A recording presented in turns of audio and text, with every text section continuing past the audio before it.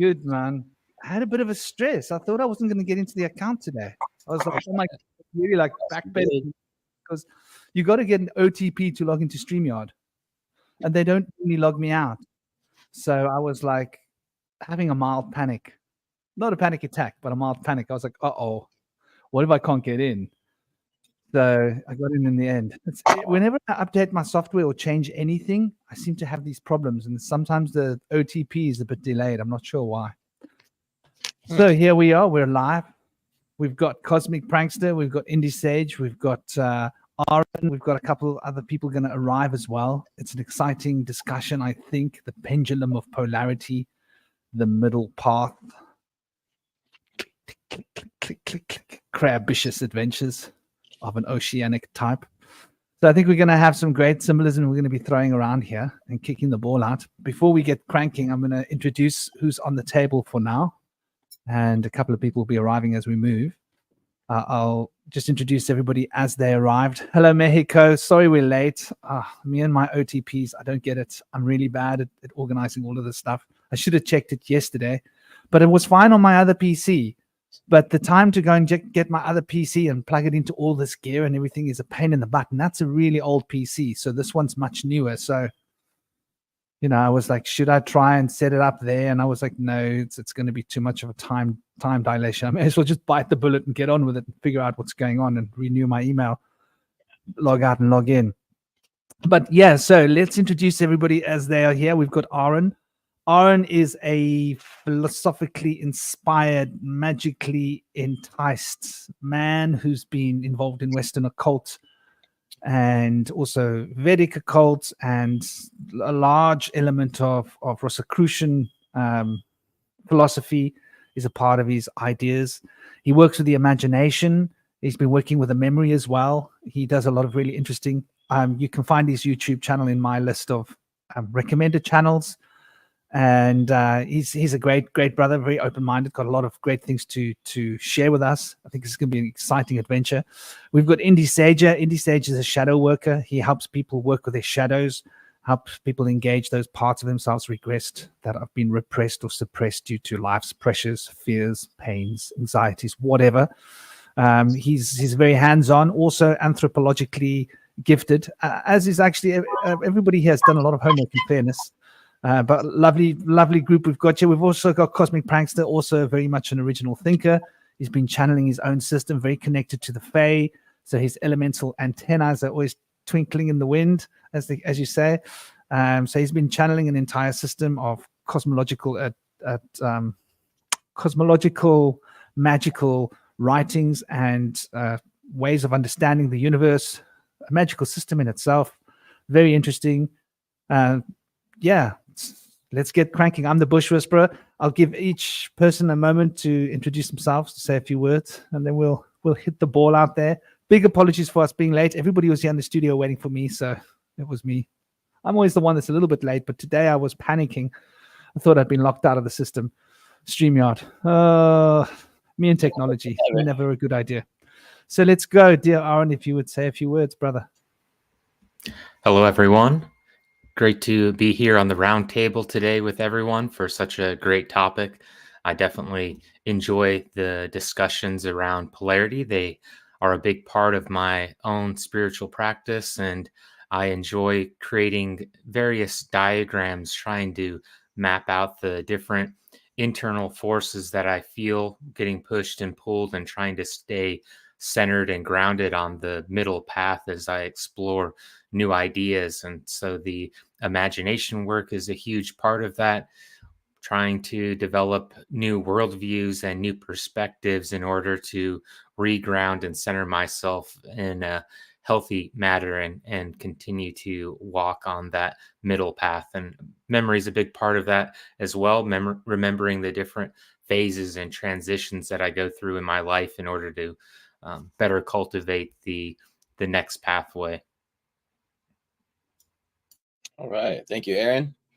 And thank you, Franklin, for the wonderful introduction. I'm here with Peanut right now today as my guest star, little applehead chihuahua teacup-sized buddy. And so today, this is going to be a great discussion talking about the pendulum of polarity. And I love how you phrase that, the pendulum of polarity.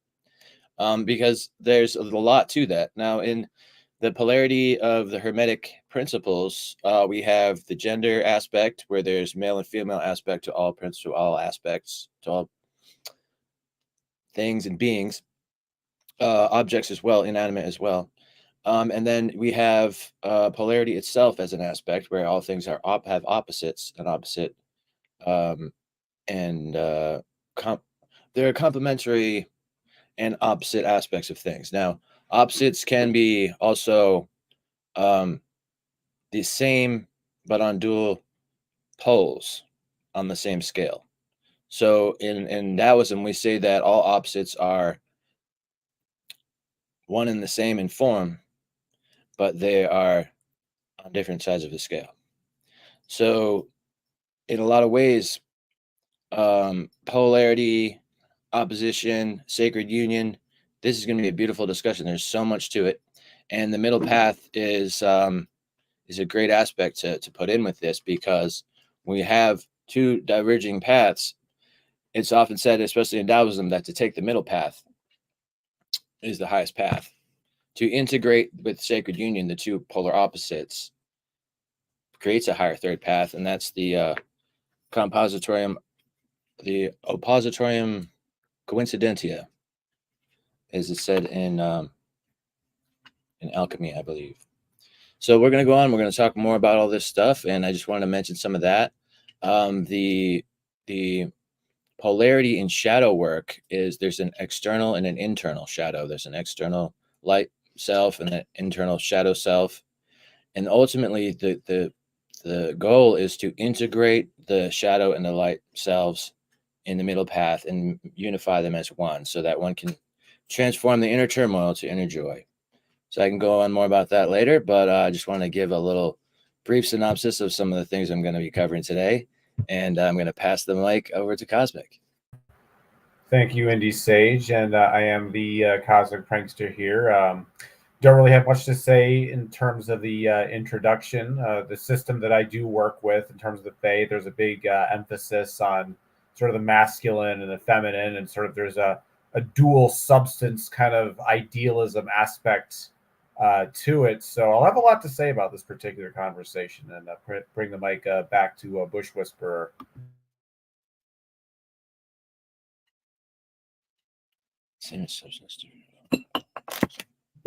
Well, that's lovely. I think we can kick the ball out. Well, we're discussing polarity, obviously the middle path, how it relates to the Hermetics, the fourth principle, if we can call it that. I don't know whether they're supposed to stand in numbers, but they do sort of relate to the chakras in a sense. We're also going to be looking at how this relates to the Buddhist cosmology, the idea of the middle path and the middle pillar of the Kabbalistic Western occult sphere, the Shushumna and the Ida and the Pingala as it relates to the Vedic cosmology. And we're going to put this into context with the Tao as well.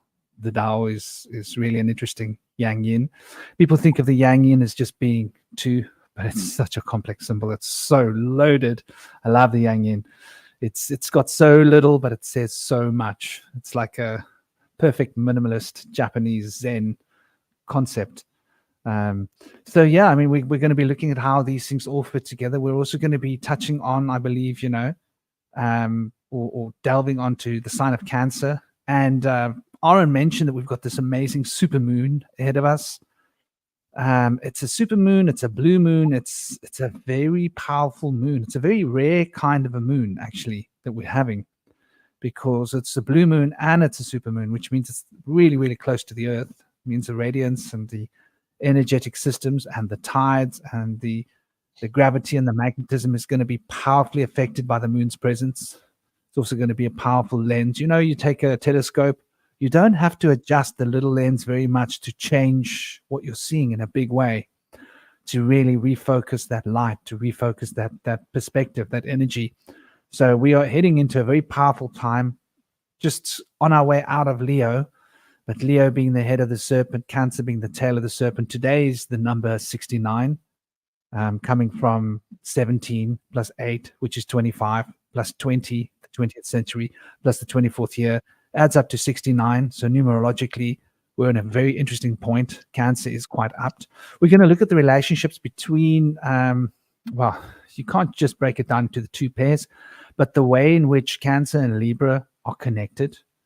And this is expressed very well in the tarot when we look at this as well. You know, the Chariot and Judgment, these two cards are expressing very similar concepts from a different perspective. And the way in which Gemini is related to Pisces, another interesting card. When we look at the moon and we look at the magician. The magician. The lovers. When we look at the way the lovers relates to the moon, and Gemini relates to Pisces, we have these kind of tensions, polarities that are building, and this polarity fits another polarity. These polarities include the other facets in a very interesting way. They're sort of like crossover bridges. We're going to look at this. Energetically, I think this is important because it's speaking about the polarities of the tree of life as reflected in the wheel, cosmic wheel, the astrological wheel, as it's reflected within the tarot system as well. So all of these systems are speaking the same language, and they bring us back to the same point. So I think we're going to have a fascinating discussion. I thought I'd leave it to you guys to see where the ball lands. Anybody want to kick the ball first? Yeah, I like to do a little exercise with people to help them find a deeper understanding of what opposites really are.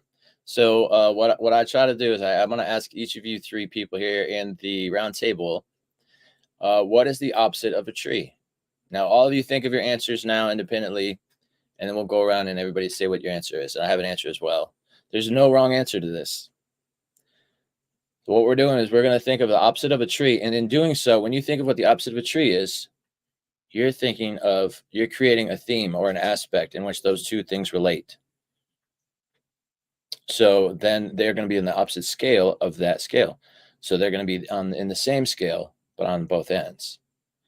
Now you can come up with something crazy. Like I've come up with things that are very unusual, things that people wouldn't usually think of. And then so it creates a different scale. That's something that you wouldn't usually see. Now, a lot of times people would come to think of air, soil, or a seed. Those are probably the three most popular answers. Did any of you think of that? Opposite of a tree? Yeah, that's a really good question. I mean, I could think of a few things. It's very, very difficult to nail it down. Depends on what context we put it into. We can find different things. I would say a tree is an organic instrument of growth, evolution, change, and transmission of elements. And so what would be the opposite of that? Could a crystal be the opposite of that? I mean, it reflects light. It's rigid in its shape and its form, where the tree is circular and it's like, you know, it's out there doing its thing. And the crystal's like, this is how it's done. They're both large and hold strong form, right? And so these are of the things that are massive and hold great size and strength. Those are on opposite scales. One is alive and growing.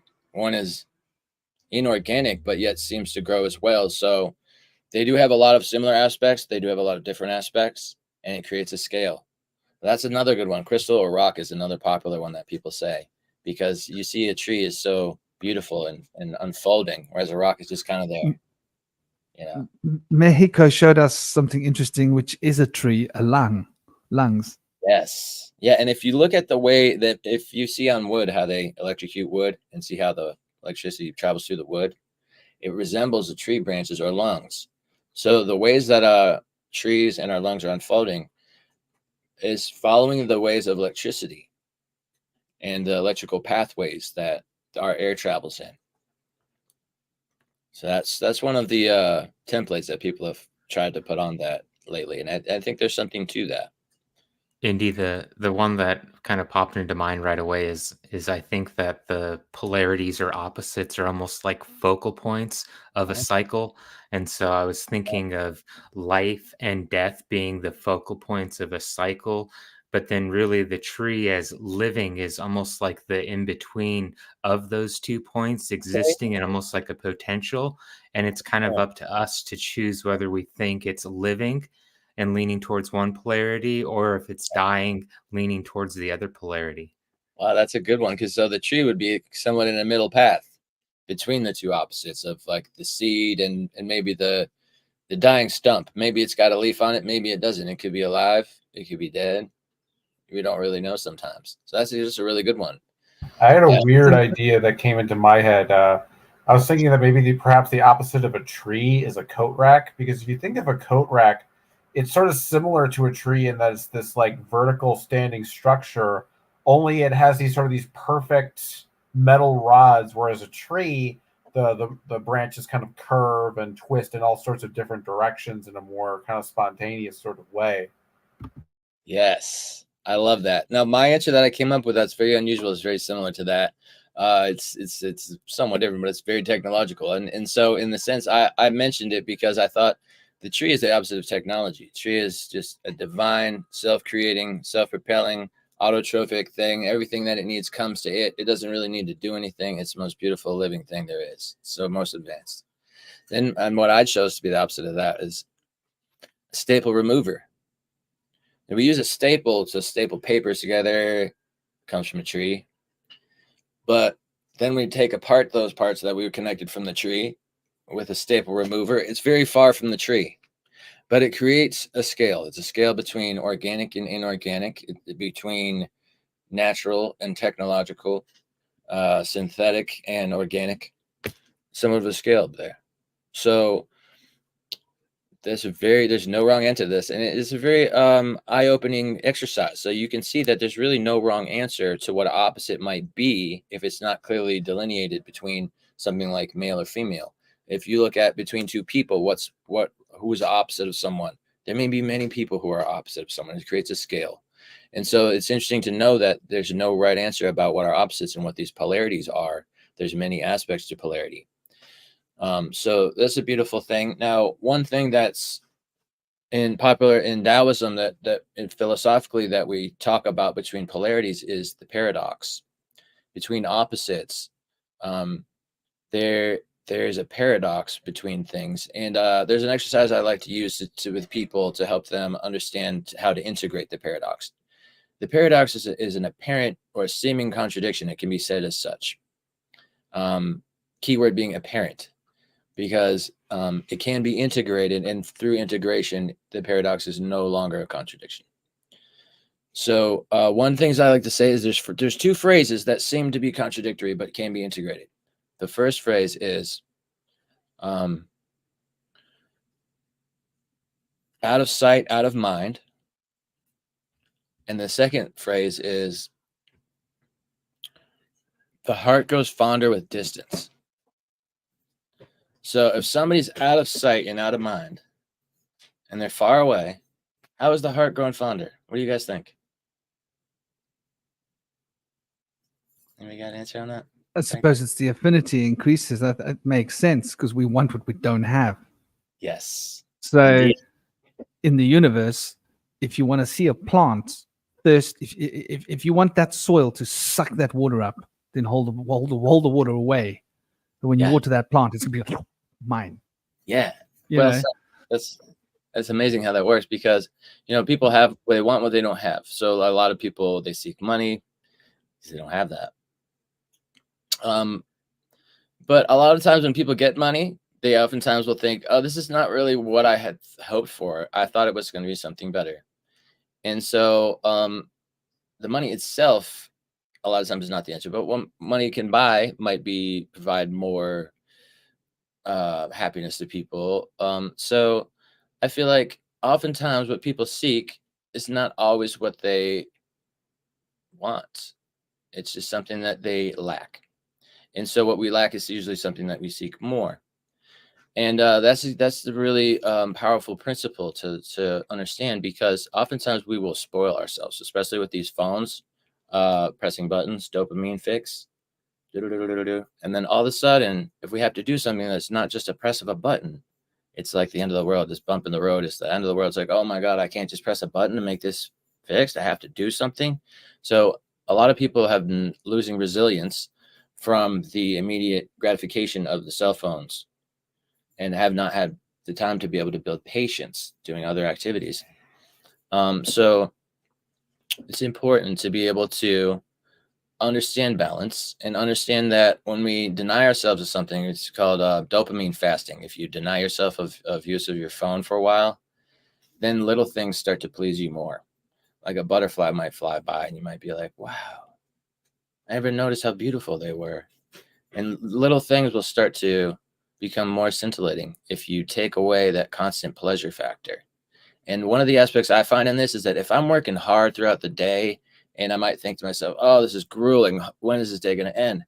When that day ends, I am so grateful for being in a place of rest and relaxation and maybe partying a little bit, whatever, some entertainment. I am so grateful for that. But if I do not work, and if I'm in a place where I don't have work for a little while and I just kind of am versed in just doing entertainment throughout the day, it doesn't really seem to excite me as much. It seems like I'd kind of just fall asleep through everything that was used to be so exciting to me. So I feel like this is something for our viewers to consider. Maybe withholding yourself from the things you want can make you appreciate them more. I don't know how this could play out in your life, but it's a principle to consider. I think the Yeah, I think whole that's really beautiful.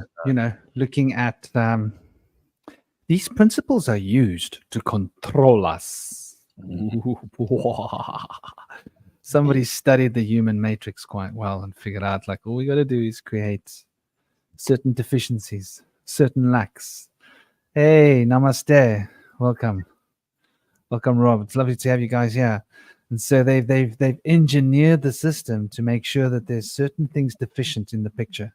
Not enough food, not enough clean drinking water. Make sure that the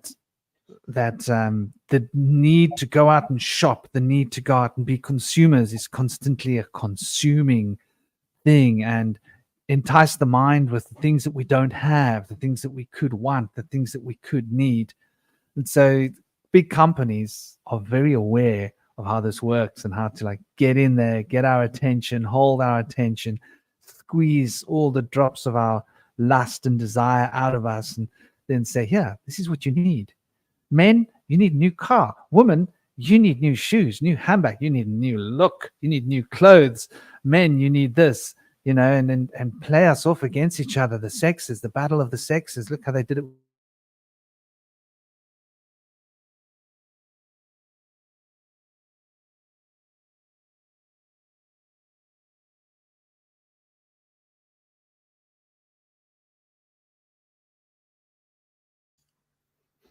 Shaman, I think you're frozen on your screen there. You must have dropped out for a second. Oh, he's back. Okay. I had to go ninja. I had to go ninja with my backup internets. I need to move the bowl to the other side of this room.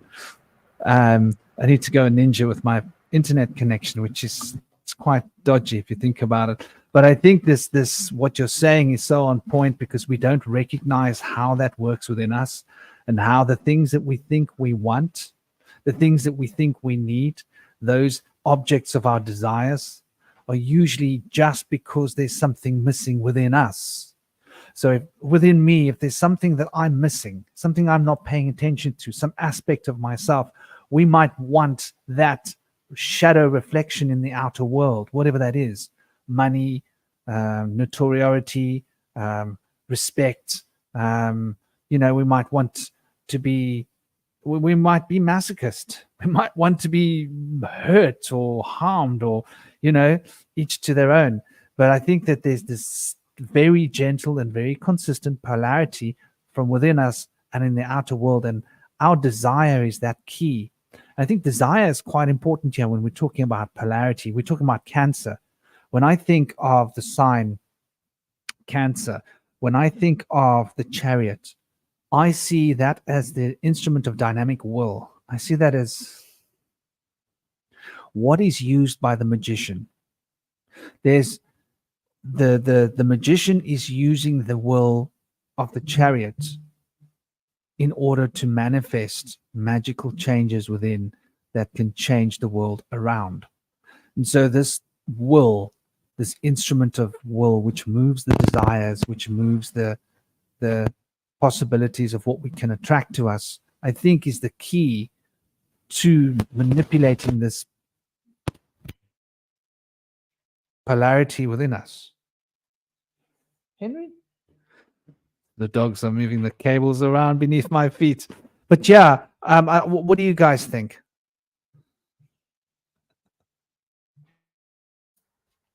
I really like what Indy was talking about with the paradox, because I think the paradox represents the middle path really strongly. And it's also a point of a lot of intensity. I know for me, I'll hit the point of paradox and things that I thought I was pretty certain about. That goes back to kind of the idea of us believing something is going to be one way, and then once you actually realize it, you have to burn away the illusion, and there's the time spent in the paradox, which is uncomfortable because we want to be pushed or pulled one direction and get a sense of relief. And so going back to kind of like the tree example, like if I've got one point and then I've got four different directions, sitting in the paradoxes in the middle. And so if I look up, I've got the tree branches and leaves on the upper part. And then if I look down, then I've got the roots and everything going to the ground. And if I look out in time, in the forward, then it's going to be death. And then if I go backwards, then it's life. And so there's the ability to kind of sit in the middle, and look at all of those directions at once without being pulled to jump towards one of them right away, because they do tend to kind of cycle. Like if eventually the tree is going to deteriorate and turn into a stump that starts the ground and then becomes the fuel for new seeds and new trees.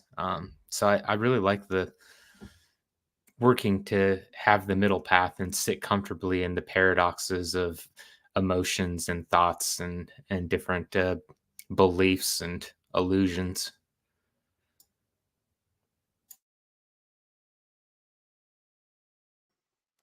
Yeah, paradox is an incredible, and I think this is exactly sort of what we're talking about.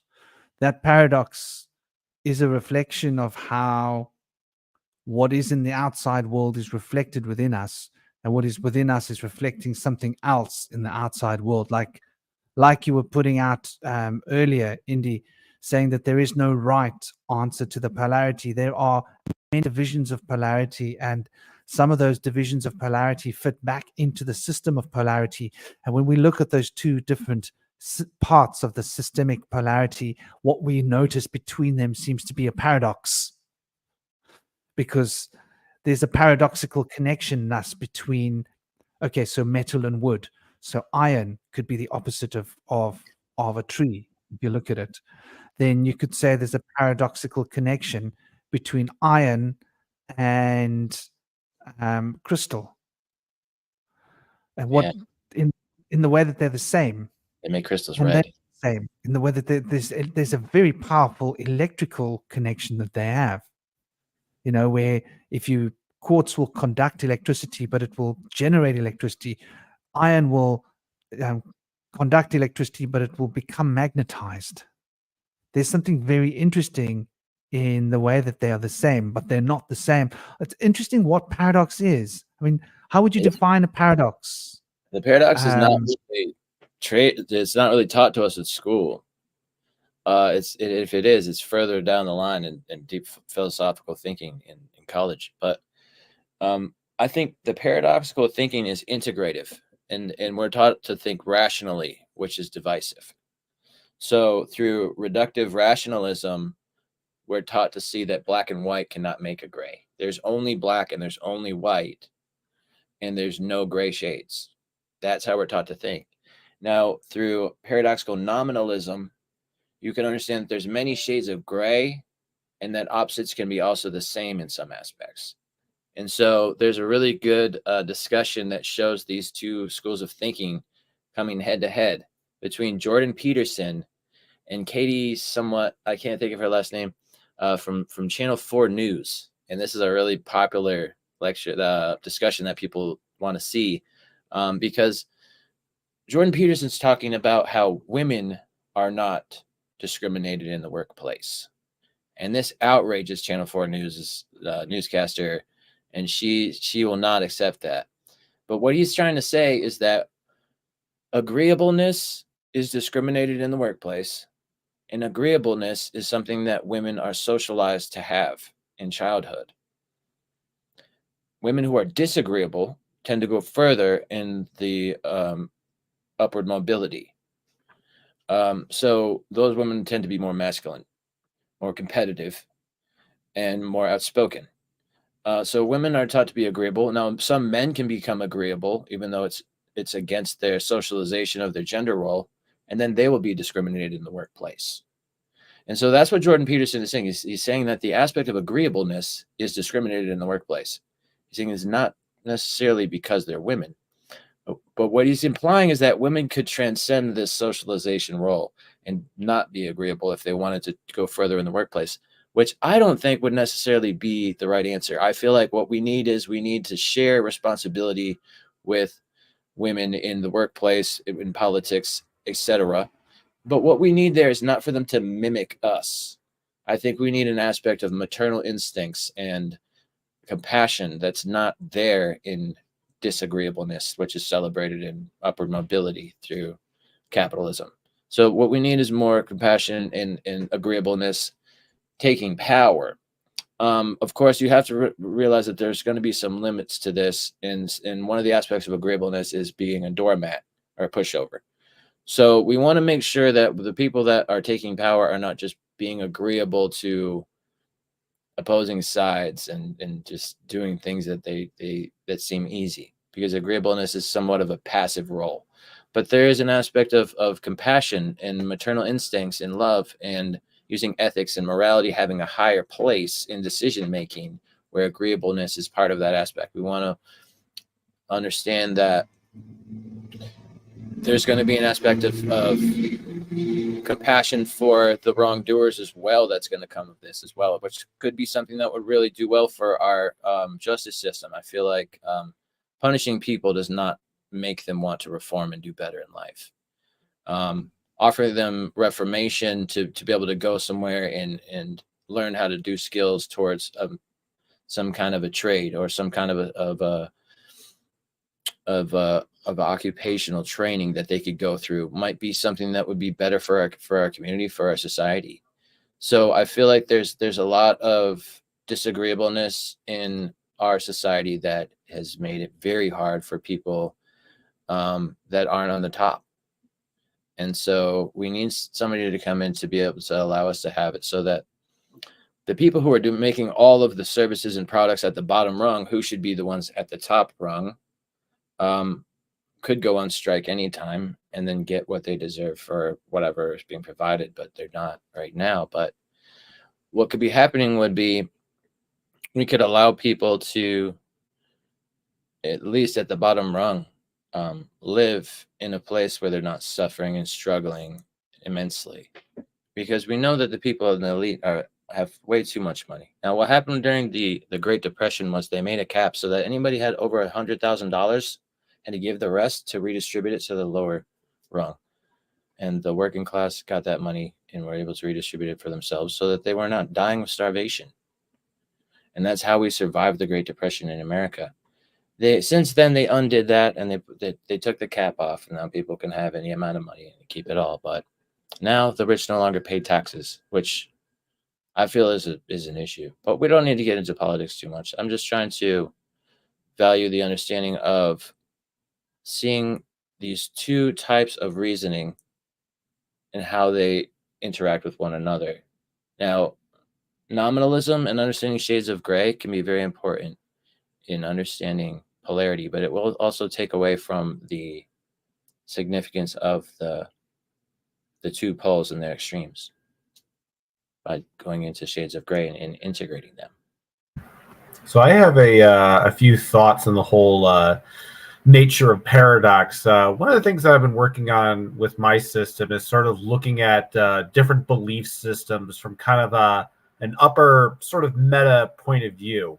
And one of the things that this whole thing and this whole magical system is, it's about extra dimensions and going sort of like beyond the collective world that we know of. And one of the things that they talk about is this whole concept of the Zerfikes, which is essentially, if you think of like the physical world that we live in, like physical reality, like almost like a sphere, and then you try to visualize the astral plane as almost being kind of like an atmospheric layer that surrounds that sphere, right? So the idea is that in the astral plane, when one has a strict belief system, like a particular religion, it becomes a Zerfike. And astrally speaking, it's kind of like it's an extra dimensional sort of dome, if you will. And so like it's interesting though about it is that it's not necessarily that these are false worlds, but they are kind of, what they tell me is that they're true within their own respective dimensional space. So there's, what's interesting about these Zerfikes is there's both believing Zerfikes, which would be like Christianity, Buddhism, various forms of paganism. And then you have skeptical Zerfikes, which is like atheism, materialism, nihilism. I think chaos magic is like kind of like the skeptical variant of magic. But what's been interesting about this is by doing this process, it's like I've been trying to have a way of believing or looking at reality that isn't, right, remove all of those filters. And what's interesting about that whole process is when you remove all those filters, it's kind of like you're bouncing back and forth between all four of the systems. Like one day, like I'll feel like, magic is real. One day I feel like it won't be real.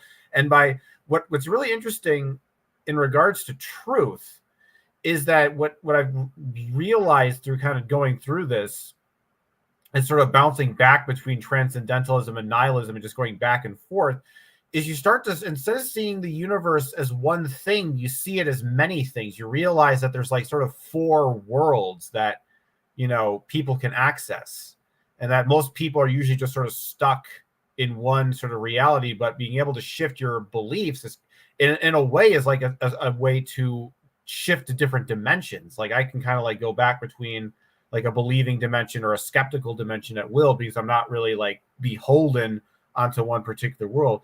Now, why this is relevant to paradox is that this sort of seeing the universe as being multiple universes that were sort of like, not just like multiple universes in the sense that I live in this, this one universe, but and there's all these parallel universes that exist outside of me.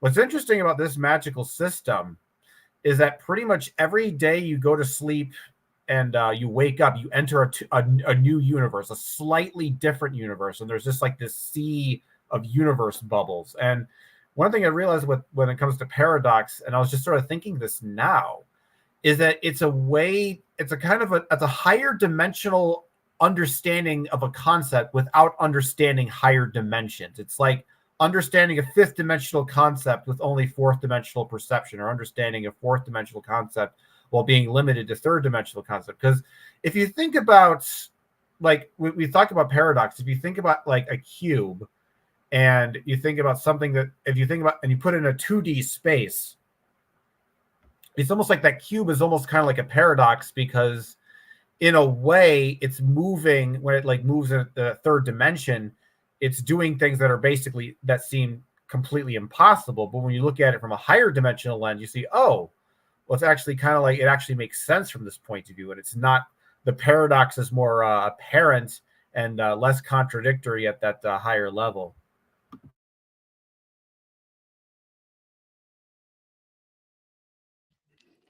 I like that way of looking at what a paradox is, and I also feel, this dimension has a lot of dimensionality. Yeah, and this reality we're in is there's aspects to it that are abstract from each other, but they all fit together to form like a dimension, I suppose. But I think that's really an interesting concept, to look at how paradox is an otherworldly phenomenon bleeding through, and how, I mean, we say otherworldly. I see all of these realities happening here. I see all the aspects of creation happening here, though we can't distinguish between the different aspects because they're all sort of happening through each other in one amalgamation. And it's when we start to sort of dissect them, we start noticing the bleeding through of different aspects of reality becoming a superstructure of reality. And this to me is like really interesting. And you speak about paradox. That's funny that we're talking about Cancer, the crab, and what a paradox a crab is, if we really look at it, right? I mean, it's really, really hard. It's really hard, but inside it's the softest, gushiest thing. It doesn't even have a skeletal system within it. It doesn't even have any structure. All of its structure is on the outside. And us humans are pretty soft on the outside, but all the hardness is inside us. And there's a lot of structure within us, which is quite interesting. We look at how these things fit together. And it makes me think about the sign, the Chariot. I think when we're looking at the Chariot, there's so much there. Let me get the card. Chariot of fire. I think that what we're looking at when we look at this card is such a powerful expose of what could be reflected as our mind's landscape. And I think that when we're looking at this, it sort of sums up for us in a really neat and very official way what we're talking about essentially when we talk about paradox, because there's a lot of paradox being expressed here. And it's interesting that we've jumped into the boat of paradox, because to me, it's so perfect. Like if we look at what it is, sorry, I'm pushing the wrong thing. Present, not invite. Next thing I'll change our thing and I'll crash the system. So let's get a look at what we're looking at here. Okay, so here we've got the Chariot. And here we can quite clearly see what we're looking at. So we see a number of paradoxes being presented here, right? I mean, the first paradox is that the two creatures that are pulling the Chariot, or would be pulling the Chariot, are moving in different directions. They're moving apart. So there's a paradox there. And they are one white and one black. So there are opposite creatures that look in different directions and move in a different way.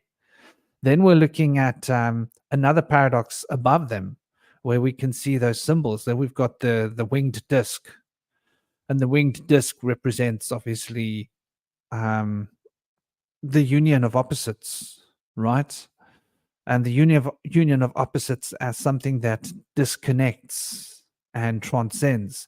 But then we're also seeing below it a different union of opposites, a union of opposites that contains that little red, what is it often called? I think it's called a mallet. Sometimes it's called, what is it called? It's got different names. But essentially, when I look at that, I see a lingam.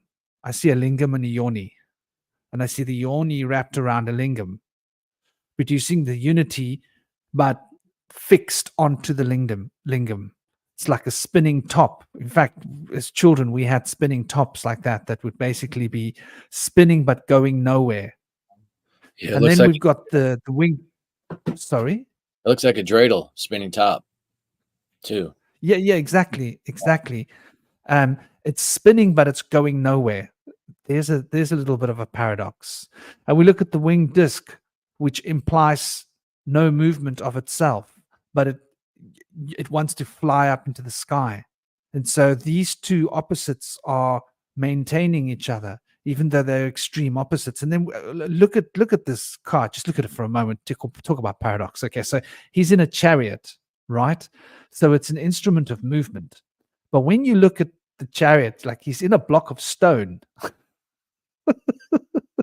He's literally in a block of stone, which represents stability and not going anywhere and being sort of stuck, but stuck within a chariot, being drawn potentially by two creatures that move in a different direction. Even though he's stuck in stone and he can't move, his chi, his lower energy centers are trapped in the stone. He's got the wand of the magician in his right hand. So his right hand is free to rule. And he has the polarities on his shoulder, the two aspects of the moon, the lunar force, right? Which is the waning and the waxing moon, the cycles of the moon. Above his head, he's got the eight-rayed star, which is actually a symbol of transformation, right? When we look at it. And this relates to the card, the star that we've seen earlier in the tarot, in the same way that the wand relates to the magician, in the same way that the stars above him relates to Venus, relates to the Empress, in a sense. We've also, the Empress, but there's also an element here of the High Priestess being expressed. Behind him, there's a mystical curtain. You can't see it because he stands in the way. She's behind him somewhere in the distance. So he's got all these potentials. He's got all this power, all these forces at his hand, but yet he's still stuck standing in a slab of concrete. But apparently this slab of inert concrete can be drawn by these two creatures that move in opposite directions. I mean, this card reconciles all the paradoxes in one place. He's heavily armored, but he's stuck. His armor on his breastplate is rather interesting. Even though he's so stuck in rock, you can see the zodiac hanging from his belt. And obviously he wears the star as if it were a crown, as if he were a king. But it's clear that he's actually a warrior. So there's a lot being said here if we look at this this representation, this image. And this is obviously the seventh path. But it's also relates to the eighth potential. The letter that it relates to is Het, which is the eighth letter, which is actually an enclosure. And you can see now the enclosure being reflected with so this, to me, when I look at this card, it speaks about all these reconciliations of contradictions and paradoxes. But this is how the human will is. The human will is a paradox. I don't know. What do you guys think? I mean, you've been working with a lot of exercises, Aaron, have you not?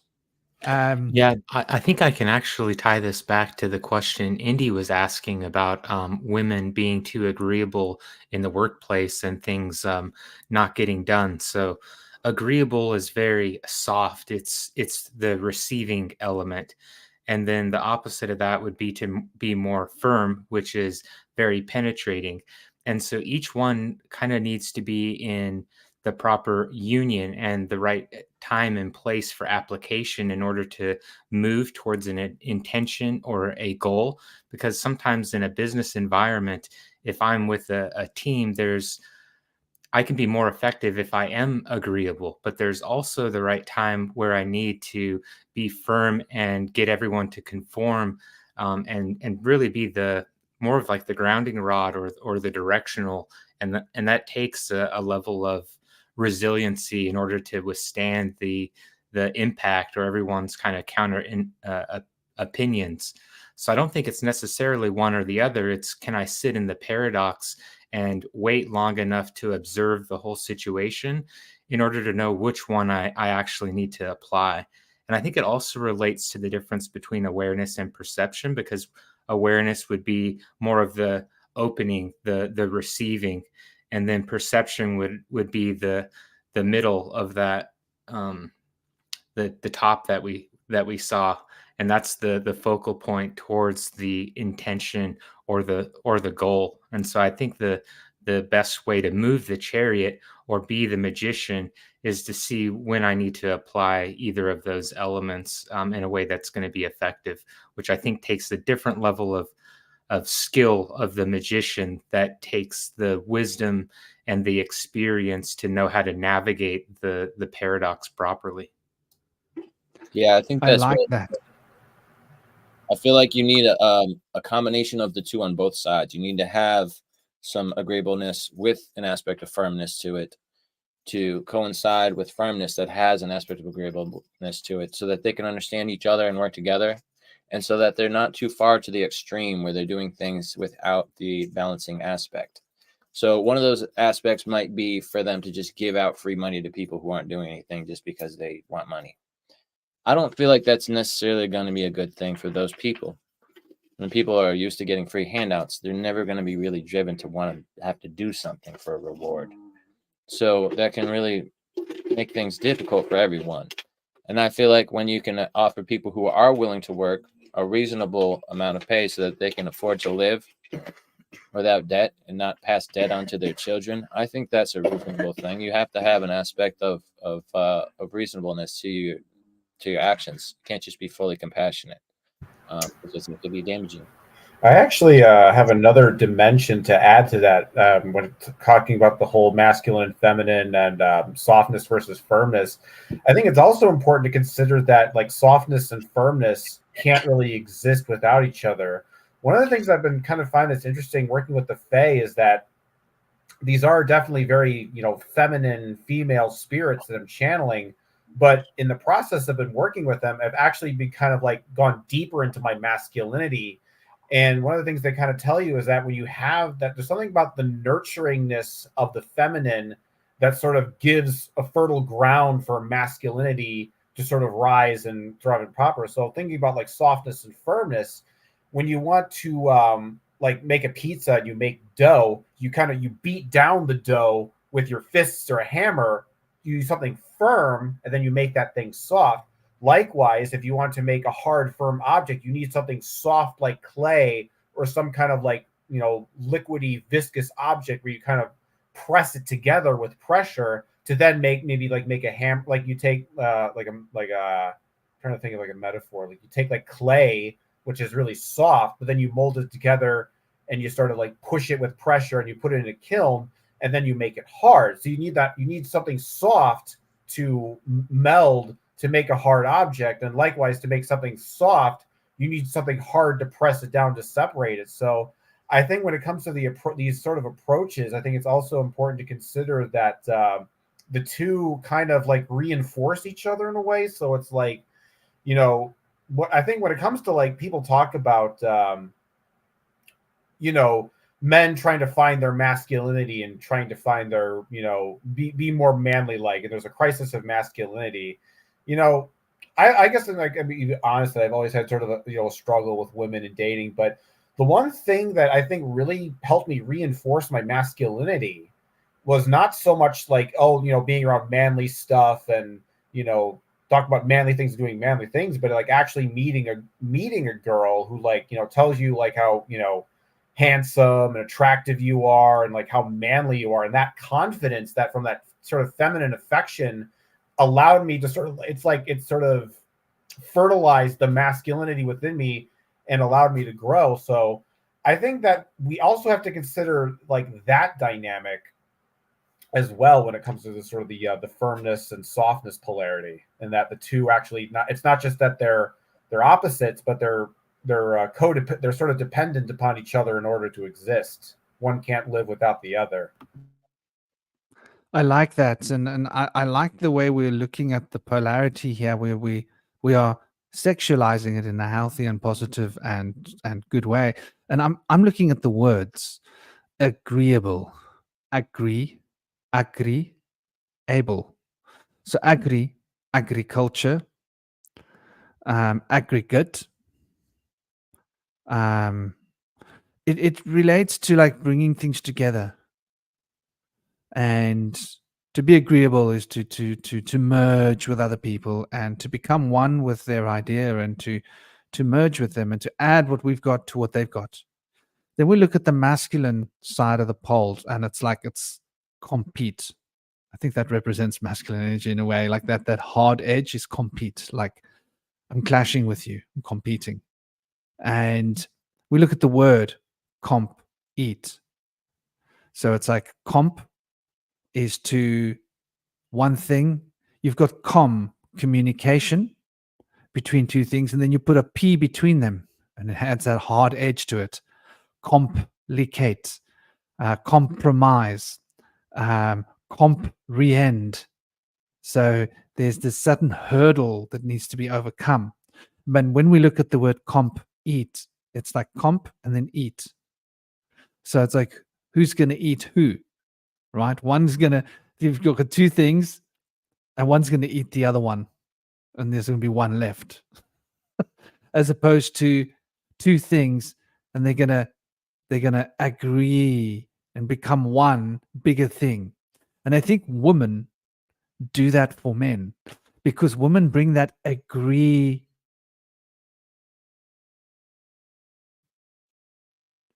Am I back? Please tell me I'm back. Okay, good. That's noticed a spin.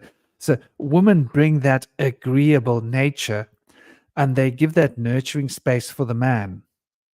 And that nurturing space for the man allows that man to become good at eating in the world. So if you ever want to find a successful man, look at the woman that nurtures him.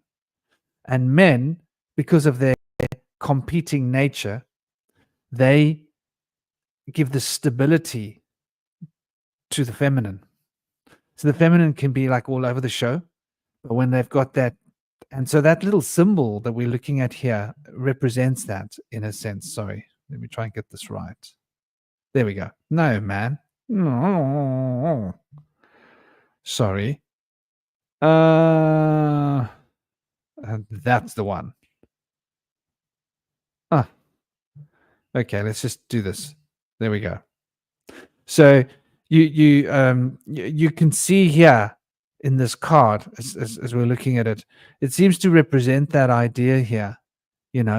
This is a perfect union between masculine and feminine in my mind, because there's a very strong masculine presence, but he looks like a woman, doesn't he? If you look at him, he looks like a girl or a boy.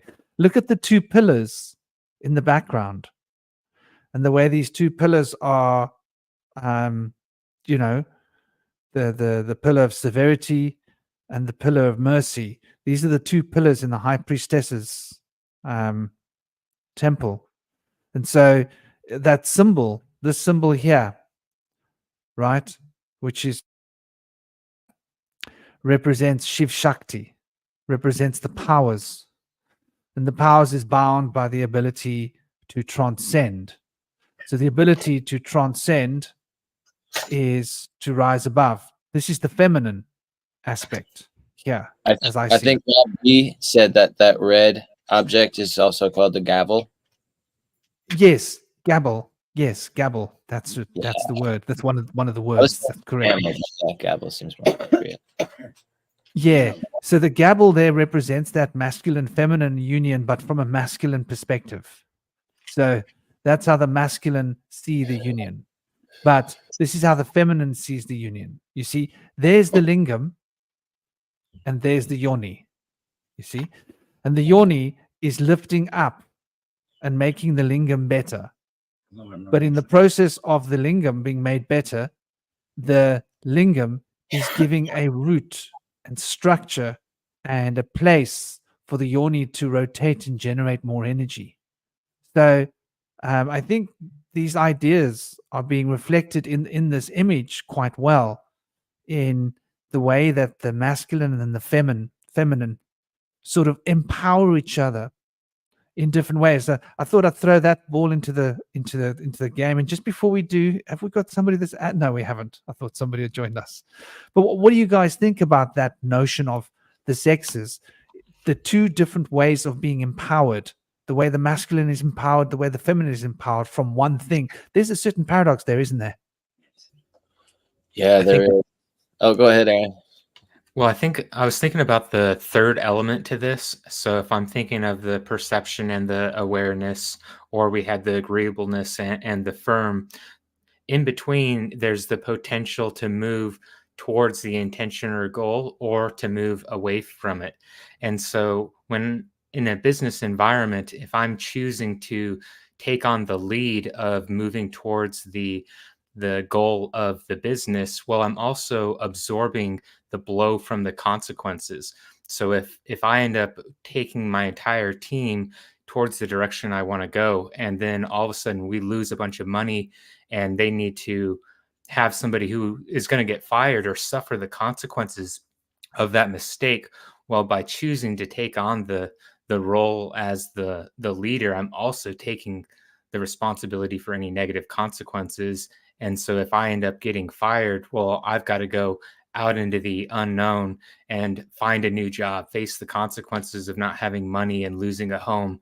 And I think that is really a critical factor, because at least from what I've seen, everyone wants to be the leader and take the helm of the ship without getting the blowback or suffering the consequences for making the wrong choice. And it takes somebody with more experience who's willing to navigate that, and then also alchemize that pressure to come out and learn from that and apply it in a new situation. I like what you're saying.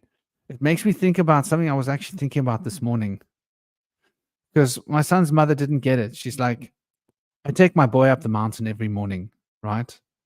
And even if it's rainy, even if it's cold, as long as it's not a torrential downpour and it's not too wet.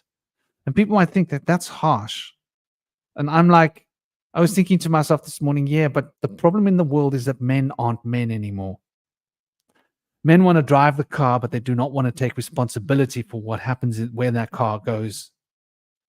They don't want to commit. They want to be able to like be committing, but when the going gets tough, they want to like, you know what, I'm running. Like there was this video the other day of a guy watching a woman being mugged from across the road and just standing there watching. And like, how can you watch a woman being beaten up and just stand there and watch? And there's probably a lot of men on the road. They could all get together and go and gang up on that dude and give him a good hiding. You know, there could be like 10 people on the road. He wouldn't be able to do that if 10 people walked up to him and started beating him from different directions. He'd see his butt. So, you know, the same I think is what you're mentioning here, Aaron, is that people have lost that ability to anchor that real masculine energy. And I think that this is one of the reasons why we are lacking the balance here, you know, in society. This is something I thought I'd put to you guys, because society doesn't seem to. I think what you're mentioning there, Aaron, and check me if I'm wrong, is something that is reflected in society, because it's reflected in so many of us. So many of us are too scared to commit, but too scared to take responsibility, to take the wheel, as it were. And so the family unit has been broken. The relationships don't last, because most relationships don't last. A lot of them don't last because men can't commit. What would you guys say to that? I'm muted. I think there's a lot of power to that, for sure, and you see that a lot with power couples. But when the other part of the couple is not also celebrity, you usually don't realize that how much power is there, depending on how much they're in the limelight or not as the spouse. But I think this goes way back to ancient Egypt by the story of Khnum, where he made these humans out of the clay. But originally we were both male and female as one, which is later known as the andro gene, and then we were separated into two. And so when we connect back again in the sacred union as a couple, then our andro gene has been reunited. But we used to be in the same body together, according to some stories of mythology and mysticism.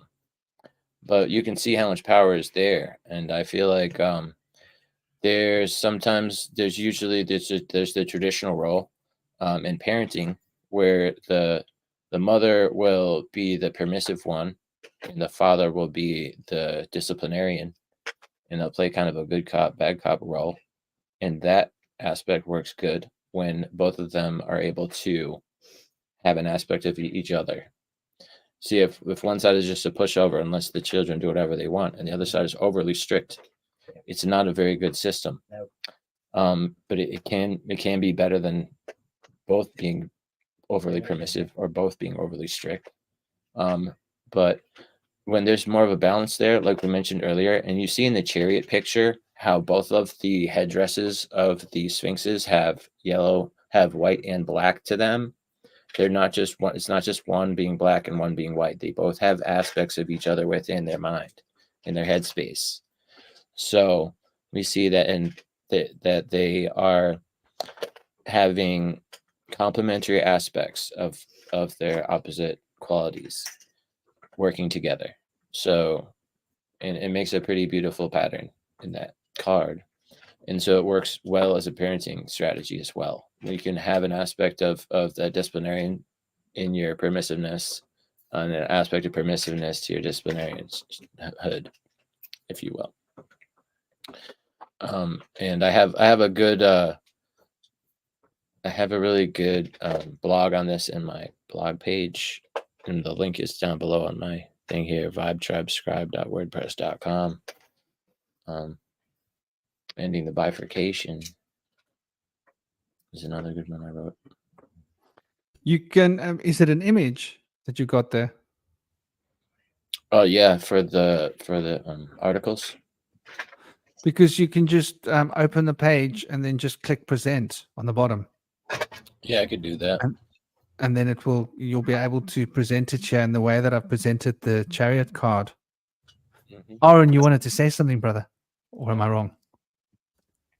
Oh, I had a kind of a story from yesterday that ties in, and it relates to you taking your son on the mountain, regardless if it's going to rain or not. So me and one of my friends went on a mountain hike yesterday, and there was a small potential for rain, but it was really unforecasted. And so we both are of the type where we'll brave the elements and just went for it. And so this freak storm rolled in halfway through. I mean, it was a big storm that came over, and the lightning was intense. I mean, we were completely drenched. There was like a mini river coming down the mountain as we were coming up the path returning, and we just had to embrace it. And lightning was all around us.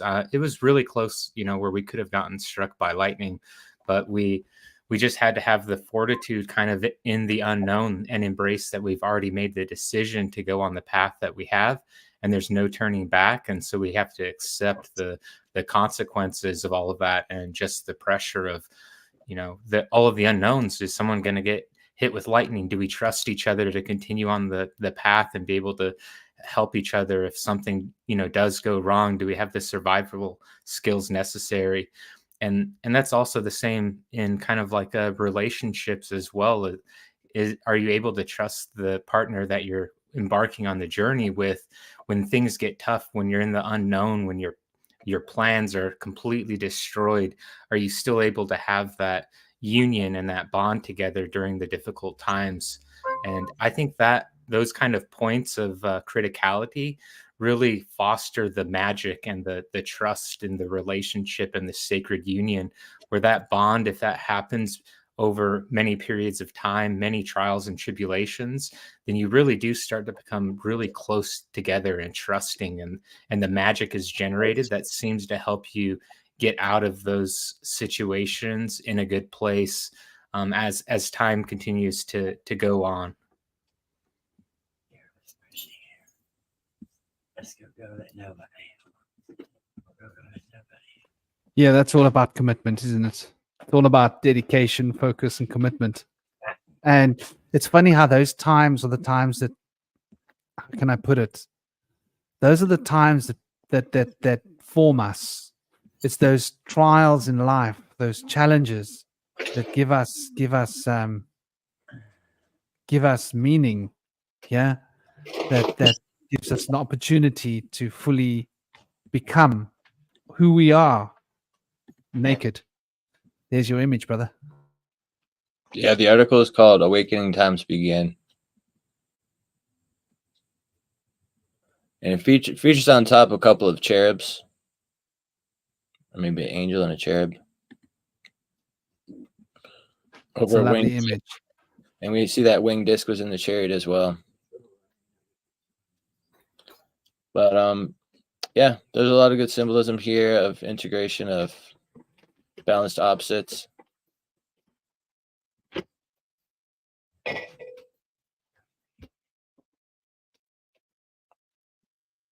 I saw the two wolves there, the white wolf and the white black. The black wolf, huh? Are those wolves? Yeah. The story of the two wolves. Which one you feed becomes the one that grows stronger. Have you heard that one?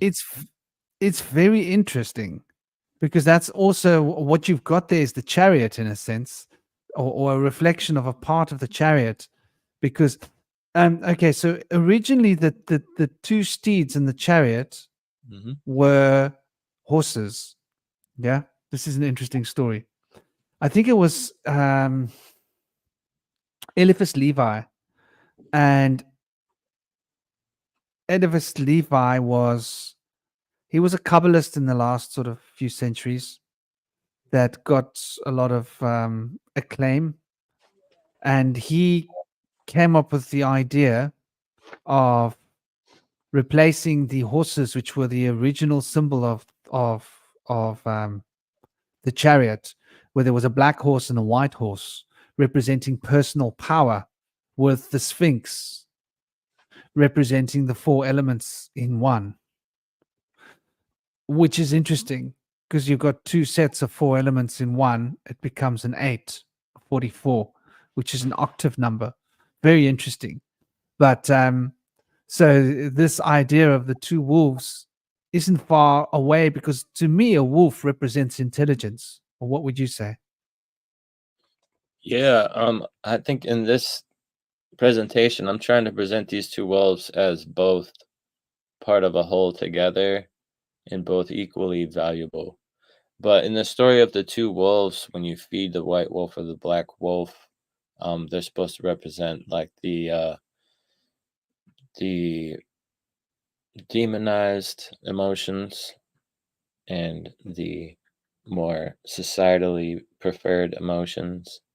Whichever one of those aspects of yourself you feed becomes the more dominant personality. That's a different kind of thing where you're trying to value the white wolf over the black wolf in that situation.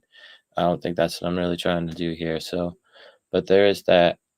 But it is a valuable story. That story is interesting. And but in my shadow work that I do, it kind of shows that I'm a bit biased about that story in the sense that um, this black wolf that we're not supposed to feed is an aspect of ourself that we have not integrated, so it will be suppressed. These emotions that we're suppressing, this black wolf that we're starving, is not going to die. And we can reintegrate those emotions later in life. It's an emotional wound that we carry. So I don't necessarily think that starving the black wolf is always the greatest path to take. So, but yeah, I think it is shown in this image that the white wolf represents the sun, the black wolf representing the moon, and oftentimes the male is represented by the sun, and the female is represented by the moon in associations with yin and yang in Eastern mysticism. Yeah, go on, Franklin. There's an interesting paradox there, because when we look at the divine feminine, it is dark in its nature. And when we look at the divine masculine, it is light in its nature. But the light divine masculine brings about the metaphorical darkness of competition and, to compete.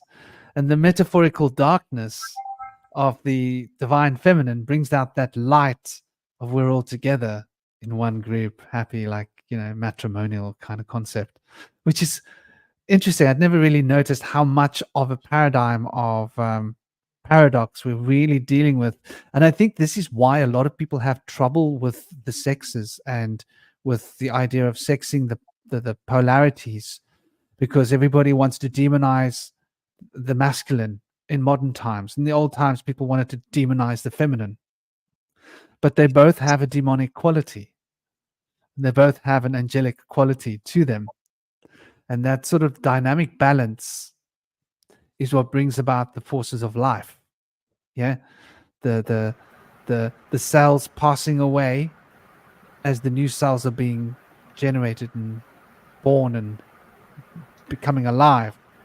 And if there's not enough cells passing away, then the cells becoming alive will work faster than those cells. Then, okay, so what is what we call cancer? We're talking about this astrological sign. So let's look at this. Okay, so the astrological sign of this is Cancer, right? And then there's this little thing called Cancer that everybody's getting like diagnosed with. This knowledge given to you of how dire your situation is. You're about to go and become. My little boy said to me today about leaving his flesh puppet by the side of the road. He's so funny. He heard me on a TikTok talking about that, and he was like, "What does that mean, Daddy?" After the live, because I was doing a bit of a live, I was explaining to him, well, it's another word for saying dying, because we don't want to say that word on TikTok because the AI system will basically kick your butt. But it's very interesting, how when you build up too much preservative toxins that preserve foods, preservatives in your body, they preserve the cells that should be passing away, preventing them from passing away, right? And now you're getting new cells generated. And the new cells generated get confused because there's a quota. Like we need so many of these cells, so many of those cells, so many of these cells. Hold on. We've already got enough of these cells. What are you doing here? You jumped the queue. I don't know which cell to become now. Yeah. Because the body's intelligent design says it needs so many of each cell type. And those cells should have passed away and should be getting replaced by this type of cell. But now those cells are stubbornly not passing away because they're being preserved by chemicals, right? So the microbes aren't eating them up, and they aren't producing that coming into life and leaving life balance that produces health. So health is that perfect balance between living and non-living, which is such an interesting concept. We think of living as being health, but health is that balance between living and non-living. And good health then emotionally would be the same, wouldn't it? If we consider it like being as in tune with your shadow as you are with what is obvious, the conscious. And so this is right down your road. In fact, I suppose that this is a card that relates to shadow work. If we think about it, the sign of Cancer. Absolutely. Can we go back to that other set of images, one with the wolves? So whoever had that page, I was kind of interested in the third image that was below that. I just wanted to show you guys that later on in the article, I ended up putting up masculine associated with knowledge, darkness, and fire. All right. I think it's like up. There's like the one where like the guy is like sitting in a mountain. Yeah. Where is that? You have that. Yeah, here. Notice there's an interesting thing that happens when you look at this. I don't think it's really intentional, but if you kind of squint your eyes when you look at that spiral, there's a kind of a rainbow sort of effect that happens. There's like a rainbow kind of like distortion that happens with your eyes. And it's kind of making me think about the whole polarity idea, is that maybe it's not so much that, we always talk about how, because I hear it kind of from both ends. I've heard people say that, color comes from white light or that color comes from black. But when I look at this image, it kind of presents this reality that it's almost like the colors are really dependent on both the existence of black and white, and that they don't necessarily, that the colors of, Roy G. Biv, maybe they exist when these two opposites come together. And maybe that when you're talking about masculine and feminine creating life, it's like almost through this image, we're actually seeing that this spiral sort of visual effect. We're actually seeing that sort of that primordial sort of like creative energy manifest itself in real time.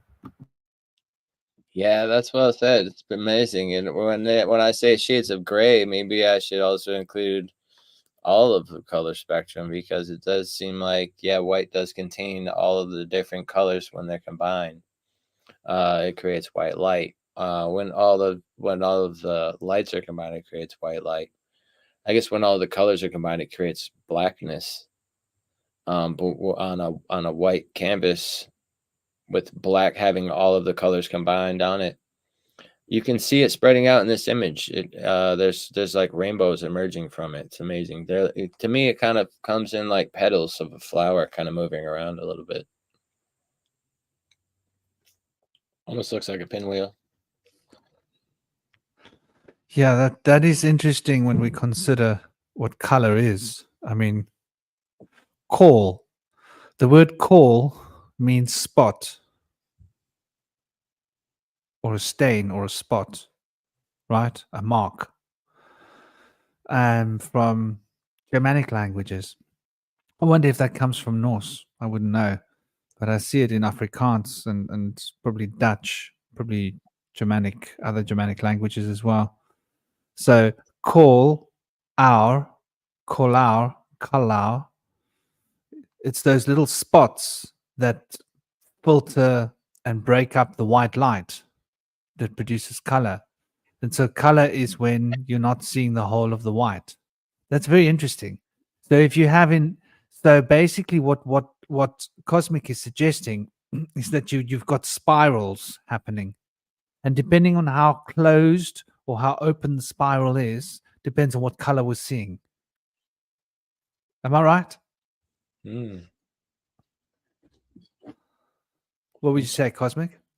Or am I putting words in Just your mouth? realized something kind of interesting because in my Zarfaxology system, one of the Zerfaxes, there's like 23 symbols, and the symbol that's for color, I just realized, is basically the spiral. So I never really made that connection until just now. But I guess what we're seeing here is that it's almost like through this kind of like this inward kind of like churning through this spiral, and you see sort of these colored rainbows kind of like manifesting from it. It's almost like that's sort of like it's like the base sexual energy of the universe sort of manifesting through geometry. Because there are only two things in the universe. And those two things are actually just one thing. It's one spiral. But the spiral, in order for it to be perceived, has to be perceived as poles, polarity, because we're in it. So those two things then becomes the third thing. Because the third thing is, and this is like Hermetics, right? So there is essentially just the mentalist sphere. And because there is the mentalist sphere, it is perfect and complete in itself. But in order for us to conceive of this mentalist sphere, there has to be a quantum entanglement process that produces vibration. And so this vibration then shows us the movement that is emitted from this one complete thing. And when we look at the movement of this thing, it reflects what brings the movement into being, which is the principle of correspondence. And because the correspondences exist between black and white, there is the movement that the eyes are experiencing, which is the spinning, the vibration of the energy. And because we've got these two polarities, right, they become the expression of polarity.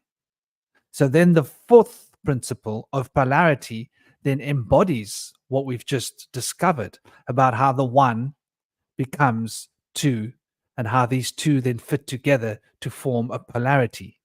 And then that principle of polarity, the fourth principle, then is bound in the principle of rhythm, because it's moving different parts which produce the polarity, and this movement creates a cadence of rhythm. And the rhythm then produces a cause and effect, because we know that the rhythm will move that way, then the pendulum will move that way, then the pendulum. So there is a cause producing an effect. The cause of this movement in this direction becomes the effect of the movement in this direction, becomes the cause, becomes the effect. And so this moving cause and effect then becomes a complete structure of masculine and feminine bound together in generation, in the generative, the seventh principle. So you can see how these seven principles of Hermes are basically looking at this reality, this fundamental fact. And welcome, blessed be, take a little trip with me. And namaste to both of you. We've got Naraka here as well. Naraka. Oh, Naraka is Indy. Yeah, that's you. Yeah, but Yes. Yeah, yeah. So it's very interesting that's me too. how this fits together to be a perfect sort of analogy for polarity that really is one spiral, and that one spiral just is really one complete system and structure. But is it us that promotes the ideas of movement onto the spiral, or is the spiral actually moving? And that's an interesting question. What do you guys think?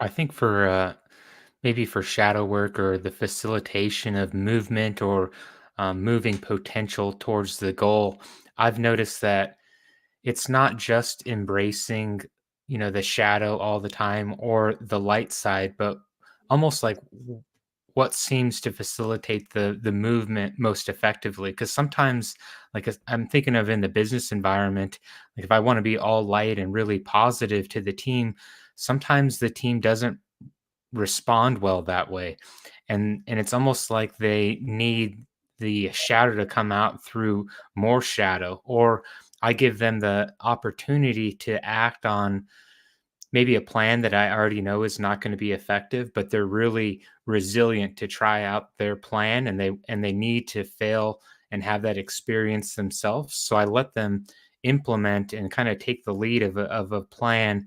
And then once it actually ends up failing and they have the experience, then I'm in a better position to help do what's best for the entire team, or the same way in kind of facilitating growth to the individual. So it seems like there's a play between the white and the black wolf, or the movement of the spiral, depending on which direction, clockwise or counterclockwise, it actually needs to spin. When we're talking about polarities and finding the middle path between, you're talking about like embracing black or embracing white, this has been especially apparent with the Fae, but this has always been kind of a theme my whole life. I never really identified with the black or the white. I've always kind of like identified with like colors, and like usually most of the time I wear like colorful tie-dye shirts. I have a lot of I listen to a lot of colorful psychedelic music, and with the Fae, it's kind of like, it's interesting when you think of like angels, you think of them as being like white or, translucent, and with devils and demons, they're always sort of like black and red. But with the Fae, it's kind of like they're all the colors of the rainbows. There's greens and purples and, blues and yellows. And I feel like we're talking about middle path in a way. Like that's kind of how they think of themselves, as being a sort of a middle path between the sort of the light and the dark. They're sort of the rainbow twilight that exists in between those two polarities. And I feel like in terms of my sort of like light path, the way I go through my spiritual path, that's kind of how I would contextualize the way I go about doing it, going the twilight rainbow path, as you will.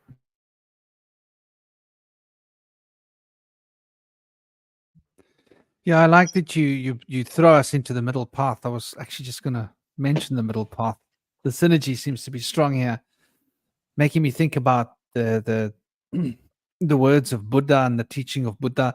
Very interesting. Much of what we've considered about Buddhism, as we think about Buddhism, has nothing to do with Buddhism at all, which in itself is a little bit concerning if you think about it. For example, the idea of no self, right?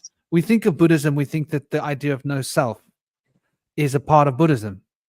It's not a part of Buddhism at all. It's just written about by people who consider themselves Buddhists. The Buddha never actually taught that, by the way. I don't know if you guys know that. That was somebody that came centuries, more than 1,500 years later, came up with that idea and presented that idea, and it became a part of Buddhism. Some random bloke who studied Buddha's works decided, you know what, let's add this to Buddhism. And they did. So now we speak of like there being no self, as if it's the words of the Buddha, but it's not. But one of the things that the Buddha did teach, which is interesting, is the middle path, equanimity. And equanimity is very much a part of the Buddha's actual original teachings, where we're looking at, and what was it? What was the no south? Anatma is the Vedic version of it. Anatta.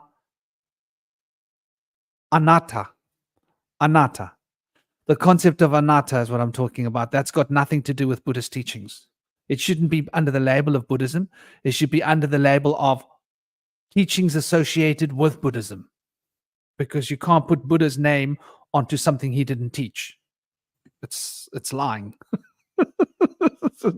If he taught it, call it Buddhism. If someone else taught it, they should put their own name on it and say this is an offshoot of Buddhism. Or is it from the Rig Vedas or something?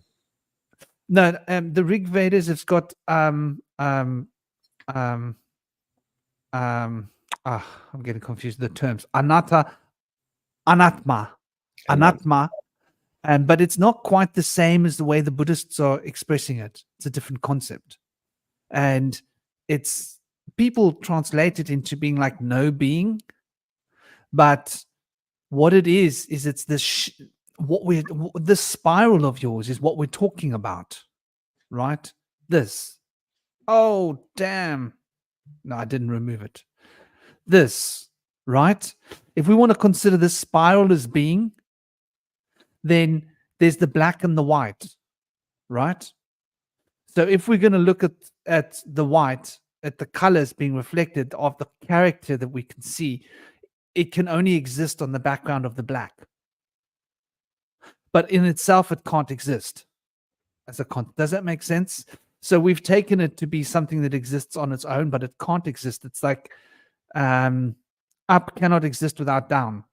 So you cannot speak of up unless you're speaking about down. And without down, there is no such thing as up.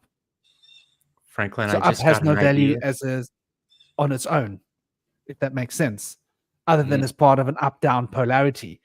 So, but the way that it's been spoken of and talked of is it's its own thing of non-being, which it isn't. It's part of this delicate balance that we're looking at, from which the cadence of color and character and different nuances of possibility of being arise and are effectively, an expression of who we are and the consciousness that we are channeling. But the idea of equanimity is very much the Buddha discussion, which is in the old Pali texts directly from the Buddha, which is essentially the path. And the Buddha actually came to this path. Here's a very interesting concept. How did the Buddha train? And so this is something for you guys to consider. The Buddha used to eat. I don't know if you know this. Oh my gosh. So there'd be like mounts of food, right? The Buddha would eat according to a lunar calendar. And on one day, the Buddha would eat like gorge themselves on so many measures of food. So there'd be, on one day, there'd be no food. Another day, there'd be no food. The other day, there'd be like one tablespoon of food. Next day, there'd be like 2 tablespoons of food. Next day, there'd be like 3 tablespoons, until they get right up to the point that they've got like a full, massive plate of food. And then, but it'd be bigger than tablespoons, like small handfuls, if we're going to be specific. And then after gouging yourself to the point where you're like almost, feeling like overfull and indigestion, then work down towards the fast. And so this was a practice that the Buddha did in order to achieve this equanimity, because the Buddha used to fast a lot. And the Buddha fasted to the point where it was like almost dying, and would only eat like 1 cannabis seed a day, right? That's like part of the original canon. And like that 1 cannabis seed was supposed to give you all the sustenance you needed. I mean, that's pushing it out there, almost a breatharian.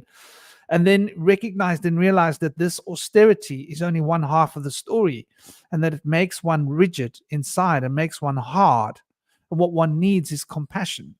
But one doesn't want to be so, like you say, too soft that one's all floppy and wobbly. One wants to have that hard structure with the soft substance. And so that was where the idea of equanimity came out, where after all of this, he thought, well, let's test this equanimity. Let's find my balance.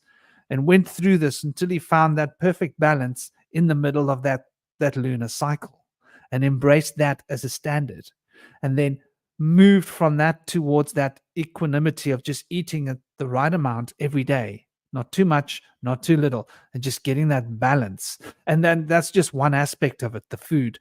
Obviously, the austerities and the practices were also extreme austerities. And so he moved away from the extreme austerities towards teaching people rather to practice the middle path. And in the Kabbalah, this is very much embraced. Western, Rosicrucianism, is it not? It's all about the middle path. It's not, you don't want to go the left-hand path. You don't want to go the right-hand path. You don't want to go so far and so deep into the path of mercy that you are at mercy. And you don't want to go so deep into the path of severity that you're a tyrant, right? So one doesn't want to be at the mercy of everyone else, but one doesn't want to be a tyrant over everyone else. One wants to find that point where one has the ability of severity when it's required and mercy when it's required in order to navigate life and keep it real. And this is the thing, like, I think it's got a lot to do with the masculine force. Has got to do with the choosing. To choose is to be masculine, because it's very important that a needle can do this, can move. It's got to move through the circle like a speedometer, but it's got to be able to move according to what is necessary so that we can use it as a compass. Yeah. And so traditionally the man would have to choose the mate. Like his penis would be like a compass. There'd be this hard thing pointing out like that way, running it like, which way to go, because that thing will lead you where you need to go. Your smell and your instincts, your senses will be like, that's the way. Okay, that's where I need to go.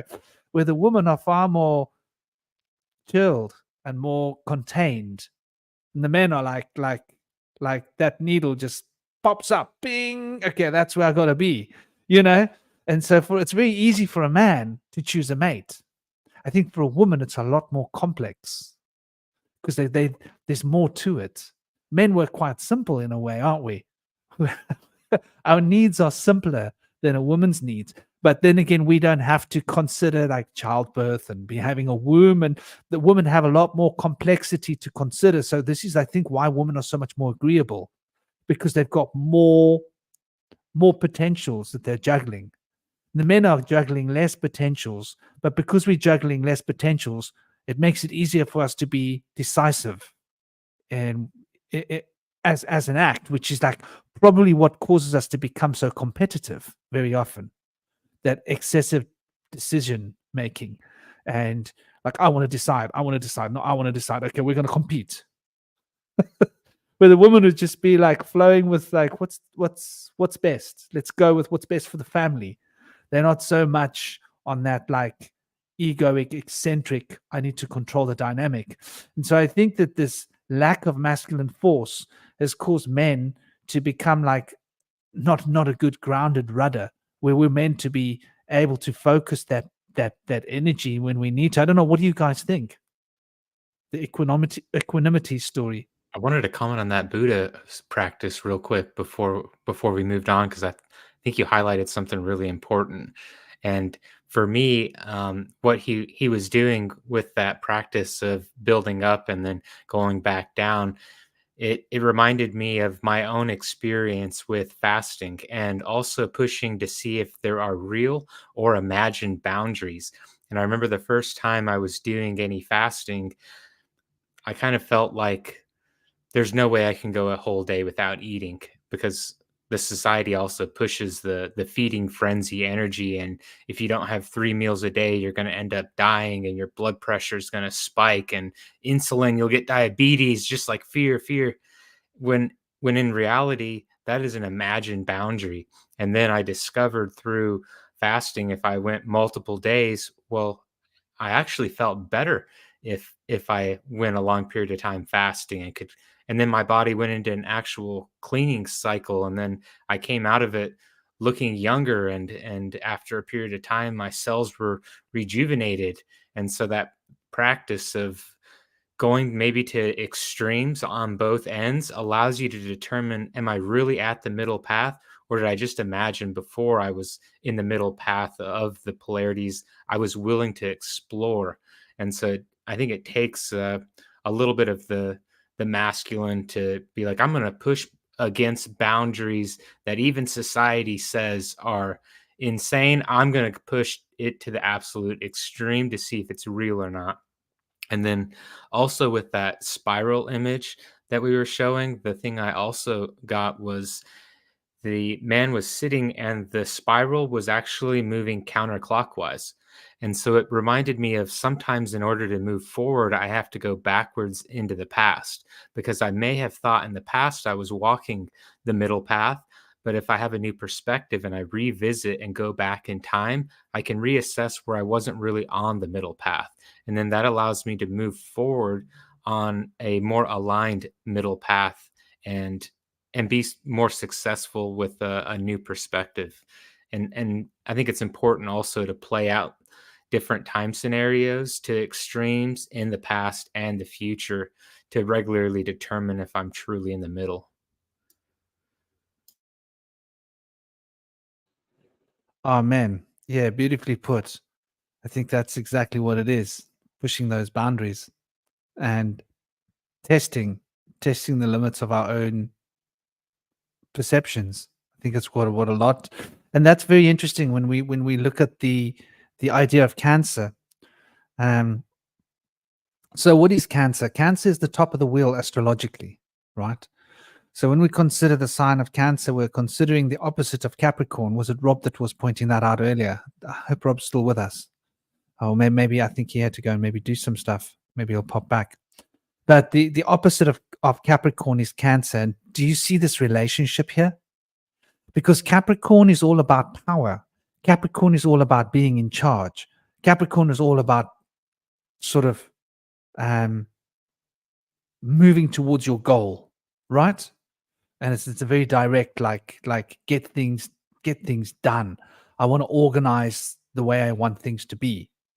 And when we look at the idea of Cancer is that willpower that is so desired by Capricorn. So Capricorn wants to use that willpower of Cancer to get their way. Cancer has got the willpower, but they are looking for that direction from Capricorn. And so there's an interesting sort of opposition here between Cancer and Capricorn. That's why they are opposite signs. And Capricorn is interesting in itself, the whole idea of being capricious. I think we've misunderstood Saturn's element and Saturn's position in the horoscope. But if we look at Cancer and then we look at how does Cancer relate to Libra, and this gets quite interesting as well. So Libra is the scales, right? And the scales of justice are essentially what we're looking at when we consider what Libra represents. It represents relationships. So Cancer represents your home and family in the fourth house in your chart. And when we look at Libra represents something very different. It represents that romantic relationship specifically, not just romantic relationships, but relationships outside of the house. So here we get to see sort of what we're talking about, how these two are somehow fundamentally different. It's got a lot to do with where our focus is. Is our focus in the house, in the home, with the family specifically? Because Cancer is all about the home and the family. So here we can see, to just put this back here for a moment, here we can see the sign of Cancer reflected. This is astrological Cancer. And so it relates to this box that you're in. You could think of it as being your family. And these opposite pulling used to be horses, but are now the sphinxes in more modern times, represents that forces pulling in two different directions. One is pulling you out of the home to go out and generate and bring success, and the other one is pulling you back to the home. You see? And so these two forces are what are moving the scales of Libra. And on the other side of these two animals, there are the scales of Libra. What you're going to do outside of the house is going to be based upon these two principles.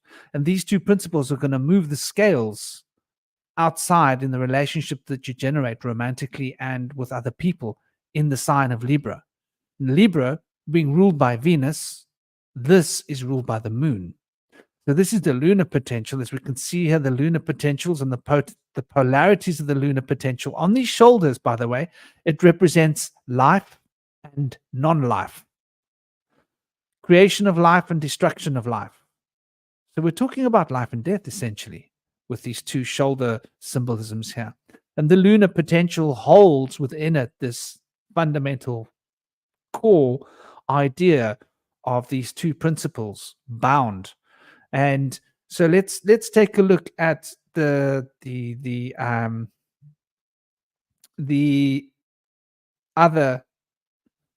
other card, which sort of represents a pole of this, as far as I'm concerned, or a very similar kind of an idea, but the opposite.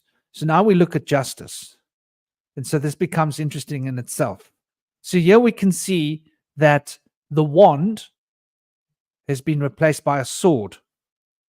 That's why I call them complementary. So this is about the discrimination required. And the scales are what's being weighed here. Yeah? How much of my time and energy should I put outside of the family? How much of my time and energy should I put into this relationship? And the relationship is bound by the passion, right?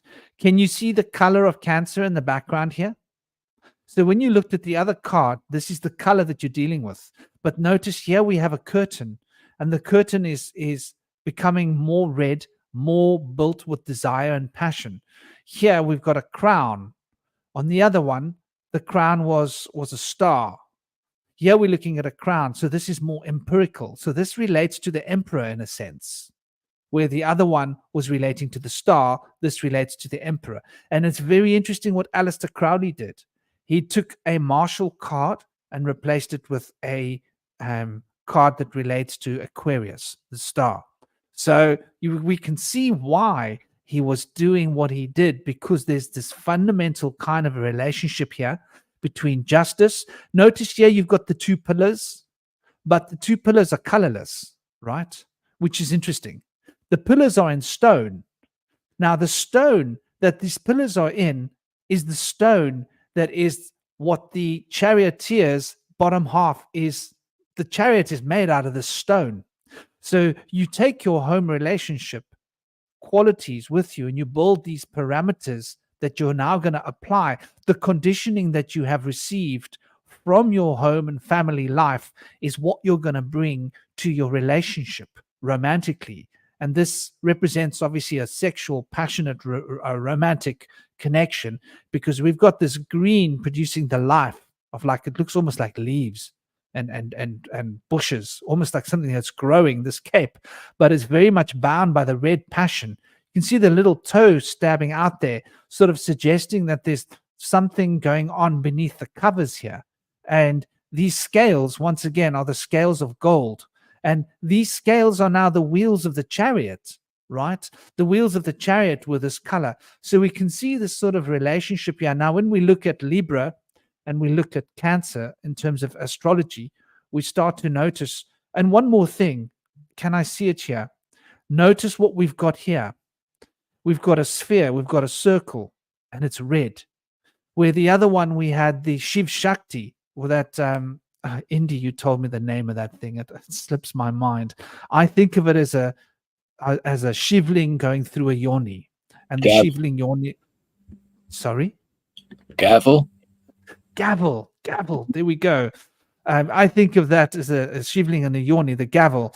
Now we've got this idea here, which, if we look at it carefully, we can see this. It's just really a red sphere that's containing.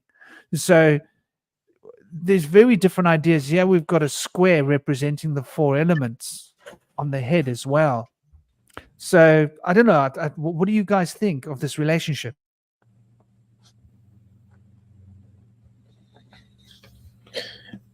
Yeah, there's definitely some similarities there between the two, with the shield and the gavel and the square and the circle, red circle, both with the central object being red, and the shield being very pale, the square being very brightly white, in contrast to the rest of the image. The only other thing that's white in the image is the toe that pokes out right there. Interestingly, perhaps maybe the handle of the scales is bright as well, but it's not as bright as the white.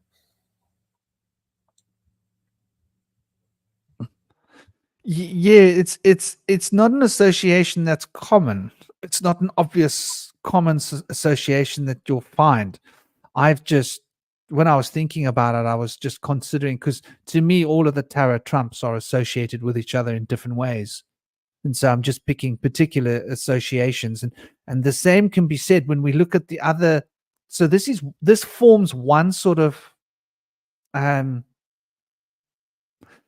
Cancerian crab, forming those two things. And here, and when you look at the astrological symbol of Libra, right, it's the Om sign as we know it, right, which represents, you can see there's a polarity being reflected there. And it's got a base, which is a flat, and the one which is moving.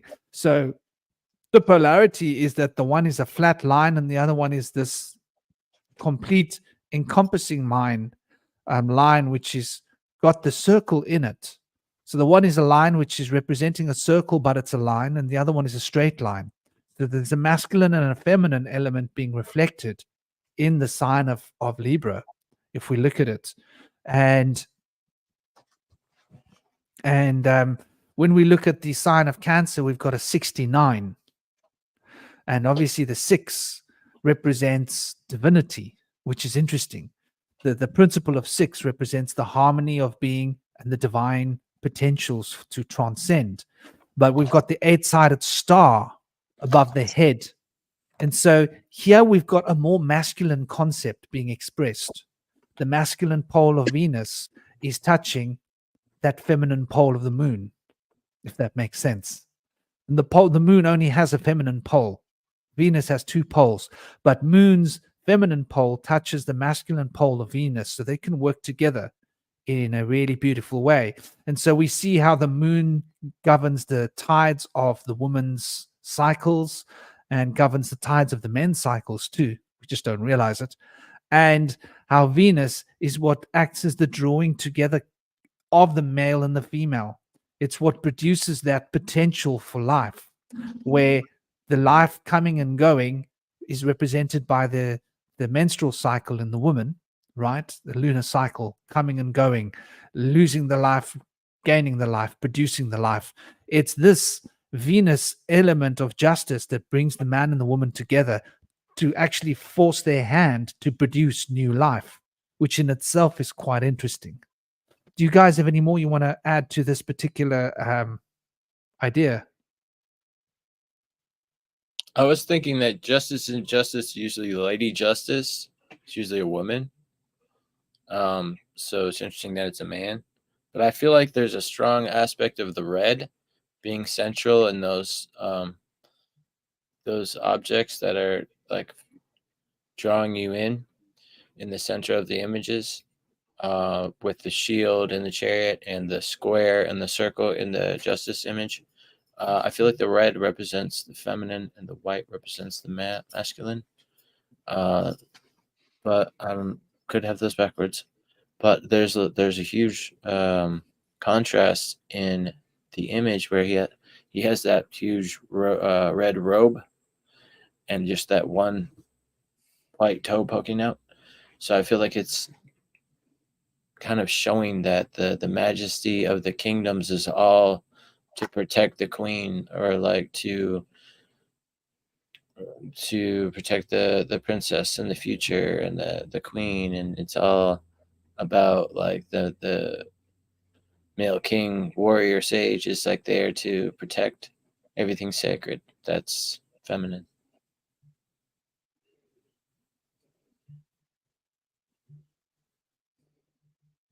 Represented by the blood of the woman. I like that. I like you bringing the warrior sage into it, because it's interesting how a chariot is an instrument of war, is it not? And here we have the scales that is weighing up, and there is the sword of discrimination. And you would expect the sword to be in the charioteer's hand, but it isn't. He has the wand. And you would expect the wand to be in justice's hand, because a wand is normally like the judge would have a wand. The elder of the village that delivers justice, right, would normally have a staff of office, right? A wand. The warrior would normally have steel and iron going out to enact the law and that has been given by the lawmaker. So here we have the lawmaker holding the weapon and the law dispenser holding a wand. It's almost back to front. And I think the reason for that is they're trying to show us a subtle connection between these two potentials. And it's quite interesting. Like if we start looking now and we take the same idea, we take it a little bit further, and we, for example, we look at, what is it? Let's see if I've got it handy. We look at, okay, we can look at the lovers. So here we can see the lovers. And now this is like another set of polarities that actually add to this polarity set. I'll sort of try and link these to the Yang-Yin in a certain kind of a sense. If I can, I'll try and share that notion, the idea. But here we've got the lovers. Now there, the winged disc that we saw is now actually an angelic being. This is the star. The star is also the 8 above the charioteer's head. Now the lovers, you can see an obvious connection between the whole concept of the lovers and justice, because justice is Libra, and Libra rules over relationships outside of the house, specifically romantic relationships, specifically ones where there is passion, desire of something that can be attained. Now here we're having the actual, what does that relationship entail? It entails the lovers. And here when we look at the lovers, we see, look at the symbolism. We've got the 2 trees in the background, but there we've got the masculine force between the two, the mountain. And if you look beneath the mountain, you've got the feminine. So the feminine is the mountain is coming out of the feminine. You've got that very subtle suggestion of the Yang-Yin that is bound by the winged sphere and the you told me that word. I want to call it Gabber. Sorry. Gavel. Gable. Yeah. I wonder if the word Gabriel is a reflection of that. Gabber. Interesting. Gabriel. Interesting. I'll have to look that up. But that notion where they are standing on the feminine, where there's the abundance of life, and there's that rigid mountain which looks like there's nothing alive on it, right? Coming out of it, where that red of the mountain is reflecting the impetus and potentials of that justice card, right? It's directly jutting out. It's a clear justice, but the potentials of the Cancer for them to form a home, that feminine divinity of the lunar cycle of Cancer, of the Chariot, is beneath their feet. And look at the abundances is growing forth when these two get together. Those 2 trees are growing. She's supporting his tree in growth. He's supporting her tree in growth. This is where, the masculine supports the feminine and the feminine supports the masculine. Joshua, I'm busy doing a live panel, my boy. Hey, why are you crying? What happened? You hurt your finger. Give me a moment, if you will. Sure. Yeah, I noticed that she is standing in front of the tree with a snake around it, which makes me think that's why he's Franklin was mentioning that she's protecting his tree. And it's interesting, there's apples on the tree, it seems. So it's very much an Adam and Eve kind of a tree here that we have. Now on the other side, behind the male figure, hard to say what kind of a tree that is. I do not see that there's a fruit there on those trees.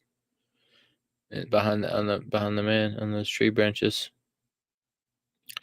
But it's very, very bright tree. Probably a flowery tree, which would be like the woman's tree, perhaps. In the sense that they're protecting one another's trees. Very interesting that there's a mountain there with a cloud above it in the background, just a single solitary mountain. So I would think if there were two mountains, that could be more of a female symbol, but the single mountain, yes, does seem like a very masculine background there with a male angel above, would you say? I would think that's probably a male angel. But it's somewhat androgynous. Interestingly, it's got the red wings. And I'm not sure if this is the original colors of the Rider-Waite deck or if they recolored it. I would think that this might be the recolored version, but I'm not sure.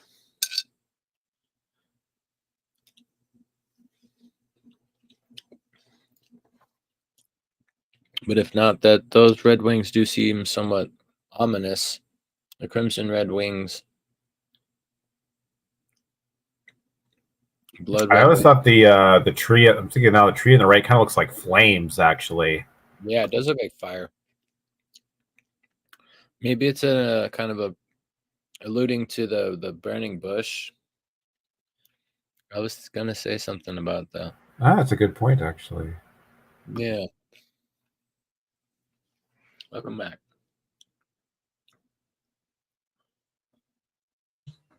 Sorry about that, guys. It was what I call snot and tears. I thought he'd hurt his finger. It was because he didn't get his gun back. I confiscated his gun when he was making a scene, when he was being naughty and rude. And he was crying about his gun all of a sudden. Children. I was like, did you hurt your finger? He's like, no, because he was showing me his finger. I was like, oh my gosh, I panicked. Being a parent, we'll get worried if I thought maybe he'd slammed his finger in a door or something. But yeah, I missed what you guys were saying. Sorry to be so. The trees behind the figures in the card.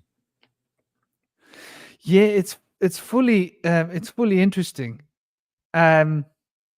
Those trees, I think, represent the potential genetic codes of the man and the woman that are brought together and are becoming an expression of one tree. So that's quite an interesting concept when we look at this idea. And notice the angel on the top and the wings and the radiance of one. So these two are going to become one structure, and that one is the family unit that is represented by the sign of Cancer. So Gemini, which is what the lovers represents, Gemini rules communication and travel.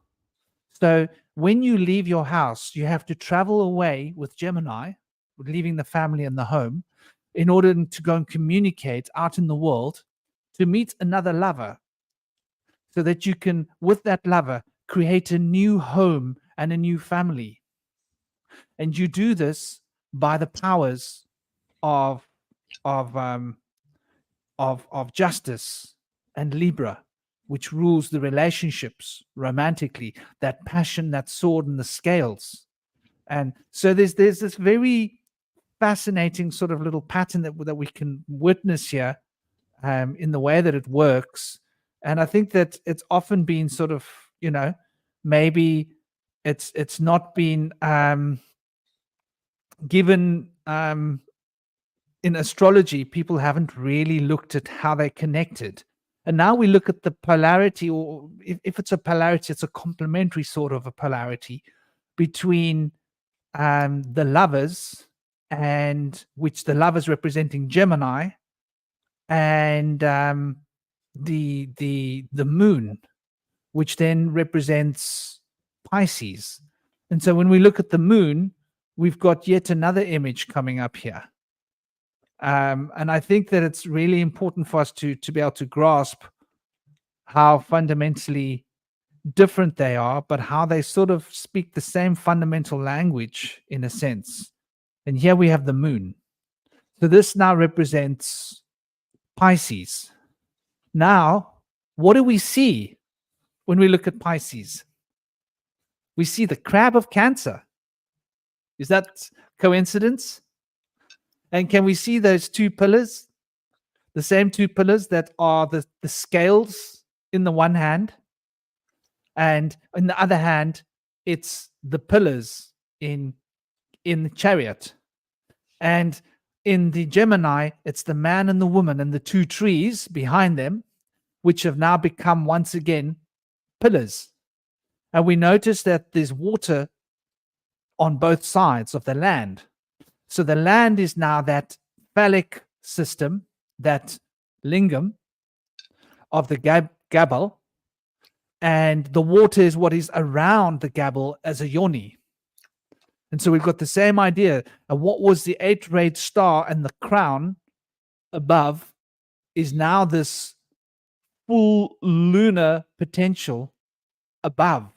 And these are the two lunar parts of the polarity that are expressed on the shoulders of Cancer. So the shoulders of Cancer have resolved themselves into a single lunar potential, and that single lunar potential is bound here. And here we can see when the full moon is on, within that full moon, there is a black outline with closed eyes. That is the dark moon potential. And so on the shoulders, this polarity is separated into two possibilities. And here we have the dogs, or what animals these are, staring at the moon and representing the lovers, in a sense, their animal natures. So the animal natures of the lovers are what's binding this potential power of the moon through the subconscious energy of instinct, because this card represents instinct. And that instinct is what's going to drive the relationship between the man and the woman in the lovers to become a union, which will be expressed by Cancer and bound by Libra. So I hope I've done a good job of sort of expressing how these four cards work together to form the family unit, which is what Cancer represents, and how polarity is expressed in between, not just the two cards. So the polarity between this and the lovers is one set of polarities. And then there's another subset polarity between the Cancer and Justice. But when we look at Cancer and Justice as a set, that set makes a polarity of the set of this and the lovers, where we have two sets making another polarity. And there's the same thing in the Yang and the Yin. If we consider the Yang-Yin, the Yang within the Yin, there's a Yin within the Yang. Within the masculine, there's a feminine. And within the Yin, there's another Yang. And so there's a masculine around that feminine, right? Or within the feminine, there's a masculine, and within the masculine, there's a feminine.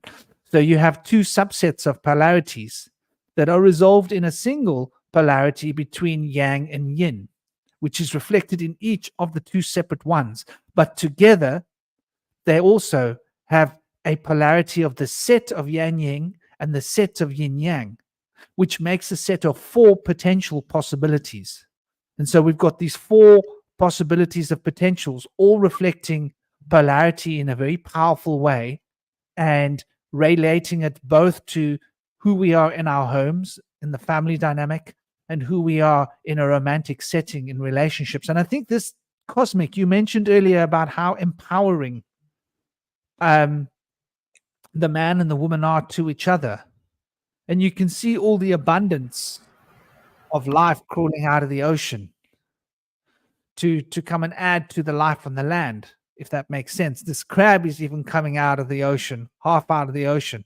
So it shows that in this dynamic, this is what is the source of the family, which is bound by that crab, that Cancerian image there, which is on this Pisces. And this represents the subconscious, how within the subconscious there's this deep desire towards generating a polarity and finding expression in the reality.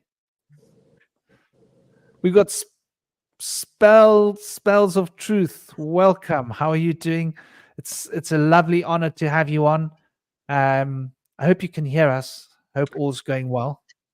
Yeah, everything's good. I don't know. I had some trouble getting on with the link. I don't know. My phone was acting weird. It wouldn't let me select the avatar. I don't know, but that's over. It's Pasquale. To hear that.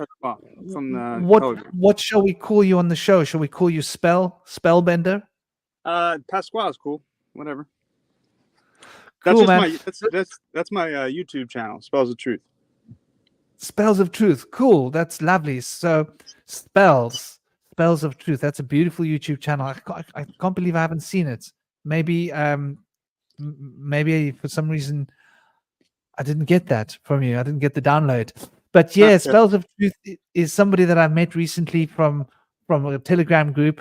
Lovely brother that's actually got a lot of interesting information with regards especially to software and computers, and how these are also a very interesting. You could say that software and hardware of computers build these together. But it's an honor to have you on the show.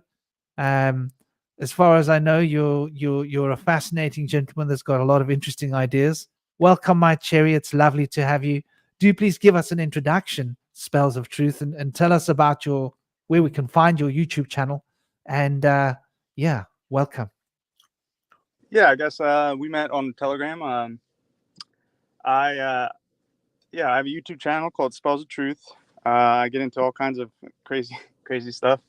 I don't know. It's kind of all over the place, but like my most recent video was about how there's some proof that the 72 face emojis are the 72 lesser keys of King Solomon, and there's a basis for it in like there's something called like the Unicode Consortium. It's where like computers, like these companies, put in to find out like what the next symbols are going to be that get put into computers. And for some reason, the Sultanate of Oman is in like the top level of members for this. And the Sultanate of Oman is the Queen of Sheba, where that location was. And it's related to the Bible and King Solomon and his lesser keys. So there's some kind of relationship there. And I don't know, that's just one of my latest videos. But I also get into like lighter stuff, I guess. I'm kind of mostly into like the paranormal stuff, supernatural stuff. Looking in, like I've researched miracles, like most of the saints' miracles, just to see like I don't know, to get clues into how all that works and whatnot. But I talk about that on my channel. But yeah, that's where you can find me, I guess. Lovely. Well, it's lovely to have you. Yeah, we've been discussing the polarities of being and looking at astronomical connections and connections of the tarot, and sort of putting into context how the Tao is being reflected. And Cherry added some really interesting points about how often on an astrological chart, sometimes the crab is depicted instead of the scales. They're almost interchangeable in some sense because of this very tight relationship of the home relationship with our family and our home, and our relationship with the dynamic in a relationship and our partner, and how there's this sort of interesting subset of polarities within the polarities of both of these dynamics that is reflected in the sign of Gemini as it relates to the sign of Pisces, which also shares that kind of relationship that the other two signs, which is Cancer and Libra, share in a similar juxtaposition, and how these two then create a crossbar. And those crossbars are then once again another dynamic form of polarities, as we can see the yang and the yin and the yang-yin against the yin-yang, and then the yang against the yin, and how these form a series of 4 potentials. And that 4 potentials seems to be a very interesting concept, because the 4 potentials bring us to the number 3. When we look at the number 3, 3 becomes 4. So 3 is the mystic number of 4. And 3 is then bound where it's added to itself and it's multiplied by itself. So you add 3 to itself, it becomes 6. You multiply 3 to itself, it becomes 9. 69 is bound in the sign of Cancer.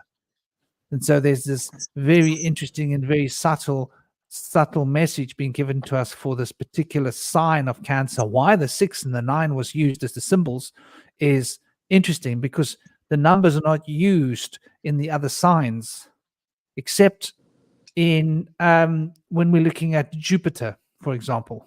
Jupiter seems to look like a bit of a number, doesn't it? If you look at the glyph, but that's the microcosm, not the macrocosm. So there's a lot of interesting things to consider about how these dynamic polarities are reflected in astrological terms, how they are reflected when we look at the tree of life, which is represented by the major arcana. And the major arcana on the tree of life, just to bring that into perspective, is for those that don't understand the tree of life, I'll get it up. Tree of life, Kabbalah. I should be able to find an image that's easy to share. This one seems like it's simple enough.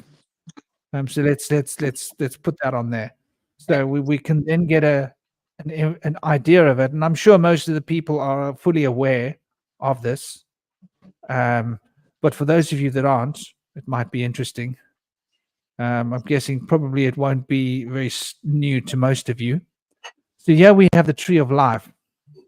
I like to call it etrim, but that's like not a very common term, not a very common name. This is how I was taught about it by certain Kabbalists many years ago, and I sort of hold on to that term. You don't really find it written in many books, though, which is interesting. And Etz is representing Aleph and Tzadi, which is the life force bound by the hook of Aquarius. And Aquarius represents this very interesting connection with the element of air, the water bearer. Something quite profound being taught to us there. And so there's this interesting dynamic that we're looking at when we look at the tree of life here, where we can see essentially, let me get it on my screen so I can sort of play with it for you. Yeah, here we go. So I hope you can see my cursor. So here we go. Once again, we've got these series of the Sephirot are the containers of, you've got the chakras. The chakras are the spinning astral potential energy. The spinning astral potential of energy is bound by etheric shape, structure. They call it Sephirot. So when we're looking at the etheric field, we're looking at the containers of astral energy. And these are what the containers can be considered at. So you've got the fundamental unity, you've got the duad, and you've got the triad. And so here's the fundamental trinity. And so this is a reflection. There is this essentially just this one potential of reality that exists. But this reality is then bound into an emotional context. And this emotional context is what we call the emotional field. It's the astral field. In books, you're going to find them talking about the etheric field as if it's the astral field, and they'll speak about the emotional field as if it's just something else. But if we look at what the etheric field represents, it represents, from a Vedic perspective and a culture, we're talking about Pingala as opposed to Ida.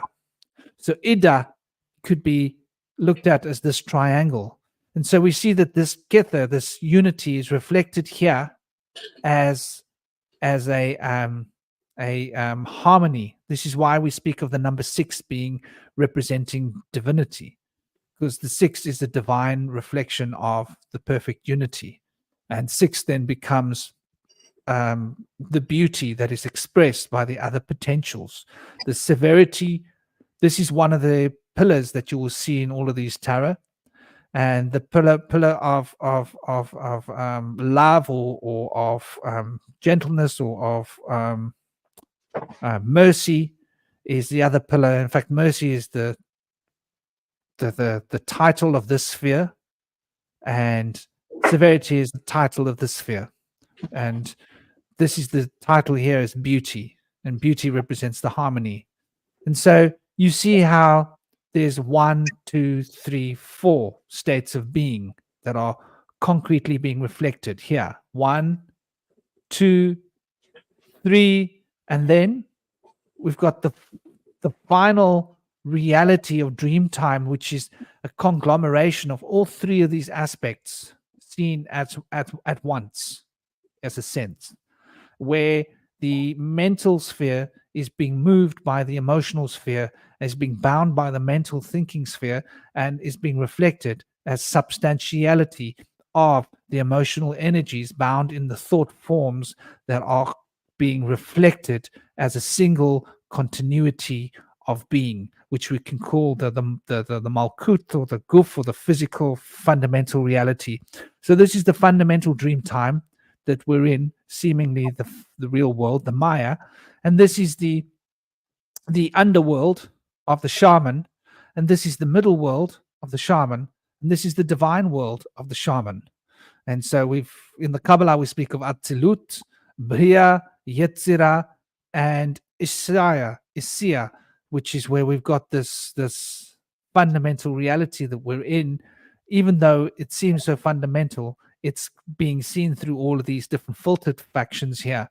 And so these 3 states of being are the fundamental, and the harmony and the balance of the polarity. Now, from a Kabbalistic perspective, Western occult cosmology, the middle path is the fastest way and the safest way towards getting back to this fundamental unity, the crown, Kether. And there's this quasi-sphere here, which we call Duhat, which is knowledge. You notice it's not in the tree. In order for Duhat to exist, Kether cannot be. So when Kether is fully matured, it acts as if it's a sphere within the tree here called Duat. And Duat then becomes the knowledge that we experience in the Visuddhi chakra here, where it becomes an interface between the understanding and wisdom of creation. But this only happens when we're in a state of harmony and balance between the 2 poles here. And so here, these are the pillars in the temples that we will see, and Boaz and Joachim. These are the 2 fundamental pillars: the pillar of mercy, the pillar of severity, and they are bound by beauty. And beauty is what we find on the middle path, which is bringing us back to what the Buddha was teaching about how the fastest way towards embracing a sense of unity and a connection between all things is when we move towards beauty. And one does this by going into the foundation of things. And the foundation of things could be considered as moving through the feminine reflection of the masculine, in terms of understanding what is important, prioritizing in our lives what we need to focus on. It also relates very much to, and this is where that name El Shaddai or El Shaddai will come from, that we've noticed as being a very, very old name relating to the divinity. And this process of moving up here will take us the fastest direct route. One can find it on the left-hand path, but the left-hand path is often related to the dangerous path where one can sort of lose oneself in the infinite spirals of the number 8, which physically will reflect as Saturn, but also has shadowing reflections as the element of mercurial devotions, because when we excessively use Saturn, our mercurial nature becomes triggered. This is how the will, and the more you use your will, the more you're going to think about it. This is a fundamental connection here. And the right-hand path is the path of victory, which can often be related to an element of the lunar potential, though in the way that an element of the lunar potential relates to an element of the Venus. And this is how we see the connection between the Cancer and Libra. Here, one face of this is Libra, one face of this is reflected in Cancer, the seventh sphere. And so the seventh sphere will take us to the point where we will lose ourselves. If one is taking drugs and one is embracing everything and one is enjoying good food and one is just living it up and partying and mirth, that's this right-hand path. If one is fasting and one is just practicing meditation all the time, and I've been down both these paths. I've been on the right and the left path, and one is practicing that extreme austerity, one will be on the left-hand path. And when one finds to embrace the family values and going into society to practice the karma yoga and apply what is learnt on both of these paths, one will be able to find a union and a balance that will take one to a state of harmony. I feel like I've spoken too much, but what do you guys think about these ideas? I love that you're showing the value of the two sides of being like the two pillars, and then the union in the center path. But I noticed that this labyrinth does not show the Sephirot of Da'ath, the root. Were you mentioning that earlier or no? Yeah. I mean, okay, so the Duat is, it's hard to explain, but Duat and Kether are the same thing. Oh, okay. But Kether is something that is unobtainable. It is of the supernal realm of the mentalist sphere. But when we start to touch on the wisdom and the understanding, and they find the harmony of the balance, then the Kether becomes reflected in the Duat. So the Duat exists when the Kether does not exist. But that is when we are in a state of enlightenment, we have perfect knowledge, because Duat means knowledge. Yeah. So this is why it's not a sphere, but it is a sphere, because it isn't a sphere, but Kether plays the role of Duat, if that makes sense. And that knowledge is the power that we can channel. And when we reach Duat, the whole tree disappears. Actually, this is actually why there's this mystical thing about Duat. When Duat becomes activated, the whole tree is resolved within Duat. Oh, wow. And it's Kether reflected. So you could call that the Tao. Yeah. And it's this Tao which isn't there, because you've got Yang and Yin and Yin. You're constantly moving between Yang and Yin, and you're getting closer to Tao. But when you really find that Tao, Yang and Yin no longer exist. That's beautiful. Because it's just the Tao. It's there between the Taoism and the Sephirotic labyrinth there. Yeah, that's amazing. They're both the root, the Tao. It's the unseen root of all things. And so in order to see things, there must be contrast, but in the root there is no contrast, which is why it's the causal, unseen creator of things, or source, one might say. Yeah, it's a powerful principle. They say in Taoism that you can be one with the Tao, but you can't find it. You won't see it. They say you can never find its face, and you can't find it, and its tail will elude you, but you can be one with it.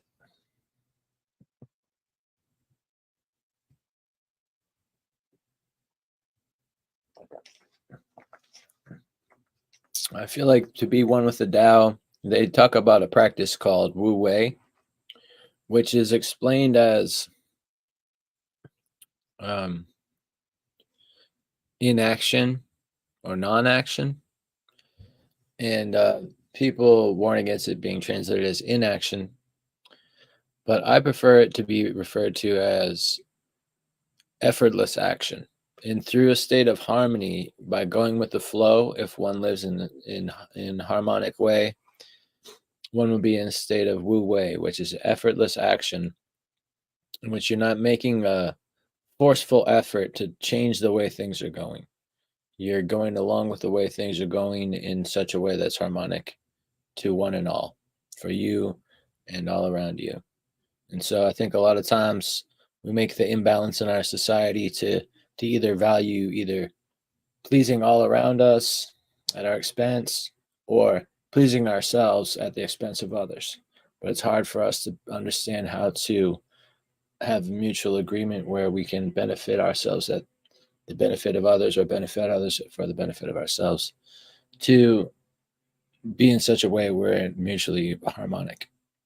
And ultimately, if we can become harmonic in that way with the natural world, nature is trying to invite us back to be that way. We will thrive if we can do that. And what do you think cosmic? You see, like cosmic system sits very well here. What do you think cosmic? Because it's basically speaking a similar language to your system, what you've been taught. Yeah, so I don't know, I think I should probably show sort of like my version of this in my system. Let's see if I can do that.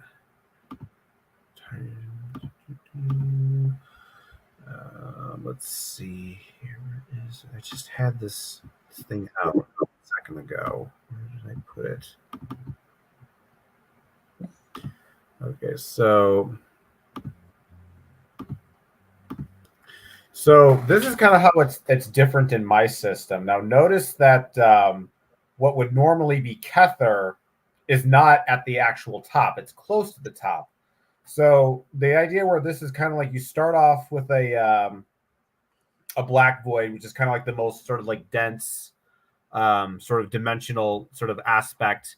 Then you get into the colored voids, which is sort of like I was mentioning earlier, the idea that the white and the black here, they kind of come together. And how I was mentioning the thing with the color was a spiral. That's this Dio symbol. But the idea here is that this is sort of like the white light that we can kind of perceive.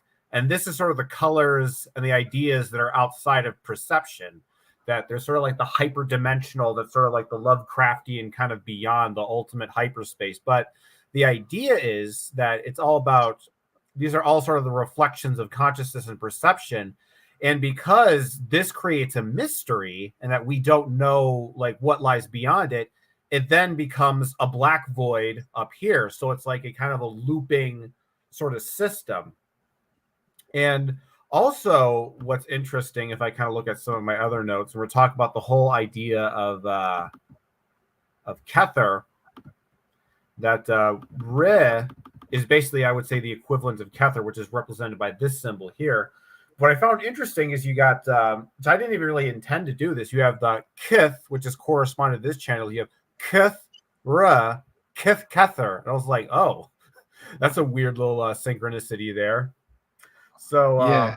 I think the difference, though, with this system, why it's different from Kabbalah, is it doesn't see Kether as the end point. It just sees it as this is sort of the edge of the Zarfex, and that there's a deeper continuum of existence that lies beyond it, if that makes any sense. The Kether isn't the end all. It's just from this perspective, it's the end. But in the Kabbalist cosmology, they speak of Ein Sof Or, and so beyond Kether, there is Ein, Sof, and Or. Ein means nothing, no, and Sof means Sophia, nothing to be known or seen, and Or means light. So it breaks down to like being translated as the light that has no limits, the limitless light that is beyond the light. And so there is beyond Kether, but according to the Kabbalistic system, that's so abstract that you can't consider it while you're in the body. You have to be out there, if that makes sense. I see where this is. So they do actually account for that. This whole reality is like a Zarfax, as you put it. and that there is some unknowable something else out there which we can't really talk about because it's just too damn abstract. Well, if I want to comment on that, Franklin, that's pretty much what Zarfexology, this whole practice is about, is describing. This is a language that pretty much uses to describe those realities that exist outside of the that world, so to speak, which is represented by this image right here. These are sort of the outer worlds that exist beyond what we know as our Zarfex, all these other. But you see what's interesting, like the gate thing I mentioned before, this same kind of pattern of black color, white, rainbow, black repeating itself exemplifies itself in these higher dimensional sort of variations. So it's kind of like, if you think about it, it's like you have maybe you could think of it like a fourth dimensional tree of life, and then that Kether leads to a fifth dimensional tree of life, where you start back at the Malkuth at that fifth dimensional tree of life, and then that leads up to an even higher dimensional tree of life, adso infinitarium, or whatever word using here. I need to stop screen share. Yeah, that's also the same idea in the Kabbalah, that there's a tree of life in Asiya, which leads to another tree of life in Yetzirah, which leads to another tree of life in Bria, which leads to the fourth tree of life in Atzilut. And then Atzilut leads out to Ein Sof Or, which are the three veils that separate us from the next version, hyperspace beyond this hyperspace we're talking about. So like it's and the same concept, we're going to find it in, for example, we look at Vedic school of thought.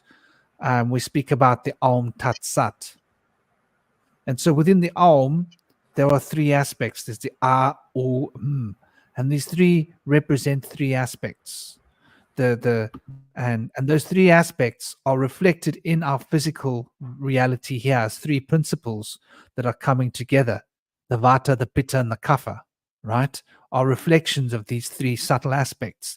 But once we move through these three aspects, combining with themselves to produce 9 aspects, we then find ourselves in that final aspect where we have once again Aum Tat Sat, which is containing these 9 in a principle of 3, which then you can say is the 10th, if you consider it as such a notion.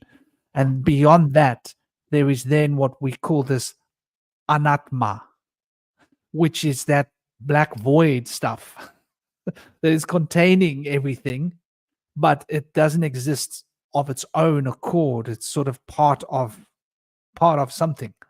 And this is then reflected in the lokas, the heavens, the other universes. And they've mapped out a whole lot of these lokas in the Vedic schools. They speak of all the different lokas. Now, the Buddhist cosmology goes into this as well. I'm not sure how much of it, though, was from the Buddha and how much of it was borrowed from Vedic tradition. And there were 2 different traditions. So we've got the Vedic tradition, which comes from the Rig Vedas, and then we've got the Buddhist system, which seems to actually have its roots in what were those people called that lived in the Indus Valley? They were the because you had the Rig Veda Valley civilization, and then you had the Indus Valley civilization. Anapin, what are they called? Anpin. Anyway, very, very, very old civilization, but that's connected to Persian language. So there's roots of Persian language with the Indus Valley civilization. And the Indus Valley civilization, for example, didn't use horses. But the Rig Veda civilization, they were taming horses and training horses from like many, many, many, many thousands years ago, more than 4,000 years ago. They've been training horses according to their stories for long, long, long. So it's very interesting how Arapan? Yes, exactly. And so I think that this tradition, this Anapan civilization, has connections to the Tibetan, And the Tibetan law is carrying some of that knowledge, which is probably some of the oldest law. The Rig Veda civilization seems to have come after that, but I mean, I don't know. I don't know whether we can trust the historians. I tap out at that point. Yeah, they say that civilization goes back to 7,000 BC, which would be older than Sumer, but not as old as Göbekli Tepe. But I think they suggest in India that those civilizations go back a lot further, like 10,000 or more years back. Also asserting that they were the source of spoken language, written language. I'm not sure which. One or the other, maybe both. But the history of the Vedic traditions goes back billions of years.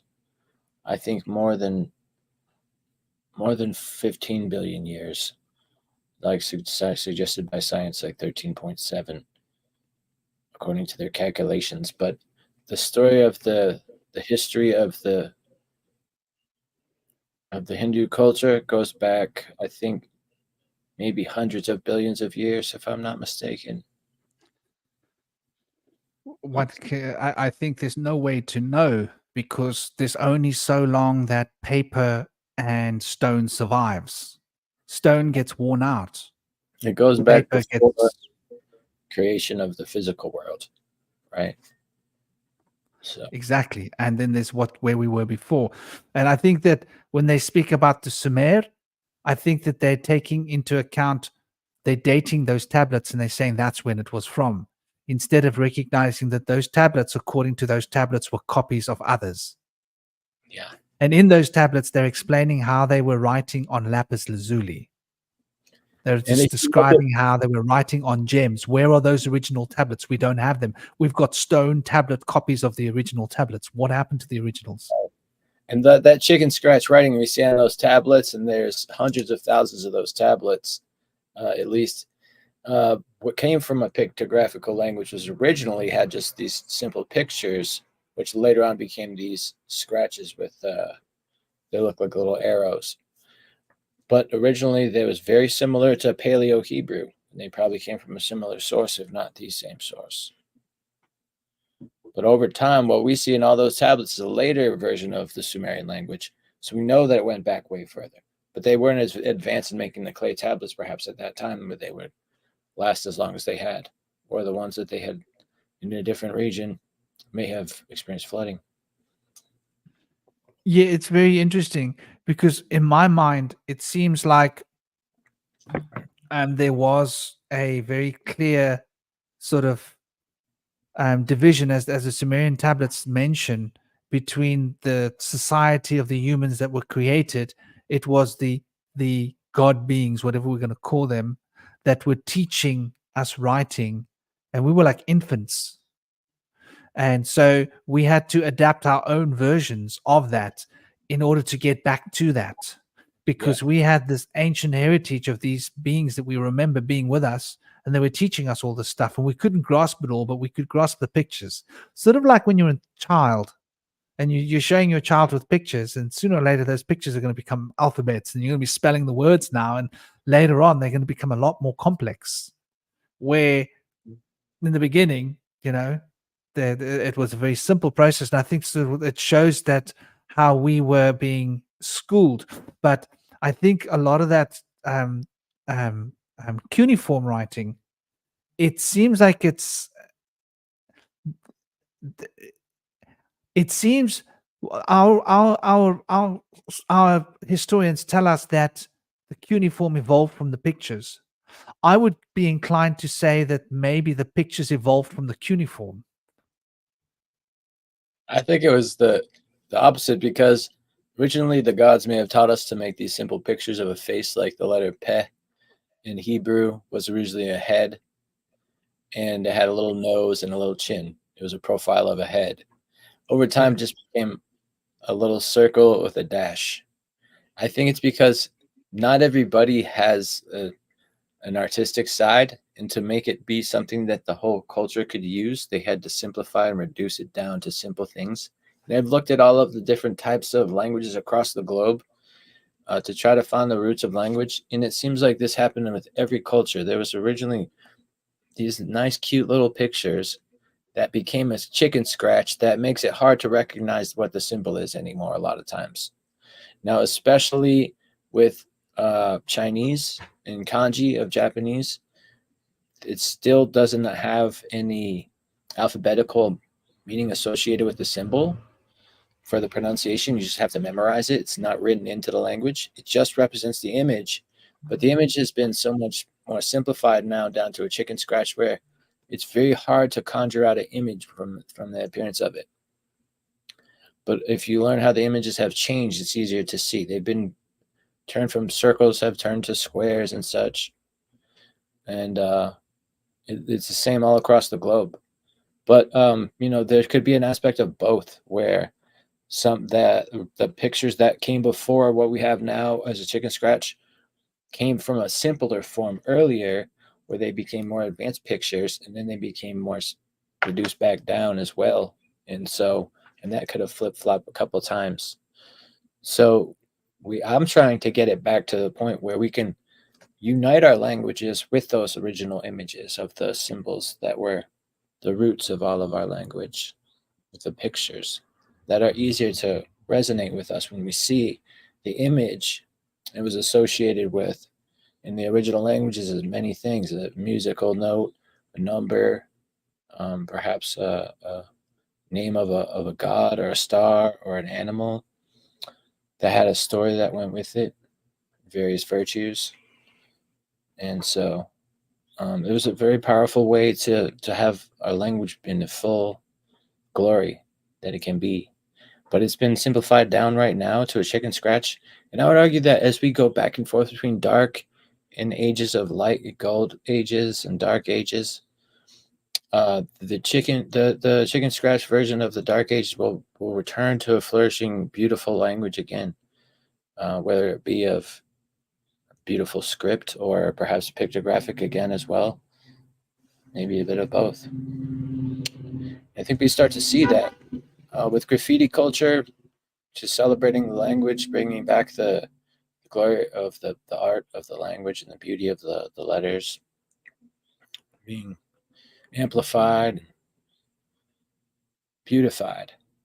You can see language has a lot of power to it. And by giving those symbols a pictographic aspect, I feel like it gives the power of the words much more strength, because picture's worth 1,000 words.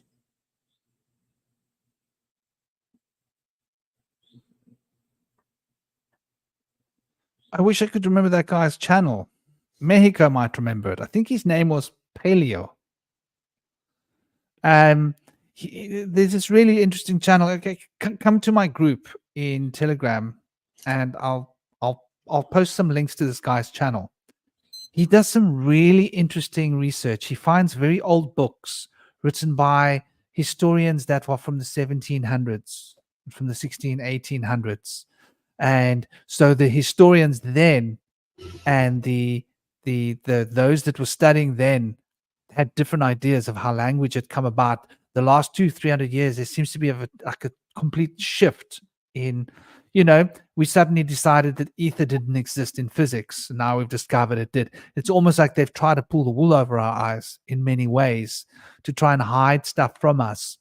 And this is just a perspective that I have. I mean, obviously, if one wants to create and enslave a culture and one is in an aristocracy position, one would want to take away your history, take away your education, take away your language, layer by layer, change the way English is spoken, change the way English is written, change the spelling of the words, change everything step by step till you don't even know where you come from. Because when you look at Old English, you can't even read it anymore because it's a different language.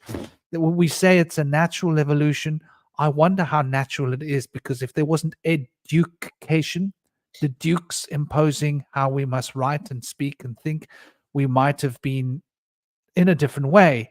I used to fight against learning to spell words in modern concepts when I was in school, and I had a lot of issues with this from teachers, because they were like, no, that's wrong spelling. And I was like, but who are you to say it's wrong? 200 years ago, this was the correct spelling. So why are we now suddenly saying that's wrong and this is right?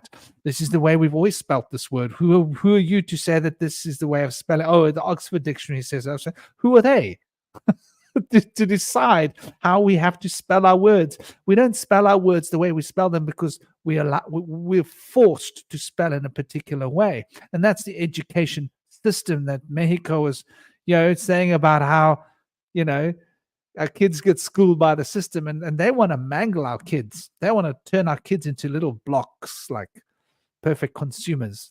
Go out and buy and sell, money, money, money, money. That's how they want us to think and disconnect from our natural, intuitive, who we are to just get along. Because I think that obviously we would then dethrone those that are ruling the banks. We would dethrone those who are ruling the government. We would decide, do we need a government to tell us what to do? Are we really that stupid that we have to be told what to do? We'll start asking questions going, you know what, we don't need them. We don't need these banks ruling our money either. We don't need any of these beings telling us what we can and can't do. And we'd probably start some new form of trade based on gold. There is enough gold in the earth to take it out and use it to trade, literally, to trade with gold. We're not actually mining the gold. They're actually leaving the gold in the earth. So they've got like backlogs of gold that won't be allowed onto the market because they're scared it's going to affect the economy, right? This has been a thing that's been going on. So we could literally have different forms of trade if we so chose. But I do think, and we could have literally metals, different coins of different metals. And then we could be trading virtually these different coins of different metals. And there would have to be a place where that virtual currency could be exchanged for actual metal so that there was an actual thing you were trading with. We could do that. If this banking system was done away with, we could literally trade in copper, silver, gold, like we used to in the Middle Ages. And we could advance it to work with our technology. There's no reason why we can't. So anyway, an interesting video, a series of videos. He speaks about who were the Khazars, the Kaisers in Germany, the Caesars, the Khazars. Who were these Khazars? And in the process of looking who the Khazars were, he starts to uncover language and how much of our English language comes from Mayan. And it's really interesting when you look at these books, and literally what this guy does is he puts the book in front of the camera and he reads the book for you. And he shows you the pictures in the books. And these books were written, these are very old books. And so it's very interesting to look at these different perspectives. The Mayan language has been sort of kept out of the books. How connected the Mayan language is to the Paleo-Hebrew, there's something here, these symbols. And it's very interesting because we see that the Mayans had two languages running at that time. They had a pictorial language and they had a different language. I think that we had two languages in the past in the same way that we had two calendars. I think we had a solar calendar and a lunar calendar. I think we used our solar calendar for money and exchange, and our lunar calendar for personal. Does that make sense? And now they just kicked the lunar calendar out and we only use the solar calendar. And so I think in ancient times we had two calendars that we used, like the Mayans did. And we had two languages that we used. One was a pictorial language and one was a more symbolic language. And that the pictorial language and the symbolic language were used for different purposes. The one was more like communicating emotional things. The one was more for keeping track of the brass tacks. What do you think? Business. Yeah, linear A and linear B. We see that they had both. They had a pictographical version, and they had a more of just a straight alphabetical version. And so how that played out over time, we see that like in the Eastern world, they chose the pictographic aspect of language to stick with and expand upon. They lost the phonetic aspect of language. There's no alphabetical writing of a symbol that represents a sound in the Eastern languages of China and Japan. Whereas in the West, we chose the phonetic aspect, but lost the pictographic aspect for the most part. Although the letter A, when turned upside down, still represents the bull. So it's kind of just been hidden from us. It's still there in a lot of aspects. B was supposed to be on its side. It was supposed to represent the hut of a family next to the hut of the animals beside it. So a lot of that stuff's really still there, but it's been simplified and obscured and obfuscated. But it's all comes from a time when they're all integrated. I tried to share a slide from another one of my blog articles. This is the Atlantean language. It comes from the Basque people. They had their written language taken away, and it was replaced by the Latin language alphabet, like we have. But in this article, I also shows, if you look at these images and then look at the images of Paleo Hebrew right here, you see on the top line, when it was pictographic, a lot of these images are very similar.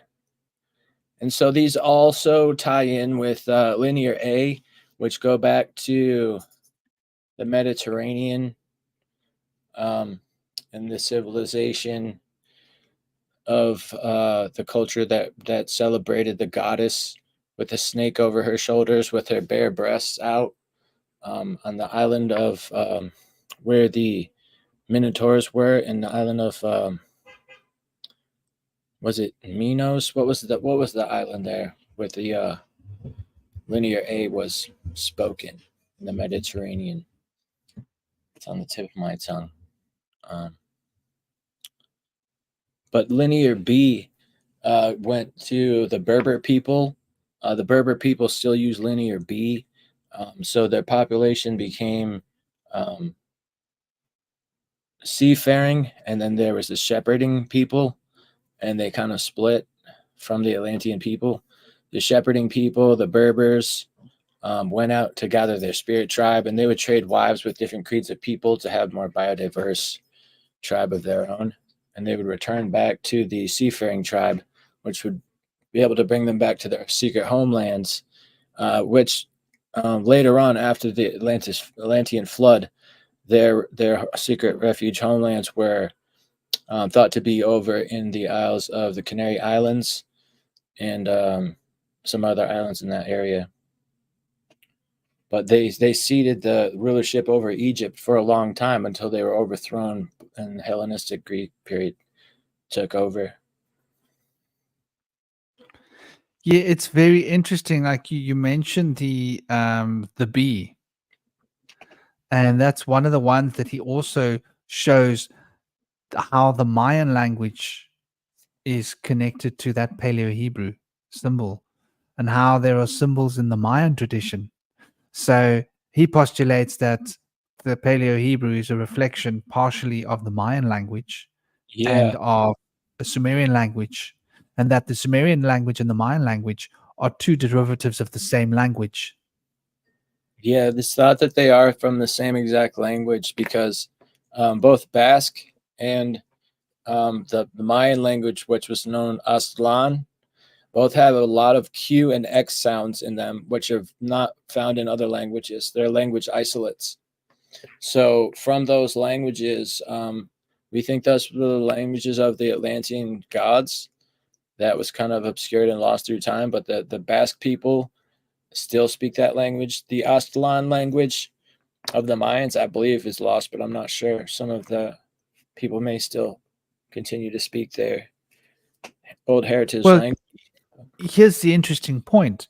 We have a form of Paleo Hebrew spoken by the indigenous Indians of America. Yeah. And so what they are speaking seems to be a derivative of what used to be the Mayan language, I think. So we know by the names of the gods that they still speak. So we know that their language has continued somewhat. But like Quetzalcoatl sounds like that are very common in the Basque language as well, like Ixtal and Quixt and Quilt and Ottel Ixt. and things like that, sounds like that, are very common in both languages, and the writing is very similar as well.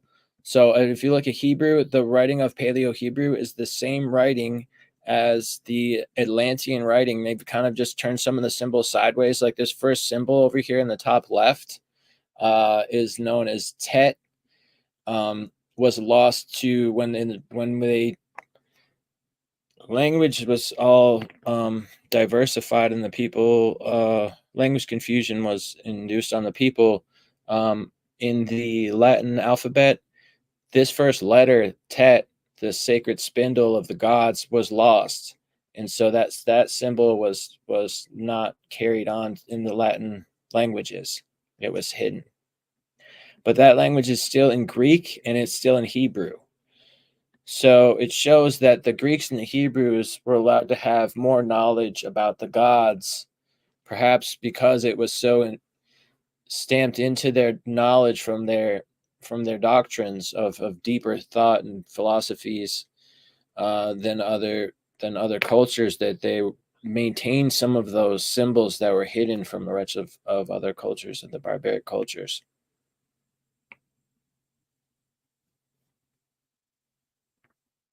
But then over time, these whole alphabets have been taken away and replaced by the Latin alphabet in some cultures like Basque. It's sad.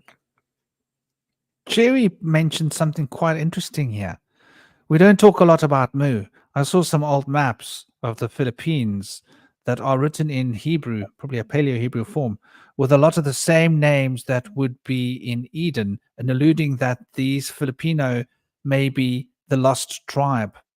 I think that the lost tribe was splintered into lots of different tribelets, and I think we'll be finding evidence of the lost tribe. What do you think about that?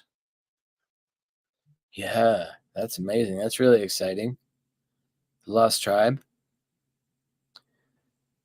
Man. Exactly. And Crete, the island, would also be a derivative. I think that the tribe splintered out. Like catastrophes on Earth cause problems, and people splintered, and little factions of the same tribe showed up all over the world.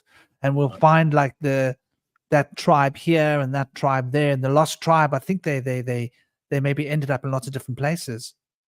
But very interesting. Indonesia is probably something to look at, because there are a lot of ancient legends about Indonesia and cannibals that were coming to prey on them, and tall red being people that were like eating human flesh, and how they were fighting against these cannibals. And when we start to look at the Philippines, there's something quite interesting. Is it not the Philippine rainforest where you've got still people living without rules? What do you call that kind of society? Yeah, all throughout Malaysia and the Philippines and Indonesia, there's thousands of uncharted languages of like wild people living a lot of time in the canopies of the trees there in the jungles. It's amazing. They've found cannibalistic cultures like in Papua New Guinea. They eat the oldest wise member of their tribe to try to keep his soul in the tribe. But it can cause Creutzfeldt-Jakob disease, which is like human mad cow. Creutzfeldt-Jakob. And Bernardine is mentioning Cyprus Island may be Elysian language. And this makes a lot of sense, because I think this language that we think of as being one language, I think they were all around the world. And I think that this has been hidden from us, so that we can't see our roots. In as much as we've had all these historians sitting there telling us what the truth is for so long. And now that we're doing our own homework, we're noticing, hold on, they didn't tell us about this. How could they not? You mean they don't know? Oh, no, they know, but they're not allowed to tell us. Why? Because you don't get your PhD and doctorate if you speak that language, right? You got to follow the narrative, which is quite interesting when we look at it. And English is like, isn't it funny how they called English the language of angels? Engel means angel, the angelic language. Yeah. Don't you find that almost like ridiculous? It is ridiculous. Yeah. Like it's some ancient language of the angels, English, when it's actually this bastardized, mixed up, messed around with language with little bits of all the other languages mixed up, sort of like you're speaking gibberish. Anglo free English. Sure. But Pretty it's very interesting, you know. And Cyprus, interesting that the Cyprus is named after the cypress tree. The cypress tree was very significant to the ancients, was it not? There was a lot of focus upon the cypress tree as possibly being the tree of life in many ancient cultures. Absolutely. And yes, I love that. Angles or angels.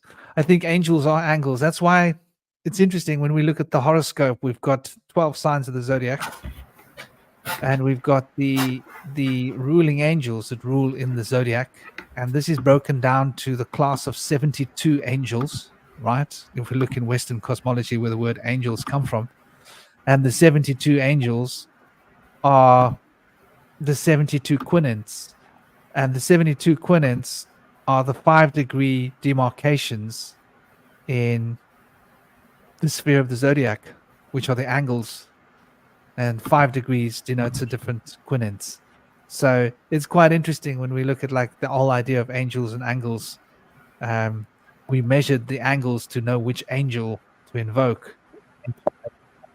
So, since we're speaking about alphabets, I thought I'd present my magical alphabet, and I wanted to comment this because I was when you actually create an alphabet from scratch, you kind of understand sort of the process and the formation as to how the symbols are created, and the way I kind of like in a lot of ways came up with some of these like sounds and like these images is that the image itself sort of like it.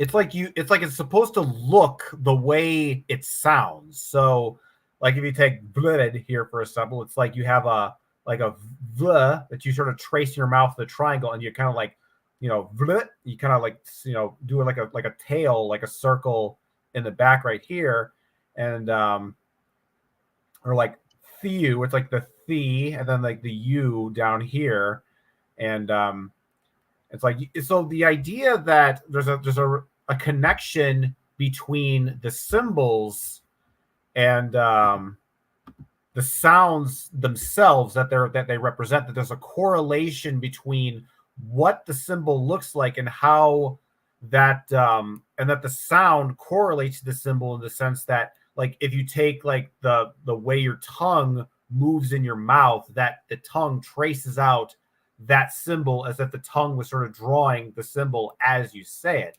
And I think it seems to me what's happened with language is that, language is no longer derived in that way. I would imagine that, magical languages or ancient languages derived that. But you see, when you look at that chart that Indy had before, it's more of a kind of a game of telephone in that there's that sounds that what I'm saying is that the symbols are no longer connected to the sounds that they actually make. And so there's the varying levels of change and abstraction. And I'm wondering, if that's like,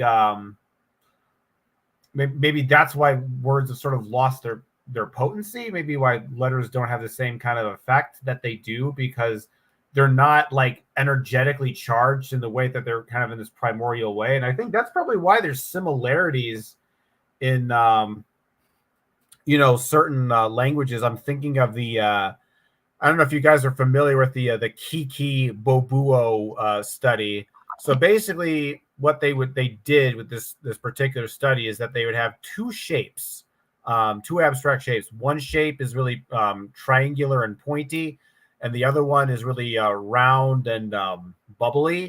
And almost universally, everyone says the sharp shape is with Kiki and the round bulbous shape with Bubo. And I can't help but think, and I don't know why more people don't talk about this, that the relationship between, the sound and the symbol reflecting the energetic nature of the sound isn't more talked about in the acquisition of language. Because I think if language is derived from that way, then it's easy to kind of ascertain why you can find similarities in other languages, because there's the same kind of energetic, sort of like current with like basic symbols like triangles and circles and stars and crosses and so forth.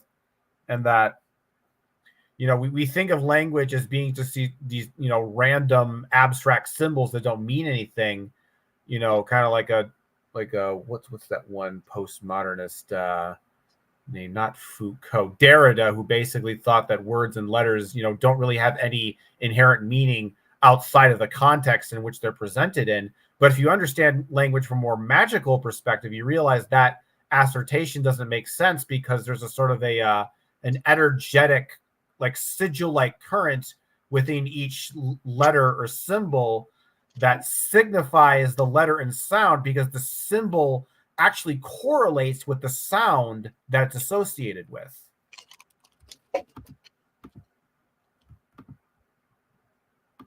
I think that's on point, brother. I think that's so poignant.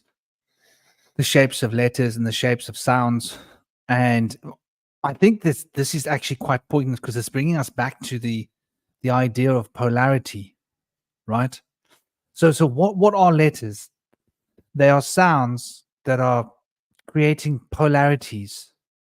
So we communicate by the most basic form of communication is Morse code.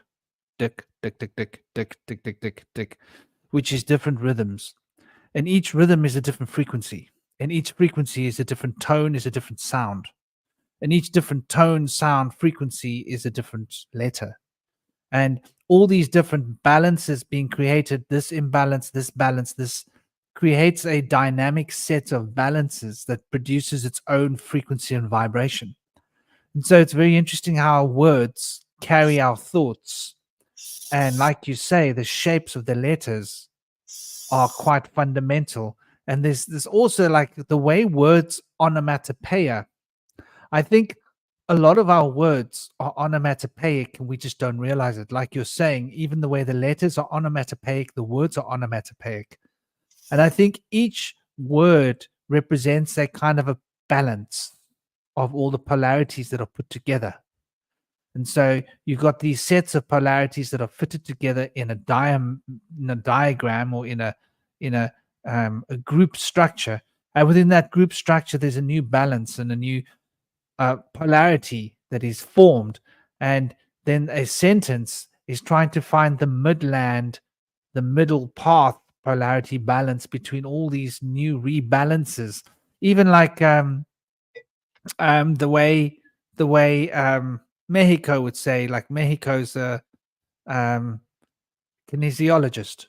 So it's all about balancing, rebalancing, of course, she's always doing her balances, that's what kinesiologists work with.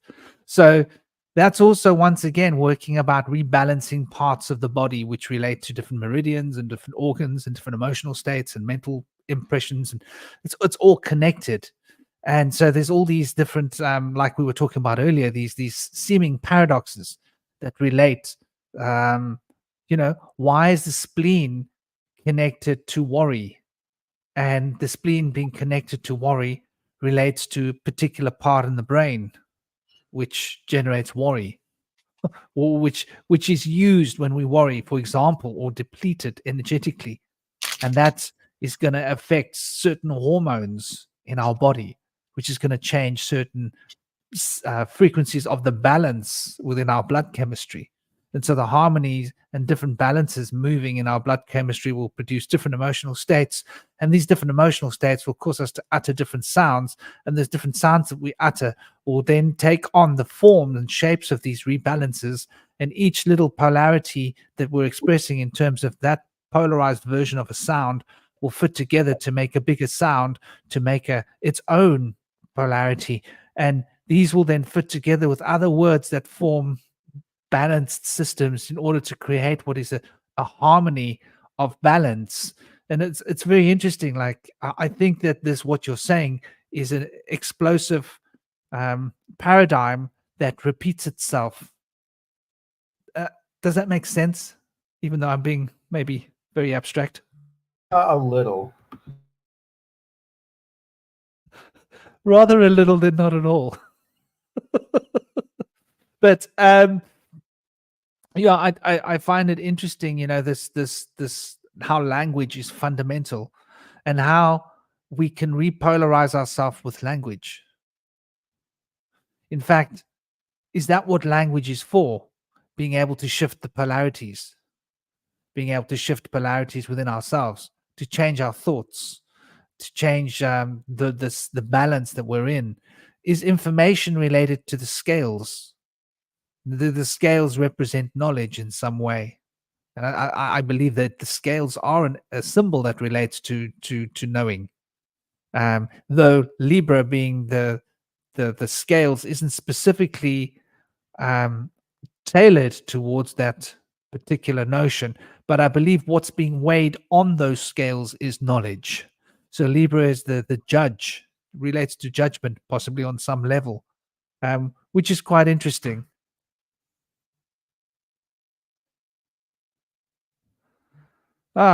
Yes. Mexico's adding in here that in kinesiology, they have to make certain sounds with certain balances, with certain organs and different emotional aspects, currents that have to be balanced in the body. So I think it's really interesting, And Wakiki, the Kiki actually means bubbly. Wakiki. Doesn't that sound like what it means, by the way? Wakiki. Bubbly. Like, how do you say hubbly bubbly? Do you say Wakiki kiki wakiki? Is that a hubbly bubbly? I don't know. But that's interesting. Kirana, bubbly, and calm, protected, cause Ana, the Waikiki side of the island. Well, that's interesting. That's fascinating. Yeah, I think this is also bringing us to an interesting point here, something for us to look at and consider. Is the way in which we have become stuck. What is being stuck? Energetically, emotionally, mentally, in life, physically. Why do we get stuck when we feel like we can't progress, when we feel like we're being limited? And what would you say, dear Cosmic? And I don't know if Indy's around, but what makes us become rigidly stuck in life? Well, lots of things. Sometimes that's like, being stuck in a particular paradigm of thought, a paradigm of ideology. But I think, maybe it's kind of more literal. I think sometimes we just get, trapped in emotions. We get stressed out in life. We get sort of like, we worry about stuff, and that kind of paralyzes us, kind of both physically, mentally, and emotionally, and I don't know. It's like, that's a good question to ask, because I kind of wish I knew some of those answers myself. I feel like ultimately we make ourselves stuck, but it's easy to blame various other individuals or parties for our problems and issues. So I think a common theme is that people might blame their parents for their issues. Some people might blame society in such that like men are not really allowed to cry. So one man might say, like, I always felt like I was less of a man to cry, so I never would let myself. Then when they finally let themselves cry, they release all this pent-up energy that they had carried for so long that blocked their right brain, so that they couldn't really open their intuitive faculties and think creatively so much with that blockage. And they never really would realize that until they finally see the light with their full capacities being restored and opening up their shadow into the light. Sometimes it's because you say, "Oh, I wasn't supposed to." Maybe your parents said you should, but your peers said, "Oh, you're such a pansy, you're crying." So a lot of times it could be peers. It could be, sometimes you could think, "Oh, my father was such a coward, and I wanted to be so macho or something, or vice versa. He was too mean and tough. I want to be more sweet and kind. So it could be a lot of things. But when you want to change somebody else and you say, oh, they made me this way because they were that way and I became their shadow, or I followed in their footsteps, the other situation that you could be in, you can't change those people, and you can't really blame them for your problems. If you want to make things better, if you want to forgive them for your own sake, you can let that resentment go, and then you can start to work on your own self-mastery. And if you felt like you turned out a certain way from how you were programmed by society or your family, you can reprogram yourself. And it starts with being able to forgive the person you previously blamed, then ultimately to forgive yourself for having to fall into that path, and then thanking those people for putting you through it to be able to help you. As long as you had that guidance system running for you, you didn't have to do things for yourself. Now you're able to create a guided system for yourself. And so you have to thank the people that got you there, and thank yourself for being able to go through the steps that it took to live in denial and then finally come into the light when you did. Better late than never. When you can discover yourself and open up your suppressed emotions that were pushed down. There's a whole thing that can play out with this. It can be, depending on the individual, a lot of different things could be to blame, so to speak. But ultimately, when you can start to look within and understand that how you respond to things is your decision, you're not a product of your environment. You can change your environment. You can change the way you respond to your environment. It's not easy, but it's very rewarding, and you can do it in a balanced, harmonic way. Balance being key in this situation. That's beautifully put, brother. I love it, and I think it's very poignantly fundamental to understanding liberation. The first point, taking responsibility, and that's quite interesting, because while you were talking, I was seeing. I can't explain what I was seeing because it's a concept. I see it as a picture, but I'll try and put it in words. I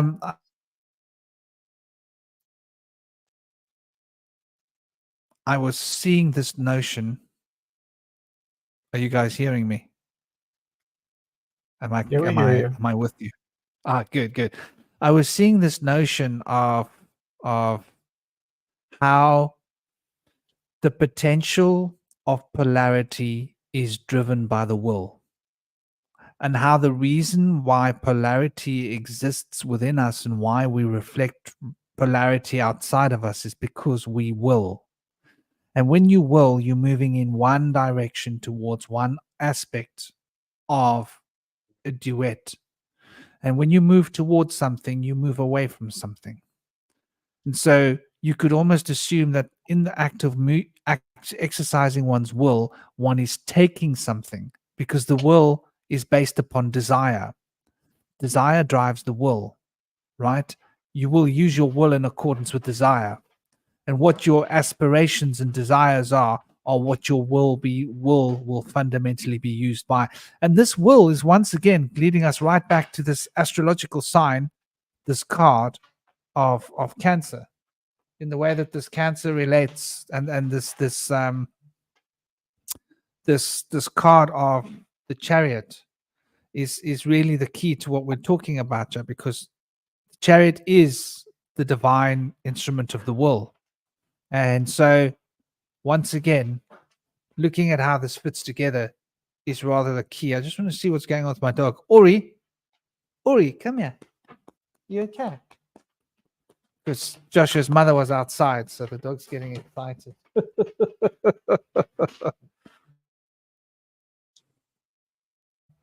Okay, he's picked a spot behind me. I don't know if you can see that.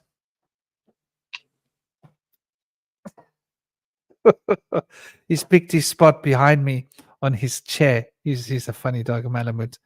He wanted to see what was going on outside because he gets like protective. Is there someone around the house? But the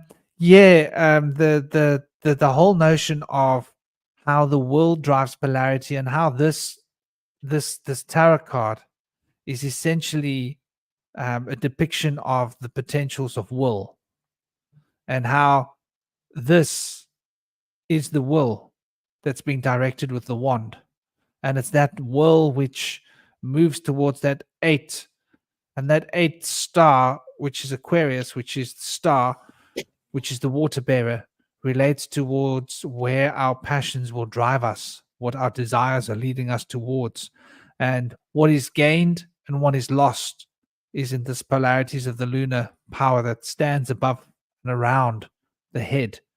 And so these two aspects of a passion is the shadow of our passion and our passion, which is that obvious part of the conscious awareness that we know where we're going towards, but then there's that deeper emotional current that's driving that, and together they seem to operate together, but they seem to move in opposite directions. All of these concepts are sort of embodied in this tarot card, and so it relates to the will, and that will is also what creates the polarities that takes us out of the Tao. So it's why I think many masters in the past have said non-doing, right? To be in a state of non-doing is to find a state of peace. When you're not choosing what you want to do and what you desire, and you just sit, you can find that acceptance. And you mentioned forgiveness. And acceptance leads to forgiveness, because they're like two parts of the same machine from my perspective. And when we look at the word forgive, forgive, the will, it receives what is achieved by the expense of the passion and desire. And so what we receive is what we take from the will.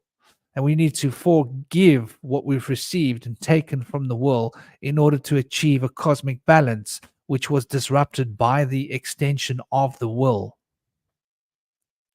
What do you think? I thought I'd just add to, the concept. I see you've got an image here, Indy. Yeah, it's the same one. You got a map of world mythology here. I've got a few images here on this one.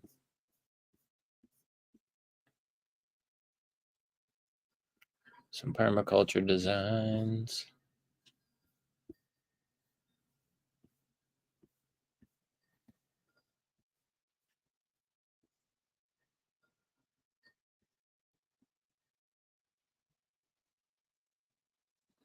Zero-point energy. Interesting that we get to zero-point energy when we're talking about polarity and balance. Not a coincidence.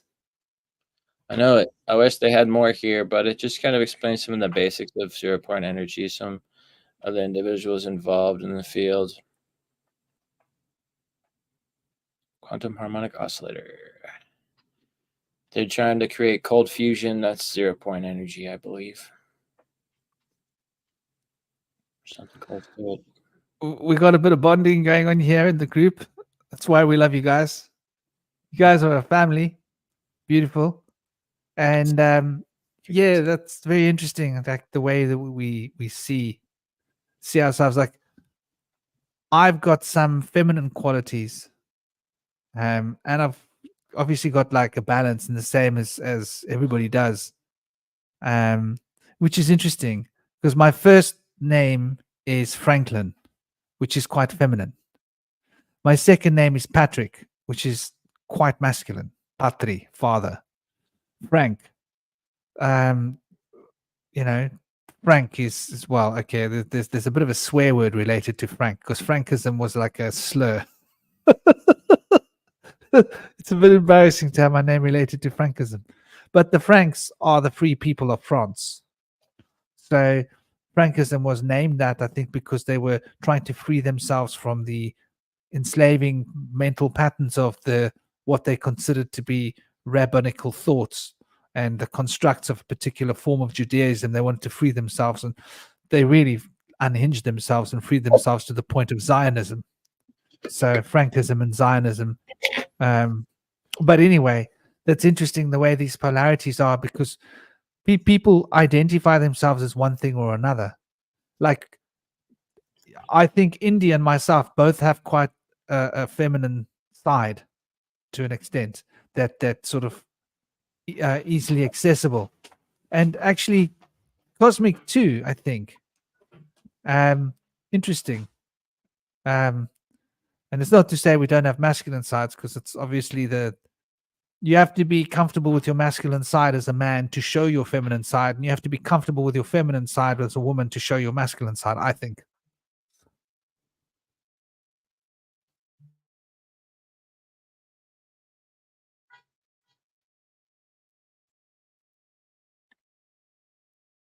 Yeah, I think so too. It's good to have that balance and that integration of the subtle aspects of the other gender. Like Frank said, in the Eastern understanding of yin and yang, yang being associated with masculine, masculine is said to be direct and focused on one point ahead, whereas feminine is said to be indirect and so more mysterious and more complicated, so to speak, or dynamic, one might say. By taking an indirect approach, one can use different aspects like precaution, preparation, things of the such that the masculine aspect don't really take into advantage of, don't really consider the value of. And I feel like the maternal aspects of the feminine aspects have not really been illuminated in our society. One of the ways in which we see this is that in psychology, most psychology is about the human as an animal and following its behavior, or understanding the behavior as a chemical reaction. But there's new aspects to psychology, like emotional psychology and social psychology. So those aspects kind of reveal some of the hidden aspects of the woman's mind. And so one might say that women have tested to have a much stronger emotional and social intelligence than men typically. And so that's why things like this haven't really been around. Things have been mostly masculine oriented. But when we see things that start to value the powers of women and find that they are more superior to the men are typically unaware of their insecurities, because we really don't have much of a parental investment. We're here to provide our seed. And so in order to become more substantial, we have to provide something more than just our seed. And so we try to be the smartest and the strongest and to protect the women from the dangers and the most brave. And in doing so, we're trying to prove to ourselves that we're worthwhile. But I think in some situations that gets a little out of hand, where we become too domineering and controlling of the environment, and we put the what we're trying to protect into dismay. So one has to consider where balance can come in and make masculine less hostile, less aggressive, less cutthroat and violent, with a little bit more compassion, understanding, and a little bit more positive reinforcement. In the article I suggested earlier for people to check out, it talks about how a male parental figure can become a little bit more agreeable from being overly strict and imposing consequences and punishments, to becoming giving more positive encouragement. It can help a child to shift from seeking negative attention to seeking positive attention. So like little shifts like that, by imbuing some of the aspect of the opposite, maybe not overtly by the way we appear, but maybe so, but also subtly by the way that we act and the way that we think, and the way we behave and the way that we treat others, can be very helpful to have that harmony, that balance, and welcome others towards us. Instead of like a father that's too strict to their children, can be someone that they will want to push away from.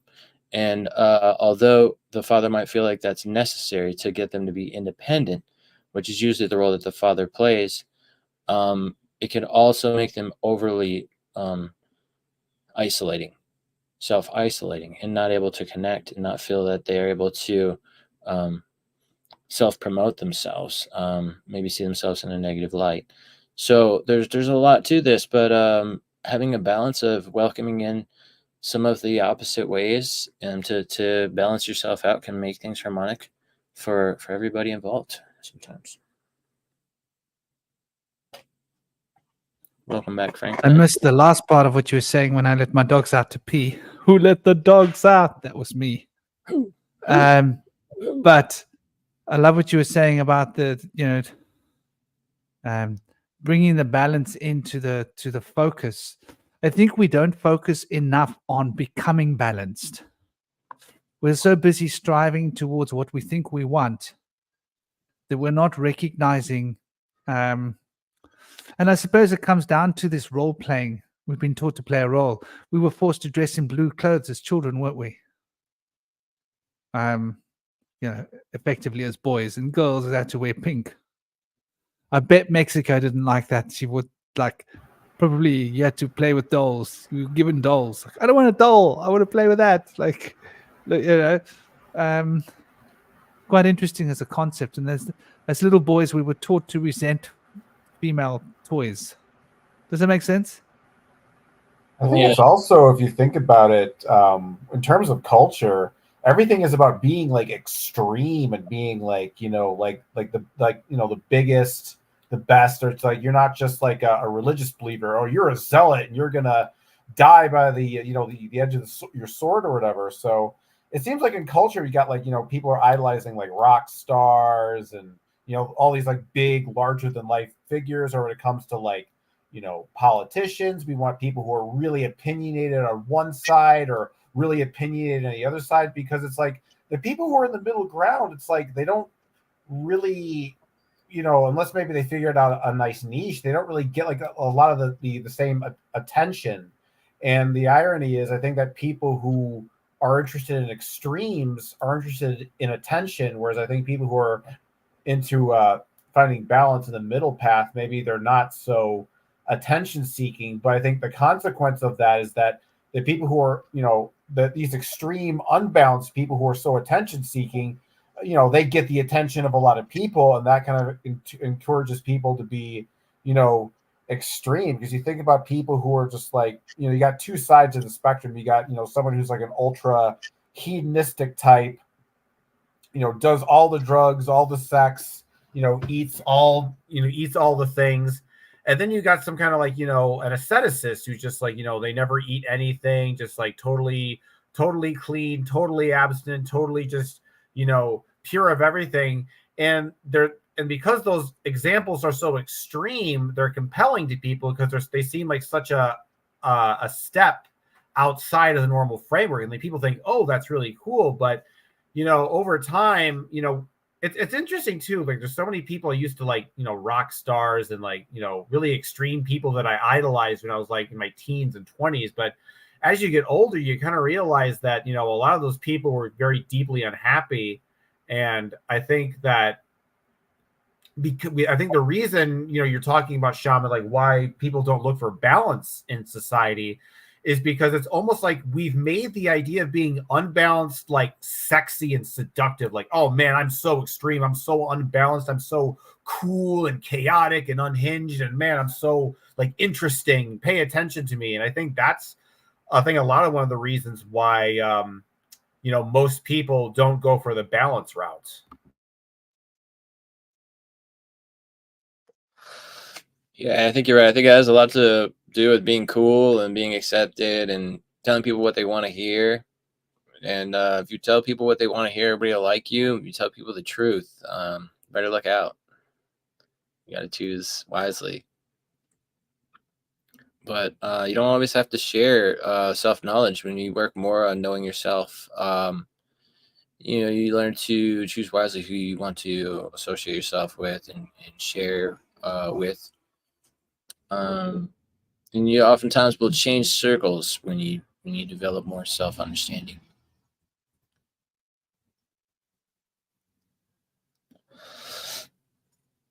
Oftentimes, I it's love the way this image. Sorry, brother. oftentimes a smaller circle, but a deeper one when you've come into more self mastery. But yeah, in this image, it kind of shows they've kind of alluded to this in a lot of memes that people who are a fool or ignorant will think they know everything, and to tell them that they're wrong, they're going to want to fight you. But if you tell a wise person that they're wrong, they will thank you. And so in this way, people who have a very fragile worldview will be very defensive of it, and very hard for them to integrate other understanding with their small worldview. So those people oftentimes will refer to gossiping and talking about people they know, and it's hard for them to talk about higher principles. And so when those people develop to become deeper thinking and maybe come to expand beyond their circles and explore to have a deeper, wider understanding of wisdom, they might come into an understanding where they like to be corrected, and they appreciate when somebody tells them that they're wrong so that they can learn from that and they can expand. They wouldn't necessarily always have to say, oh, you're right, I must be wrong. But they could consider, oh, thank you for, informing me that I may be wrong, and I can look into this and I can learn from this. It's a different response from, you think I'm wrong? Well, I'll take you outside right now if you think I'm wrong, which is why they don't talk about politics and religion in bars, because oftentimes when you're drinking, it will reduce your ability to think intellectually at a high capacity down to the point where you'll be more defensive of your own belief system, and it'll be harder to integrate new ideas. Now, if you go into a cafe where people are drinking tea and smoking a hookah, they might be able to go explore more of those political and religious ideas and not be offended and have to fight over it sometimes. Or in an environment where everybody's smoking cannabis, they'd probably be speaking about those ideas, and everybody's like, yeah, man, I don't know. Everybody's like, yeah, you could be right, dude. You can see why it's shunned in our society, because of that exchange of information being allowed with psychedelics, where with things that are lowering our energy and our vibration, like alcohol, it's going to keep us in a divisive way. We're pushing each other away from each other. We're not working together. Yeah, that is interesting. Like you said, that's been moved. This pendulum of polarity is what I'm seeing. And I'm seeing that what you mentioned is that fragile worldview, or that fragile sense of self-esteem, which I think are the same thing. The one side of the pendulum swing, it's a fragile sense of self-esteem. On the other side of the pendulum swing, it's a fragile sense of worldview. And I think that both of these are touching the circumference of the circle. And both times, if a pendulum swings, that's when you can affect it the most. When it stopped swinging and it's almost just stationary in the earth, like in the air, you can move it easily. But if you try and move it in the middle of its swing, it's got so much momentum that it's going to knock you out of the way, if that makes sense. And so I think when we're in our state of balance, we've got so much momentum that anything that tries to destabilize us just gets moved out of the way, if that makes sense. Like the emotion wants to make you react, but you can't react because you're too much momentum being who you are. So the emotion is just knocked out of the way. It's like you just observe, oh, there's this emotion. Where if you're on the edge of the circumference, every emotion is going to push you this way and that way. And you can literally see how that works in terms of momentum and movement and dynamics of mass displacing. And so as above, so below, this polarity of the fourth law of Hermes stands true, that we can see it reflected in something as simple. And here we go back to paradox, metaphor and paradox, how they touch. That the paradox that we are literally swinging pendulums, and that swinging pendulum can explain basically how our emotions work, even though our emotions technically have nothing to do with a swinging pendulum, but it works in exactly the same way. There's this law of correspondence that's connecting all of these different things. And when we're in a state of balance, that's when we're able to interact with these different principles, because we're able to be alchemists. Yeah. Yeah, I we're love. able to. Yeah. There's that. That reminds me of Ganesha, the remover of obstacles. Just running through obstacles like with the great force and power of your what were you saying? The perpetual energy. Can't think of the word. When you're moving along Potential energy. and you can't what's the Kinetic and potential. no it's not you. It's your momentum. You got momentum moving. Momentum. Yes, yeah, that's an That's expression of momentum. kinetic energy. Yes, momentum is moving along and with your swing and your pendulum because you're covering all that area and you're wiping away anybody who's trying to stand in a track. You're kind of knocking them off place. And I think that's kind of like a lot of the things I try to do is I try to expand my mind and try to understand other people. And in doing so, I try to listen more. But when I speak, I feel like a lot of times people aren't receptive to more of an expansive worldview sometimes because it's hard for them to understand sometimes or integrate with their own. So it's natural for them to push it away. But I don't want to plow people down, but I feel like what I do is I will make people start to question things and then be able to expand their own minds. And so I feel like that is a valuable thing for us to do. It's kind of the Socratic method to help people to begin to question things and begin to customize their own worldview for what's best suits them. You know, one exercise that I kind of like to play around with is that I think of worldviews as actual worlds. Like if we took the human imagination, the human like collective dream world, and each belief system is almost like a continent on a planet or something like that. Because the thing is that when you challenge someone's worldview, it's almost in a sense like you're destroying their actual world, and that's why they get defensive. It's like this is my home territory, this belief system, and when you challenge it, it's almost like that world starts to break and crumble, and they get very defensive and they try to protect it just like any other organism would protect their habitat or their nest or whatever. So. And I think too, when you start to see like worldviews as like different dimensions or different worlds, in a weird way, it's like they don't have as much power over you. What's interesting, I was talking to my Fae friends about like different belief systems, is that the thing that gets you trapped in a line of thought, it's not just believing in something that keeps you trapped in a certain line of thought. Arguing against something all the time also keeps you trapped in that belief system. So if you're like, so the idea, like think about Christianity, like let's say that's a world, that's what's one of these worlds, like it's a whole universe where you got God, the angels, Garden of Eden, purgatory, heaven, hell, the whole 9 yards. And if you believe in that, you basically kind of fourth dimensionally align yourself with that particular universe.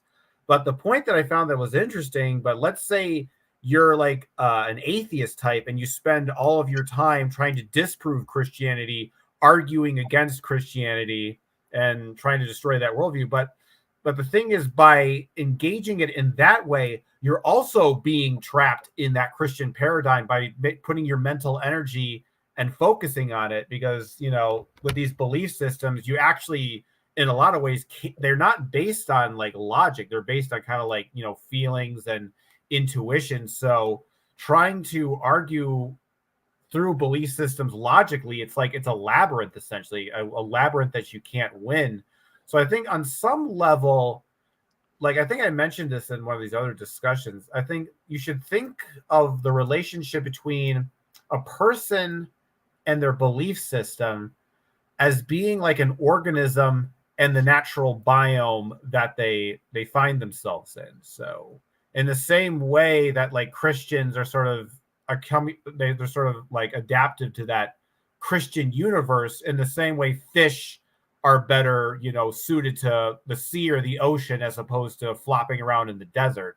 So when you take that into consideration, I think you can have a lot more compassion for different people's belief systems, because you realize, instead of thinking, oh, I know the truth of Hermes, and we're all one, and I got to let people know what the real truth is because they're oppressed by this belief system. But you sometimes have to take a step back and you realize, like, well, wait a minute, maybe I think that this is wrong in some way. Like, I, for one, disagree with Christianity, but at the same time, I can see how people who have a specific type of temperament and a specific type of way of orienting their thoughts and feelings, you can see how that sort of paradigm might be useful for that person, but maybe not useful for a person of my temperament who, often questions a lot and plays with really strange ideas and doesn't like his imagination to be put into a box. But when you recognize that, you don't go into the situation thinking, oh,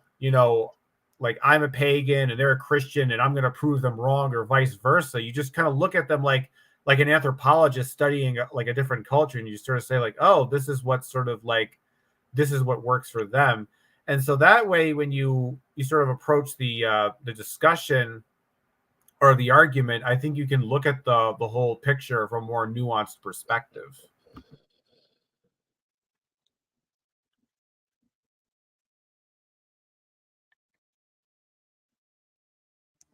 I love that, brother. I do indeed. Sorry, it took me a while to turn my mic on. I love this image that Indy's got here too, and I think it's possibly that we are our own prison keepers, and I think that's why we don't expand these nuances, why we don't embrace it, because we're so afraid of change. And I think one of the reasons we're so afraid of change as a society, as a people, is because we've been told that our history was fraught with so much, we were so bad in our history. And so we're holding on to this civilized way of life that we think is so high and mighty. And I think that on some subjective level, it causes us to want to hold on to our lives that we've got because we're so scared of what could happen if it changes. Like even people in an abusive relationship won't leave the abusive relationship because they're scared of change, even if it's hurting you. Isn't that interesting? How we as humans will do that. You've got this really lovely image here. What is this, by the way? Yeah, this is an image of the full self, showing the barrier of the liminal, where the subconscious is divided from the conscious, and we see these projections that are rearing up from the inside, where the true self is hidden within. And those projections can vary from, oh, I'm a victim of society, and they made me like this, or these people are the problem. We need to take them out of the world. And when we change that, then everything will be better. I'm going to work at changing them. Whatever you're trying to do, these projections might be something that you're focused on. Is a denial of self-mastery is something that when you can change within, these things will not bother you as much anymore because you've corrected yourself and protected yourself from falling into those ways. You might feel that you might be protecting yourself from stepping into that path, and so you're against them. But like it was said earlier by Cosmic, you're also in their circle by antagonizing them. So by allowing yourself to calm that down and not work on your projection so much and allow your true shadow self to emerge, the ego does not hold the wheel anymore. So the ego takes the passenger seat at that point, and when you've made that shift in your shadow work and your development of your self-mastery, where you're no longer fixated on the divisions of things and the what's called external locus of control, and you develop more peace within from taking which was your inner turmoil from suppressed emotions, from trauma, whatever it may be, from socialization. And instead of facing those issues it's easier to use these projections for some time and live in denial until we really develop the wisdom to understand what's really going on. And a lot of this stuff is hidden from us, so we don't really find this stuff unless we look for it. But along the way, sometimes some people can clue you in and you might look into it. But it's said that this is not something that's more available for people to delve into. But it's pretty deep stuff, and it's pretty interesting. The anima and the animus in the bottom of this circle here, in the middle circle, where it says persona on the top. The persona is the public self. There may be several personas where you speak differently at work, where differently than when you're out with your friends. And then your anima and your animus is your aspect of the other gender within. So the male will have an aspect of the female, and the female will have an aspect of the male within. That's part of the subconscious. We have that all within us, and we're taught to suppress one and to exemplify the other. So the archetypes are coming up from the subcollective unconscious, in which we kind of choose a role. And I feel like through the archetype that we choose, we then are able to access through morphic resonance, the morphic field, or what I might think of as like a cloud of access to the subconscious, unconscious, collective unconscious mind of ancestors, what you will, perhaps future selves, future aligning, resonating people in that morphic field as well. So those archetypes are very interesting. Jung was referring to several different archetypes that he laid out, that people will take: fatherly role, a protector, the innocent one, several different archetypes. Very interesting.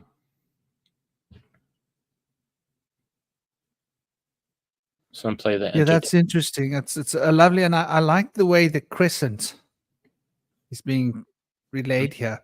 You could finish that and draw that as a crescent with the crescent within a crescent. And so the crescent represents the subconscious, if you look at it, right? And how the subconscious touches what he would call the universal subconscious, what I might call the group mind, or whatever we want to, same word, right?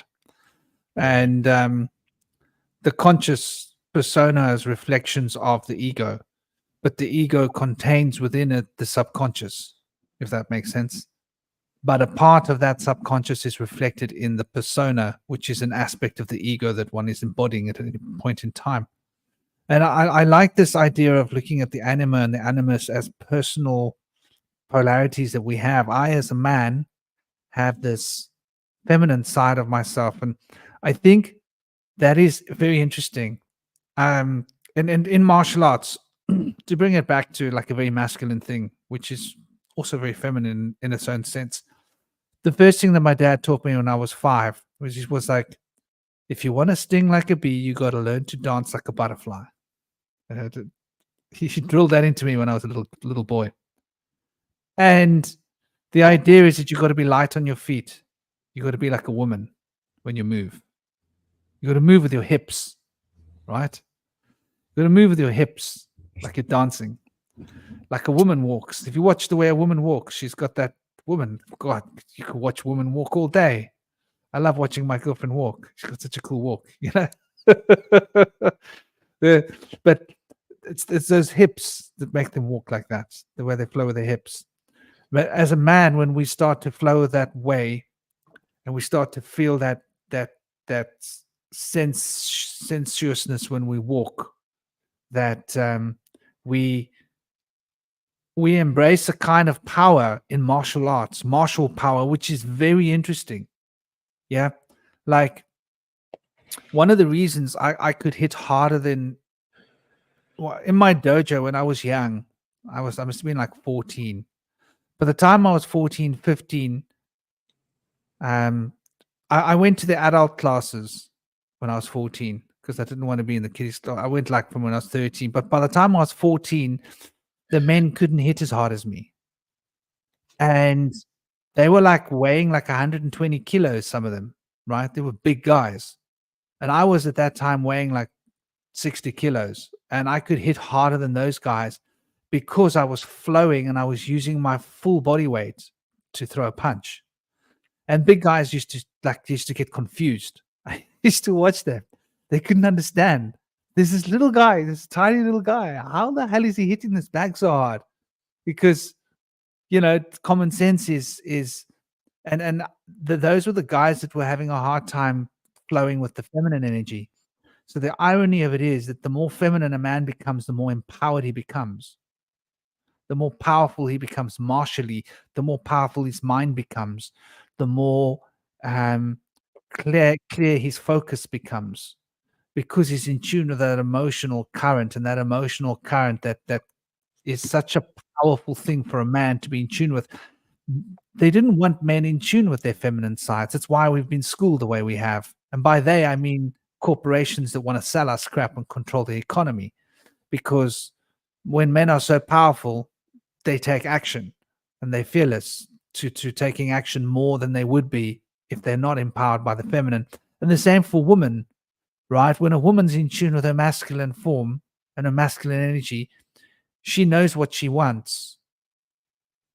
She's not just going to go along with whatever. She becomes her own word. The authenticity, the integrity becomes very strong in a woman.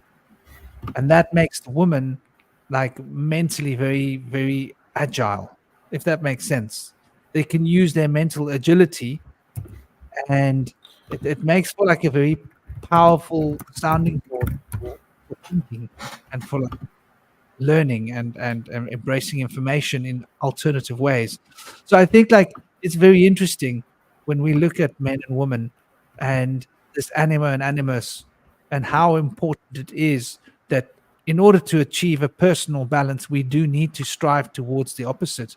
And this brings me to the point of looking at society, the woke society. Okay, I don't agree with the woke agendas, because I think that they're trying to push us towards dissolving our masculinity and femininity, where I believe that by holding both poles, we do resolve them, but we don't resolve them at the cost of repressing. I think what wokeism wants to do is for men to repress their masculinity so that they become like the feminine, but in a repressed form, instead of embracing the feminine and becoming like the feminine while holding the masculine. There's this really subtle difference. But I think that androgyny, the idea of androgyny, moves towards this current. And the idea of androgyny, which is possibly something that is prevalent in this younger culture, which is why this wokest attitude is being promoted and pushed with such fervor in order to try and get people to lose their sexuality. In other words, for women to actually repress their womanliness, right? To actually repress that natural instinct and try and take on the masculine role while repressing the feminine. And for men to take on the feminine role while repressing the masculine. The reason this has been done is because we're moving into an age of evolution where we start to embrace androgyny on an emotional and spiritual level. What would you guys think about that? I think in a lot of ways, the whole, if you want to understand the androgyny thing, you have to understand the whole kind of the political definition of the word queer, which is when they say that someone's queer, that essentially it's not necessarily that it means gay. That's the common word, but from the woke perspective, it basically means, I don't know, I think people like Judith Butler say stuff like that. It's an identity without an essence. I remember like way back when I was starting in the, I was doing goetic magic, like way before I was doing like Fey magic. And I was like, just trying to figure stuff out. And I remember I did like a scrying session with Marbus because he was a shapeshifter. And basically, one of the things he said is that in order to shapeshift, you have to literally like not have any kind of self. So it's like there's like a bargain. So with the gender thing, with people, the idea is if I'm not male or female, then I can be literally anything I want. It's a kind of Faustian bargain, if you will. It's kind of like, in a sense, you are selling your sort of natural soul to kind of get to become the desired thing that you want. And I think one of the things I've also been thinking about lately too is that there's a difference between being who you actually are versus who you wish you were. And I think a lot of this younger generation, they're getting those two concepts confused. They think, and I guess that's probably for most young people, that's kind of part of the thing. There's this idea of, why it's so difficult to really find your authentic self is because you're presented with all these other alternate versions of selves that seem really attractive, and they make you feel kind of insignificant, or they point out insecurities within yourself. But then you realize trying to go down those alternate modes, those modes of being that you aren't but wish you were, turn out to be unfulfilling. But I think it also, with the whole woke agenda, I think it's really just a sort of a way for people to destroy and basically undermine Western civilization to create a communist whatever. And it's really what's interesting too about the whole woke narrative is that when it comes to both gender, when it comes to fat, all of it seems to be a denial of nature, because the idea in woke too is that there is no real nature. Everything is socially constructed. Everything is constructed for words. In other words, we're born a soulless, Rousseauian blank slate, if you will. And that's the thing, what they're trying to do with this gender thing is that the reason they're trying to be on all androgyny is that these kids, what they're doing is they're trying to make themselves a blank slate so that they can basically project whatever they want. So if you think about it, what they're doing is they're destroying who they actually are so that they become who they think they should be, which is really dark when I word it like that. I'm hearing you. And I think there's a lot there that's to unpack. And I think there's definitely a lot of the social construction and the deconstruction happening in the process. I mean, the interesting thing is there are actually people that are born with different, how can I put it? So there's a small percentage of the population that's born with both sexualities. And some of them are born to the extent that they're born with both genitalia. And very rarely they're born to the extent that they're born with both sets of genitalia fully working. And normally then the parents have to elect to do surgery. And then I think on that sliding scale, there's some that are born with an internal matrix which is more feminine than masculine, or masculine than feminine, in odds with their body. And it might be reflected hormonally, if that makes sense. And it might not be so obvious on the body. But I think that this is a very small subset of the population. And this is a real phenomenon that does happen. I actually knew someone who had a daughter that had to nominate whether it's going to be a boy or girl, because both the gonads and the uterus was going to be fully loaded when they were adult. So they had to elect at birth, like surgery, because it was inappropriate for the child to be born with both sets of genitalia. It was just too confusing, So, which is a very rare thing for them both to be working. Normally it's an easy choice. One's prominent, one's developed, one isn't, or sometimes both are loaded with blanks. But anyway, my point is, I think it's a very small subset of population that is of this sort of what I can call evolutional production of hermaphroditic possibilities and tendencies towards holding an alternative gender.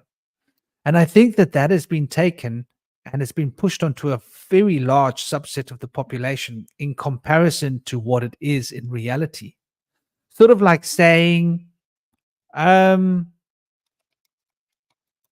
a few people are allergic to nuts, so now we're going to just take nuts out of circulation for the rest of the population, because there's the odd few people that are allergic to nuts. And so now, like, most of the people aren't eating nuts, just in case there's the possibility that they're allergic. When actually allergy to nuts, well, maybe these days I stand corrected, because I'm sure that, with the way that our foods are treated, was probably a lot more of us becoming allergic to a lot more things, the way that we eat and the kind of toxins they put onto food and the sprays and God knows what. But I mean, traditionally, nut allergies were rare, very rare. And so in the same way, I think that we've been they've taken a real phenomenon and they've turned it into something of the same way that the media works. If there's been a plane accident, every media will be telling you about this plane accident, plane accident, plane accident, plane accident, to the point that you start getting scared about flying, maybe, because they've told you 50 times about this one plane accident that happened. It almost feels as if plane accidents are like normal, that they're just falling out of the sky and like there's a good chance of rolling the dice when you jump in an airplane. But that's not really the case. Plane accidents are very rare. They don't happen very often. When they happen, they will be reported for like a week about that accident on all of the news channels very often, in order to generate the maximum amount of fear and worry in people, or give us something to become like high octane emotional about, realizing, you know, the families that are affected or such. And I think in the same way that the media uses certain trigger events, like let's look at a trigger event. September 11th. How many times did they hit us with that in the media? How many times did they hit us with that in the news? Almost makes you think that like people are just blowing up buildings every day and it's just a normal event, but it's not really. It's a rarity. So I think in the same way, this is being used to sort of manipulate us. And to me, it comes down to one simple thing. Pharmaceutical corporations have got a lot of money to make by selling gender-changing drugs, right? And the surgery, it's going to cost a lot of money. And then, of course, there's a whole new marketing campaign with new fashions that can be created on the back end of that for these new types of people that are being created. And so they can change a lot of what they've got and turn them into models that can drive consumerism and force a huge amount of money to move into pharmaceutical corporate structures. And also the beauty of it is, once someone has done a gender change, they're going to be on that medication for the rest of their life. So the price that I charge for that drug will be my choice after 5 years. And if I decide to make it really expensive, that's just how it is. You'll have to work 7 days a week, 6 days a week, all day just to get the drugs to keep you alive and healthy, you know? And that's a real possibility that we could be facing in the future, like in terms of how greedy those corporations get. We will yet be seen to you know. But I do think that there's a lot of the social construction and deconstruction and personal construction and deconstruction of our ego in order to fit into this new construction of the social dynamic that we're being ushered into. And this whole woke agenda, I really have an issue with it. And there's a lot of things that relate to woke, you know, like history, like Shakespearean plays, not woke enough. Got to remove them. These pieces of art, not woke enough. We've got to remove them. That part of history, not woke enough. We've got to remove it.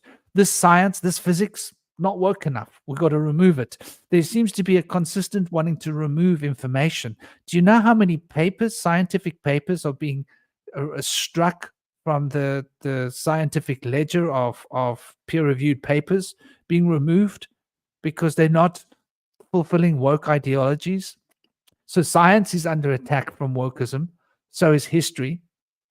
The medical world, I mean, come on, look what they did with the arm prick experiment. Wasn't that a woke agenda, a woke experiment, testing us to see how far we can go into believing something that's ridiculously irrational? Yeah. It's a war on You know? reality, as some people Yeah. kind of pointed out.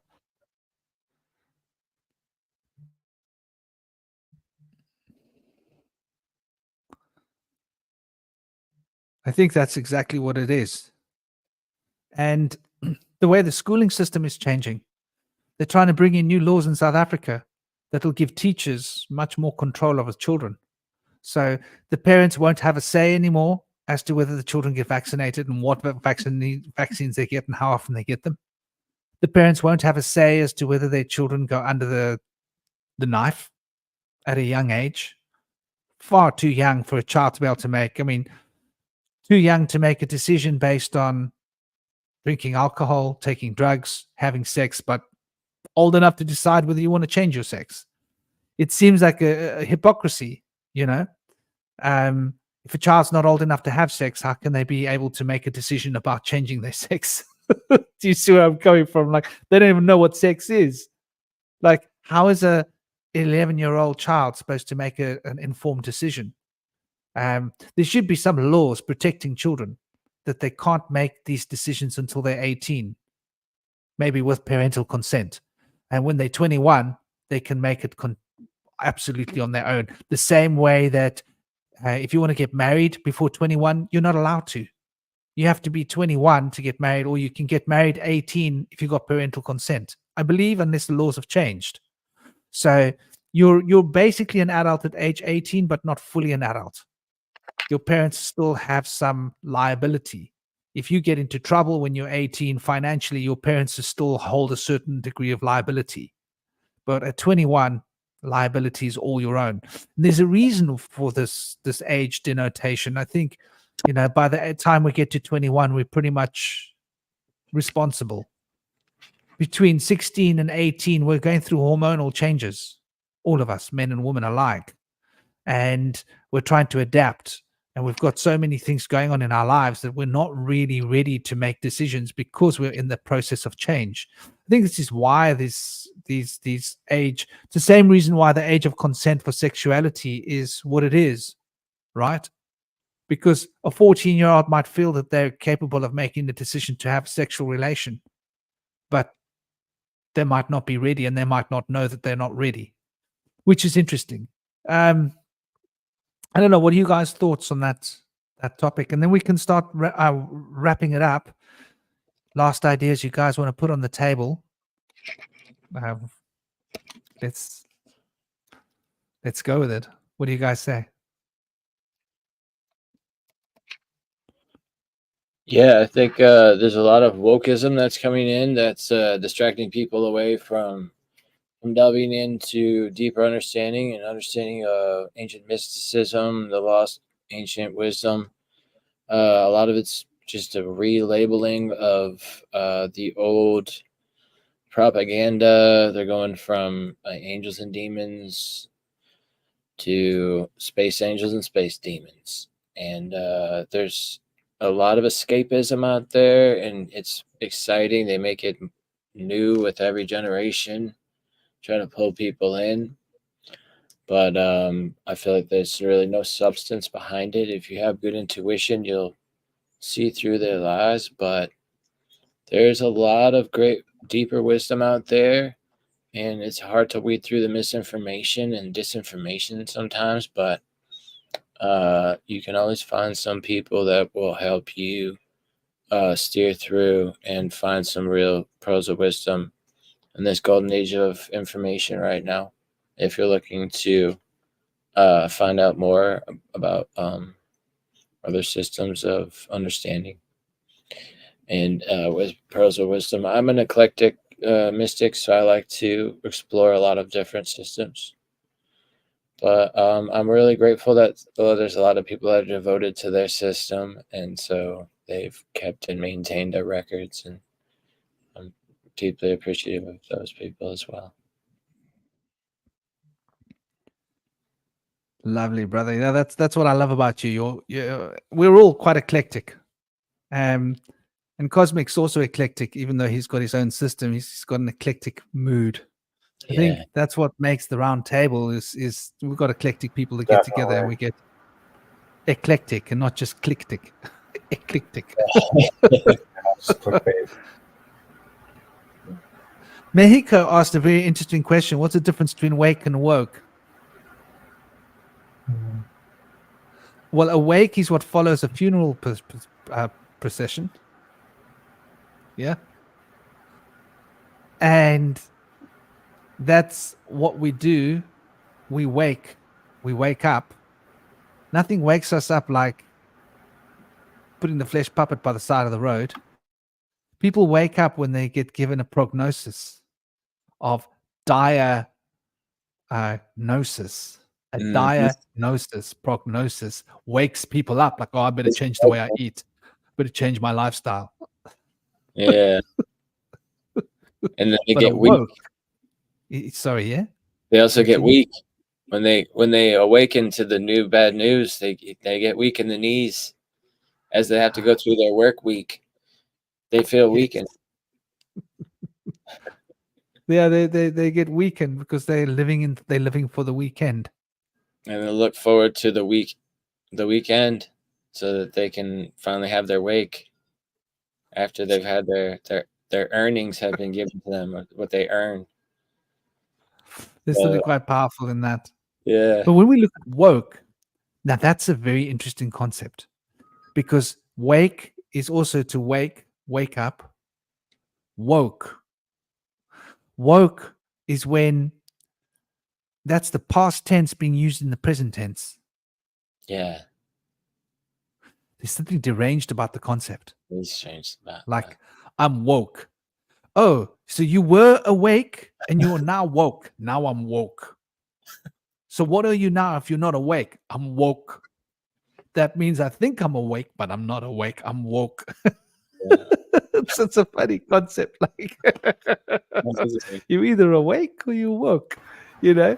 And so they've given us this terminology of woke, and everybody's using the words, and people use the words as if it's positive. Like, yeah, man, I'm woke. It's like, oh, you woke? Oh, shame, man. I just want to cry when people say they woke, you know? I want to get them awake. Like, can I help you? It's like a non-lucid dream. It's like being in a thinking you're awake when you're actually asleep. Exactly. And people who are awake see right through the lies, know that the people who are woke are usually carrying a spout of lies. They're usually obvious in their imbalanced views, where everything is love or everything is darkness and we have to fight the space aliens, or everything is love, they're going to save us and we can sit on the couch and wait. They'll take care of all the issues for us. That's a very common one. I think the really sinister thing about woke to me is just sort of the more basic core, postmodern foundations. The idea that philosophically speaking, nothing is true. Everything is just totally relative, and there's no. Basically, what woke believes is there is no universals. Nothing has any universal meaning. Everything is just about power and like groups competing for power in this kind of meaningless universe, which you really think about is actually a very kind of satanic notion. The idea of like you're just this universe of chaos and it's these mindless beings just fighting for power. So yeah, moral relativism is dangerous. I agree. It is most definitely. And my cherries asked a really interesting question here. Always thought different cultures revered a rare birth with both parts, but why? We're talking about genitalia, just in case you missed the download. Because it's rare. This is a very interesting question, Cherry. I think now, like, just for example, there are cults in India. What are they called? Oh, I can't remember. Where little boys, now this is horrendous, so you better hold on to your side of your chair, dig your nails into a piece of wood or something when I speak like this, because it's gonna hit you hard. But just bounce back, please. Little boys are taken and they are put into this cult, and this cult is like they do a little bit of surgery, and the boy's no longer a boy, but the boy's no longer a girl. So the boy becomes this other thing. And these people, then cross-dress to identify as feminine. And they are considered sacred in India. And if one's having like the most sacred birthday for your child is the first birthday, you have to have one of these come to your, I can't remember what they're called. There's a name for this type of person. It's like a profession almost. And we call them eunuchs in English. So eunuch's probably the word to call them. So you have to pay a lot of money to the eunuch to come to your place, and the eunuch has to pay a certain money back to the cult that they're in, the eunuch cult. And very often these children are taken against their will to be turned into eunuchs, but then they have an easy life because finances work well for them, and they basically get respect from people, and people treat them with like utmost care because they consider that evil spirits are taken away from culture because of these beings. This is just an Indian concept. So if you have one of these beings come, they will scare away the evil spirits, if that makes sense. And so your child will have a good luck and a good life. And so that's one thing. And now that's a sort of associated idea. Now, it's an offshoot of what you're asking about, my cherry, where the question on the screen. I think that this relates to Hermes. And like, let's listen to the word Hermes, hermaphrodite, both sexes, Hermes. And Hermes, as Mercurius, is a being that's got both breasts, female and male parts, wears slippers and a cap with little wings, and is able to traverse the inner and the outer, all the spiritual kingdoms, and come back down to earth. So this idea of Mercury having both sexes and Hermes relating to this principle as being hermaphrodite relates to the divine messenger.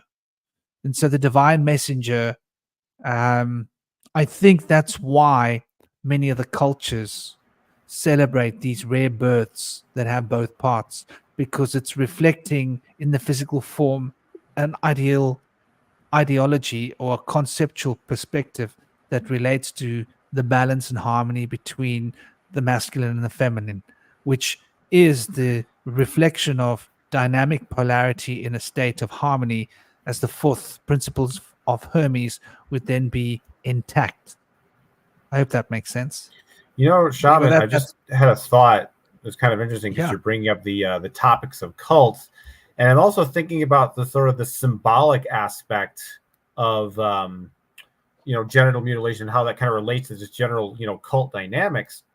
And one of the things I think that's interesting is we're talking about the idea of balance, and I think the thing is what cults do is they offer a sense of false balance, if that makes any sense to you, where there's this appearance of things coming in together harmoniously, but they're actually very, very dissonant. And I think, because I think about in terms of oneness, and I think about like what separates something like like an actual cult, like a Jonestown or a Heaven's Gate from like an actual religion.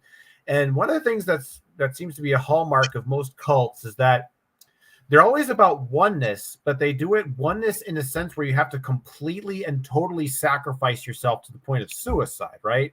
So there's this idea that what the false oneness that sort of cults kind of bring together is that it's like instead of having the male and female coming together to create a new life form, the male and female are sort of like blended into each other until neither one exists anymore, and then you're just in a total just void of either two of those polarities, which then it's obviously the controlling aspect of that. And so when you talk about the hermaphrodite, I'm seeing that same kind of principle, that kind of false sort of that false union that creates disunion represented in sort of that androgyny that you're talking about.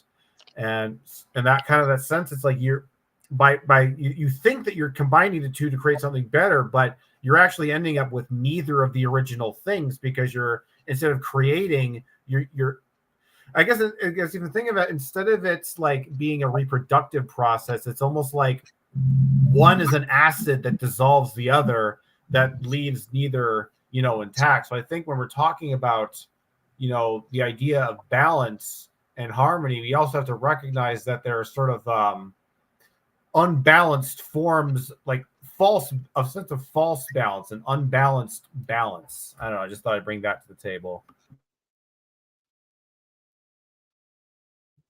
I completely get where you're coming from. You know, balance can. I think this is going back to what we were talking about earlier with the Buddha eating that strange diet in order to find the middle path, where he would eat a little and more and more and more every day until he was overeating, and then till the point that he was fasting, so that he could experience all aspects of the potential, so that he could find his balance accurately. Because I think false balance is something that we all fundamentally suffer from, because it's a very interesting concept. I always used to ask the question when I was a child: can one be too balanced?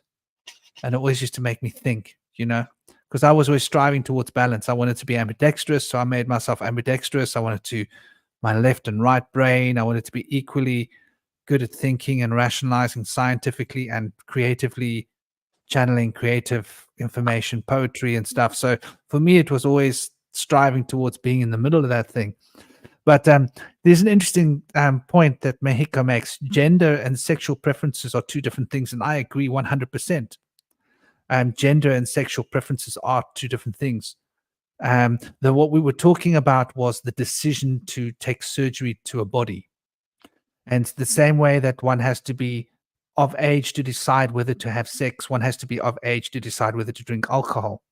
One has to be of age to decide whether one wants to leave the home and go and live by oneself.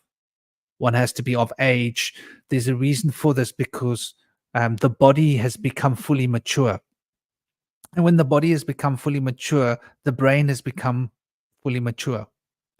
And then the brain is able to operate with fullness. So like we were saying before, that at a young age, children go through all different phases: puberty, hormonal changes, and so the emotions aren't stable. But when you become adults, you reach that stability of emotional potential and mental potential that you don't have. Hence why children aren't allowed to drink alcohol. Hence why children aren't allowed to drive cars. Hence why children aren't allowed to just leave the home and go and live where they want, because they'll be hurt by someone, because they're not ready to deal with the outside world. They need to be protected by their parents. Hence why there's so many things that aren't just allowed to children until they're adults.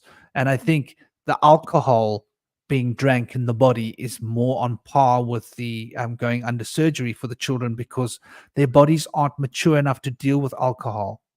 In the same way, prematurely going into surgically change a child's body, that body will never reach its proper natural maturity. So there are other consequences to surgery happening at a young age for children, for example. So that's why I think, it was being compared to sex, because sex is something that has long-term consequences. Babies get born. Surgery has long-term consequences, right? And the body doesn't mature if one's not an adult. Drinking alcohol can have long-term consequences. If the body's not mature and one's drinking alcohol as a pattern, one can become an alcoholic before one's even matured one's body, and then one's body matures into an alcoholic body, and one will always be an alcoholic. So I think there's a lot of these balances that, once again, this comes back to balance. And I think that at age 18 to 21, we start to move towards a balance. Some people will be balanced at 18. Some people, maybe it takes till they get to 21. But by that time, we should be balanced enough to be able to make decisions about what we want to do rationally, and be able to follow our bodies are fully mature, so we can do with our bodies what we want. If we want to take drugs or drink alcohol or whatever, I wouldn't recommend children to use cannabis or psychedelics, for example. I would advise against it. I have a friend. Listen to this. I've got to tell the story. I have a friend, and his partner and him. She was an ayahuasca priestess from the Santa Daime, and he was very super conscious. And together they used to go and do this ayahuasca fairly frequently. And they had a little girl. And they used to give this little girl ayahuasca. And I always used to tell him, "Hey, dude, don't you think she's a bit young?" And they were like, "No. This is right. This is correct." And I was like, I didn't like it. Didn't think it was right. They were the parents. It was their child. It wasn't my place to tell them what to do. And I didn't pretend to know what was right or wrong because I didn't have experience of like what ayahuasca could do to a child. Anyway, so when she was like 3-4 years old, she would have some of this ayahuasca. 5 years old, 6 years old. Well, I think she was 4, 5, 6. They would give her little bits of ayahuasca. They said, no, just little doses, homeopathic doses. Anyway, I'm imagining she must have gone with him to a lot of Santa Daime ayahuasca sessions, and she must have had ayahuasca a lot of times, and she left this world before she turned 16 by her own volition of choice. I think that's a lesson to adults and parents all around the world about why we protect our children from substances. Even something which is ayahuasca, which can be a really healthy substance used by people to promote positivity and good, resurgence and coming to terms with the shadow. Was it right for a young child to be taking that DMT at such a young age? Anyway, proof of the pudding, she's not alive anymore. So in the same sense, there are some things that aren't for children. And it's just simply the way it is. And it's always been that way. We've always recognized, alcohol. Children would be able to drink a bit of mead in the old times, but mead has got a very low alcohol percentage. But they wouldn't be able to drink the strong alcohol. That would be for the elders, and the small homeopathic dose, a little bit of alcohol in the mead probably wouldn't make a big difference. But if you're taking something that's going to actually put alcohol in your system and make you tipsy, that's a different story. So there would be different grades of mead in the old times when children drank mead, and it's made out of honey. So the half brew mead would have like a 1%, 2% alcohol rate in it. It wouldn't have much. So my point is, though, in the old times, the actual wine was never drunk by children. Wine was for adults, for example. So there's all these interesting things that we've lived by. And I think there's reasons why we have these sort of fail-safe protections. We want to protect our children. Like, I was lucky because I was wild. I used to smoke weed with my dad, but not because my dad offered it to me, because I was very honest with my dad. And I told my dad, like last weekend, I smoked like 50 grams. My dad would be like, well, that's a bit much. He'd be like, what are you doing? And so he said, well, I don't want you going around smoking with random people. If you really want to smoke, come and smoke with your dad, as a way to try and control what I'm doing, but without trying to control me, because I was like 14, 15 at that time. And I was going to do what I was going to do. And he knew that I'm a rebel. I'm going to do what I want to do. No one's going to stop me from doing what I want to do. That's just the way it is. And, but in the same vein, a lot of children, I think, have come short, because I have other friends whose parents used to allow them to use substances and drink with them and stuff when they were young. And it caused a lot of problems in their lives. They ended up becoming addicted to all sorts of drugs and consequences. I don't know. What do you guys think?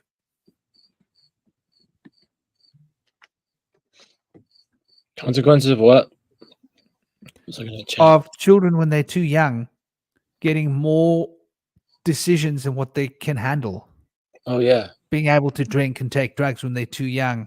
Being able to change their sex physically when they're 11 years old.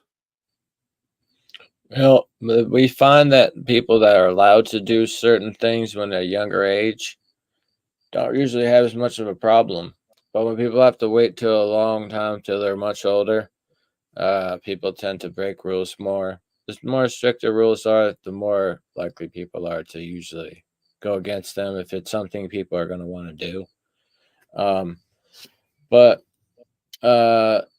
it's interesting how that plays out. In America, we have very strict gun policies and alcohol policies. We have the worst gun control policy problems and gun control problems and alcohol problems than anywhere else. So it's questionable as to whether making things more strict is helpful or not. They found that the DARE program makes people more likely to go on drugs at a younger age when they teach them about the dangers of drugs.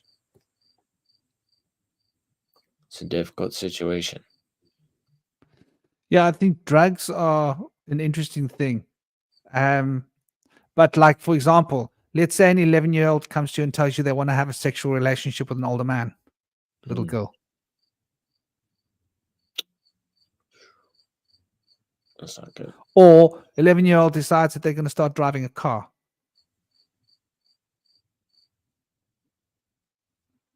Or they decide they're going to move out. They're going to go and live by themselves. Yeah, in neglect situations, that stuff's more likely to happen. We've seen situations where a kid will go out to buy cereal when he's too small to see over the steering wheel when he's driving, have to go back and forth between the pedals. Only like 3 or 4 years old sometimes. That happens.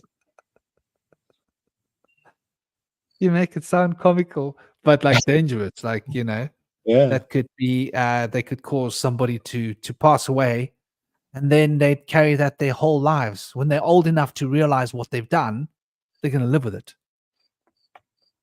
Can you imagine the trauma It's not good. of hitting someone and hurting someone and harming someone, and then your whole life realizing that you harmed that person, and it was, you know? So I think there's reasons why we protect our children to a certain extent. But like you say, substances, like me, I was smoking and drinking when I was young, and I got over it quickly.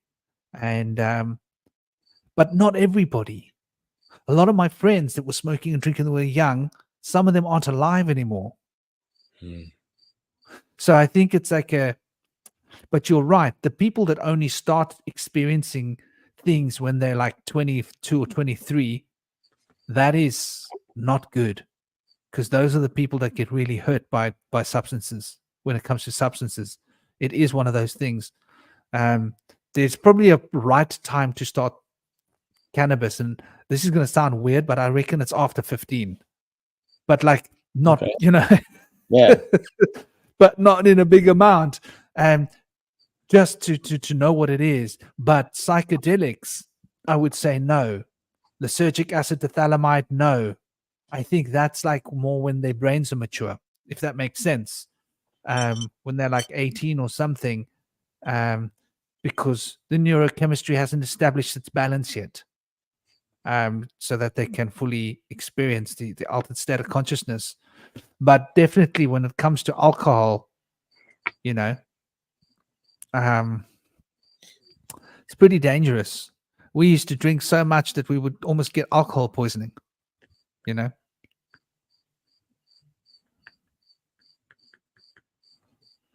So is there anything else you guys want to throw at the table that you want to add to the discussion? I can't think of anything at the moment. Well, and Indy, any last thoughts? Any last famous Yeah. words? Take the middle path, and it will be rewarding. And I think the middle path is sort of what we're getting at with a lot of things is quite important. You know, it's very difficult though, isn't it, to take the middle path? It's easy to go downhill to either side. I had the picture of you riding a bicycle there for a moment. Do you have a bicycle? I do. I have several. Yeah, man. Good old-fashioned bicycle. I think I should get a bicycle. They're actually really good to have. I need to get a bicycle and take my son on rides on his bicycle. That's what I got to do. That's great. Yeah, man. It's the way to travel. The best way, because you're outside, you're on the air. Motorbikes are noisy, and you got to smell the fumes, and you got to wear a helmet. Oh, bloody hell! In this country, I can't get away with riding a motorbike without a helmet. In other countries, they used to. I think everywhere now they've tightened up the rules. You have to wear a helmet, which is you can't hear the bikes behind you and the cars behind you in traffic when you're wearing a helmet. I always used to say I felt safer without a helmet than with a helmet, because my ears are so sensitive, and I'm very good at hearing directions. So I'd be like riding, and I'd hear there's a car there, that engine is a truck, that's a bus, that engine is a motorbike, that engine is this, and I'm keeping track of the traffic behind me with my ears. Put on a helmet, I'm like, oh my gosh, I can't hear anything. I'm like paranoid. Like I can't hear them. Where they go? They're there. I know they're there. Yeah, So it's true. yeah. Anyway, thank you guys for being in the chat. You guys have been great. You guys have been throwing some really interesting questions and ideas and concepts and new rabbit holes at us. Thank you for this absolutely excellent session, Cosmic and Indy, and of course, Aaron as well. He came and went. Our other brother as well. He arrived. I think he was having technical problems because I noticed he kept falling out of the thing. So he had to obviously, maybe his internet wasn't good. Yeah, thanks for coming on, Spells of Truth, earlier. Oh, my cherry's a skateboard. You're one of them skateboard chicks. Cool, man. Skateboarding is cool. Skateboarding rolls. I don't skateboard anymore. I remember how much skin I lost as a teenager. Oh, yeah. I was one of those guys that wants to push the limit, you know? Yeah. Longboarding worked when I was trying to longboard to and from work. But sometimes if I was drinking, it didn't work out too good. I got a lot of scrapes if I made it home one time. I used to be really bad. I used to skateboard in the road and I used to grab onto cars.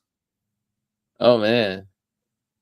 And people are driving and they suddenly see you. And they they freak out. So I was like, you can cause an accident like that. Because if people are driving and they suddenly see this face next to them, what the hell? Like you're holding onto the side of the car. And you could travel quite far. You could travel quite fast like that. Yeah. You could go just about anywhere, And If that's how I used to get around when I had a skateboard. But when you come off, my God, do you come off? Because you're going fast, hit a stone and it's bish, board this way, leg that way, face this way, the road, gravel, skin. Oh, Anyway, thank you guys. It's been great. Thank you, Cosmic. Cool.